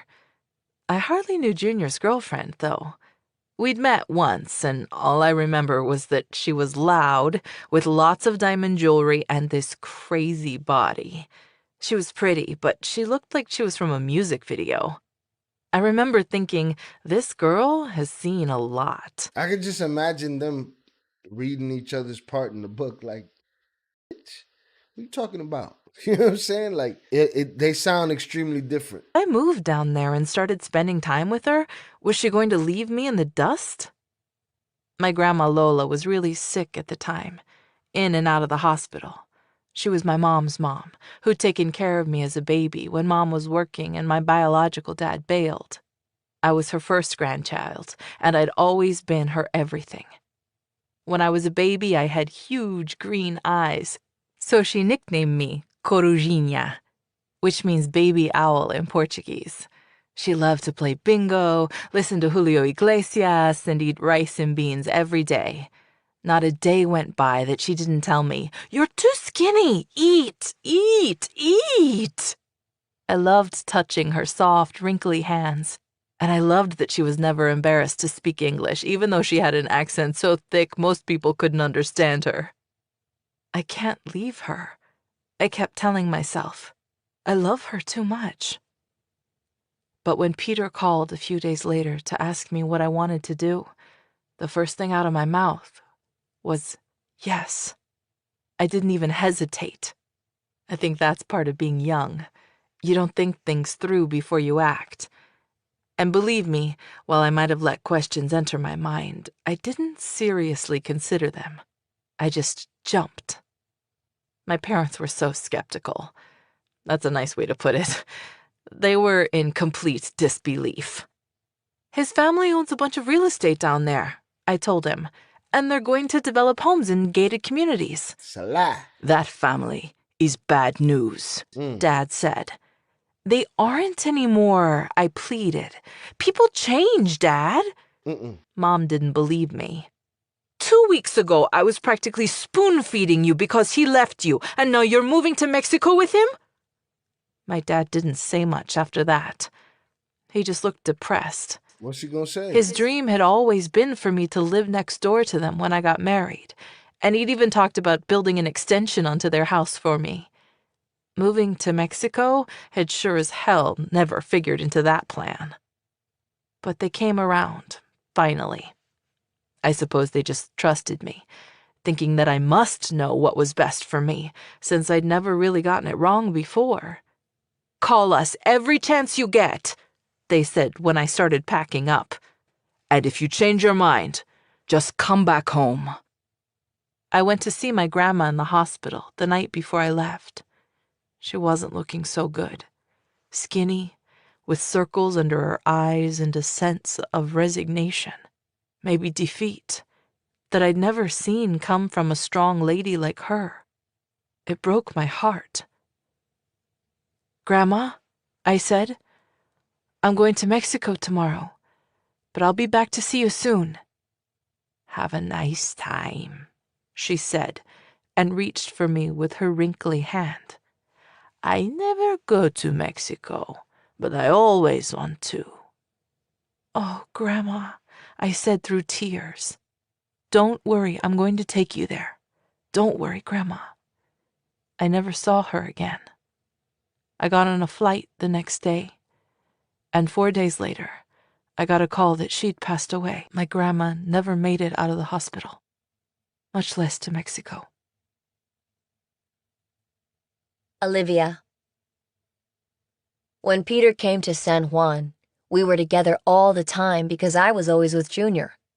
I think he thought I was like this Yoko Ono figure coming into his little world because he and I started bickering constantly. "My brother is such a good man. Why the hell are you so controlling?" Peter would yell. I'd shoot back. "You knew me when I was Kay's doormat. I'm not the same girl anymore." I'd vowed never to let anyone treat me like shit again. People treat you how you allow them to, so I felt perfectly comfortable being as strong as I wanted to be. Junior appreciated that, and he loved the confident woman I'd become. He respected me and needed someone like me by his side. So does Pete, I'd think. For the love of God, please let that sweet little blonde girl get down here soon so he'll get off my ass and leave me be. Mia. I was a mess flying down, but the second my plane touched down in Guadalajara, I told myself, if it's the last thing you do, you're going to be happy in this new country with your new life and the man of your dreams. There you go. Peter met me in the terminal with a dozen roses, and he whisked me off to Puerto Vallarta. For the first few days, I'd wait until Peter had fallen asleep, and then I'd cry, missing my parents and my brother and sister. I'd force myself to stop, telling myself, this is your new life. Get used to it. I called my parents almost every day, as promised, and my dad would say, baby, if you're not happy, I'll go down there and get you. I'd pause and collect myself so he wouldn't hear my voice break. Oh, Dad, don't be so overprotective. I'm fine. Don't worry about me.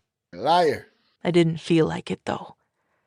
Another week went by and I still felt guilty. But day by day, finally, I became happier. And soon, I was so happy. The happiest I'd ever been in my life. When we settled into Peter's parents' pueblo in San Juan after a month, I felt like I was home. Olivia. Mia was like a butterfly who'd come out of her cocoon when she got to San Juan. When I first saw her, I was like, wow, you're so sweet and kind. You're exactly what Peter needs. Hopefully, some of that sweetness rubs off on him. She just made such an impression on me. I finally had a woman besides Daniela and Junior's mom to talk to when Junior was working, and most important, she got Peter off my back. That man was in love, like so in love that when he made her lunch, he'd cut hearts into her sandwich. I thought it was the cutest, sweetest gesture. Them boys is hopeless romantics. We can only wish to be such hopeless romantics. Boy, we'd have happy women if that was the case. Or not. I'd ever seen. Mia. San Juan made me feel like there was a bigger world out there, and I was ready to tackle it head on. In the morning, I'd get up and a local fruit vendor would be at my front door asking me what kind of fruit I'd like for breakfast. I'd take my pick and he'd fix it. I remember thinking, wow, I actually know how to order something all by myself in Spanish. Since Peter was always so stressed out and busy because of work, I tried as hard as possible to bring out his fun side. I'd beg him to take me out for a drink. Only with you could I have the time of my life at a bar in the middle of nowhere. He'd laugh. Peter tried to take care of my every need all the time. He was so interested in protecting me, I honestly think he would have put me in a little bubble if he could have. But at the same time, he wanted to build me up and make me independent. "Why don't you drive here?" he once asked. And sure enough, I got to be brave enough to get behind the wheel of a car on those crazy roads. Olivia. Junior and Peter bought a ranch near their parents' place, and we all started to remodel it. I was sitting on top of the highest mountain outside of San Juan. So when you were winding down the road that went through town, you could look up and see this huge structure. It was a 10-bedroom, 10-bath house with a huge palapa, and it looked like a villa. We made an infinity pool that extended over the mountaintop with shooting fountains that looked like the Bellagio in Vegas. The whole thing was lit up with LED lighting too, so you'd get the full effect. We were Jeez. so far up that, one time, Junior and I decided to make love right on top of the mountain. Of course you We did. didn't think that anyone would ever be able to see us, but sure enough, a pickup full of men passed by and started honking and screaming, There you go. "Yeah, yeah!" I jumped off Junior and squeezed in next to him, both of us laughing harder than we ever had in our lives. "All they saw was a full moon with all that ass of yours," he said. I was so embarrassed because everyone in town knew whose ass it was. Mia. Junior and Pete built a basketball court they'd play on every night. Then they constructed this little zoo that had exotic animals like ostriches, monkeys. Boy, y'all was living the good life, the little Escobar life up there with your own little zoo and your smash spots with the wifey and the infinity pools, living the good life. Toucans and other exotic birds. They even got a baby tiger at one point. In Mexico, that was just a thing you did if you had money. In the house, we had a rare blue mastiff named Kilo. He was huge and looked like a wrinkled-up old sumo wrestler. Every time Olivia and I walked into the house and saw him lying there, it would scare the shit out of us. Peter was so into horses that he built 10 stables and filled them up. He bought a new horse every week, these gorgeous thoroughbreds. On the weekends, we traveled to different ranches to pick them out. A trainer exercised them every day and made their food from scratch. He'd dice up carrots perfectly and blend them with oats and vitamins to get them ready for the races. When the horses weren't competing, we'd ride them into the mountains. One night, Peter and I sat in front of the stables to watch them sleep. We grabbed a blanket and a bottle of tequila, sat under the stars, and stared at them for hours. Olivia. The property was so big we had actual trails all over it, so when the horses weren't on them, we'd hop on our four-wheelers. People used to call us the Power Rangers because when we rode around, we all wore big helmets, with dark shades covering our eyes, and each person wearing a different colored suit, just like the Power Rangers. Junior wore black, Mia wore pink, Peter wore green, I wore red, Daniela wore blue, and Adrian wore gold, of Y'all was the course. Power Rangers for real. We'd suit up, drive down the mountain, miles and miles away into random towns nearby, and when we'd grab lunch, people would look at us like we were from another planet. Mia. Sticking out like a sore thumb. There were so few times we weren't all together. Peter's parents, Olivia and Junior, Adrian and Daniela, me and Peter. We were one big, happy family. There was so little to do in that town, so some nights we'd just sit with my in-laws in the plaza and talk to everyone. People were always drawn into long discussions with Peter. He'd sit for hours in the plaza and let the old men in town tell him stories. He sure loved it. Family was always visiting, too. Their sisters would come down and stay all summer, and Xavier, Samantha, and Sasha were down every single school break, including all summer. About a month after I got to San Juan, a relative brought down Peter's daughter, Sophia, for a visit. She was about to turn 1, and Peter had asked me to help surprise her with a big birthday party. I'd never met her before, and I was actually kind of terrified, even though I was great with kids. Being a nurturer and taking care of children had become second nature to me.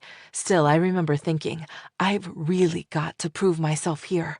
This little girl may be my stepdaughter someday.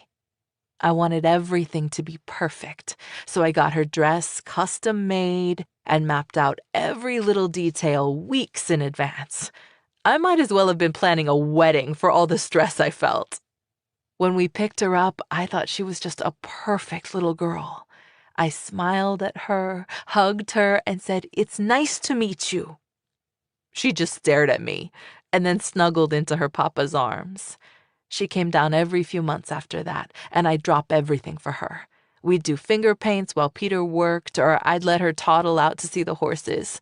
I was always looking for her acceptance, and she became my #1 priority when she was with us. Olivia.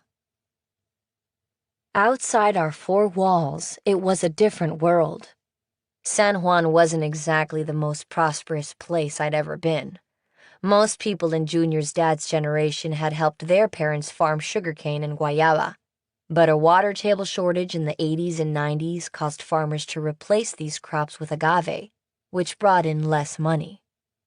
In Mexico, there was no middle class. That meant there was us, the rich drug lords on the mountain, and them, the poor people in town. That didn't cause jealousy. If anything, Peter and Junior were like royalty because they kept that town running. They had people walking their horses, cooking, cleaning, tending the grounds, waxing their cars, cleaning their pool, even taking care of the monkeys and the baby tiger. Capitalism. These people needed those jobs, and they were making good money. Everywhere else in Mexico, you'd get paid maybe $120 a week. Junior and Peter were giving them 4 times that. They had an open tab at the pharmacy for people who couldn't afford their medications. They kept a line of credit at the local furniture store, too, in case people needed a new bed or a crib for their new baby. They gave gifts to the poor kids on Christmas and food to the elderly. There was this beautiful little girl in town who needed surgery. They paid for her operation in the United States, as well as her family's plane fare and hotel bills while she was in the hospital. That generosity didn't go unnoticed, and sometimes it was taken all the wrong way. There aren't any factories in San Juan, so manufacturing jobs are non-existent. Most men leave for America, looking for work, so the town is 60% female. Sometimes mothers and fathers would hike up to the ranch, knock on our door, and say, "Please, marry my daughter." Then they'd present their daughter to Junior and Peter, right there on our doorstep. These girls were only teenagers, all of 15 or 16. Mia. Mexico. The differences were even more stark when their wholesalers and couriers would come into town. Peter and Junior had set up their Mexico-based operations after Peter crossed the border. In San Juan, they were closer to the source of the drugs they'd been trafficking, and because of that, they were growing. But since they couldn't be on the ground in the United States, they used Google Earth to help pick out new locations for warehouses and stash houses, then enlisted their legion of men and women on the ground in Chicago and throughout the Midwest to be their eyes and ears. They needed to see them frequently, so they'd fly them down to Mexico. A lot of their wholesalers were black, and they'd travel down with their girlfriends. The townspeople would just stare at them, their mouths open and their eyes following them as they drove through town. Most of them had never seen a black person in their life. I just took it all in and never asked any questions. I didn't think it was my business, and frankly, I didn't care. All I knew was I was becoming a different person in San Juan. I was seeing a world I'd never known. I loved going to the food stands in town and ordering things I'd never heard of. I couldn't wait to visit a new horse ranch on the weekend. And most of all, I was totally infatuated with Peter. And he felt the same about me. I forgot about everyone and everything back home. No one can touch us here in Mexico, I thought. Unfortunately, I couldn't have been more wrong. Wrong like a mother. Everything eventually wears itself out, gets sour. The hero dies young or lives long enough to see himself become the villain. You know, you be in that town, they love you one minute, next minute, they're trying to lynch you. What did we learn in this episode? We learned that Peter and Val had a contentious relationship. They were constantly picking at each other. We learned Val wasn't going to take a sit-down approach to none of the men in the family, not the father, not the brother, not nobody. We learned that Vivi had a choice to make, and she made her choice. You know what I'm saying? She made her choice, and she went to Mexico, and that was a crossroads moment. But look at all the good that they did for that town, you know?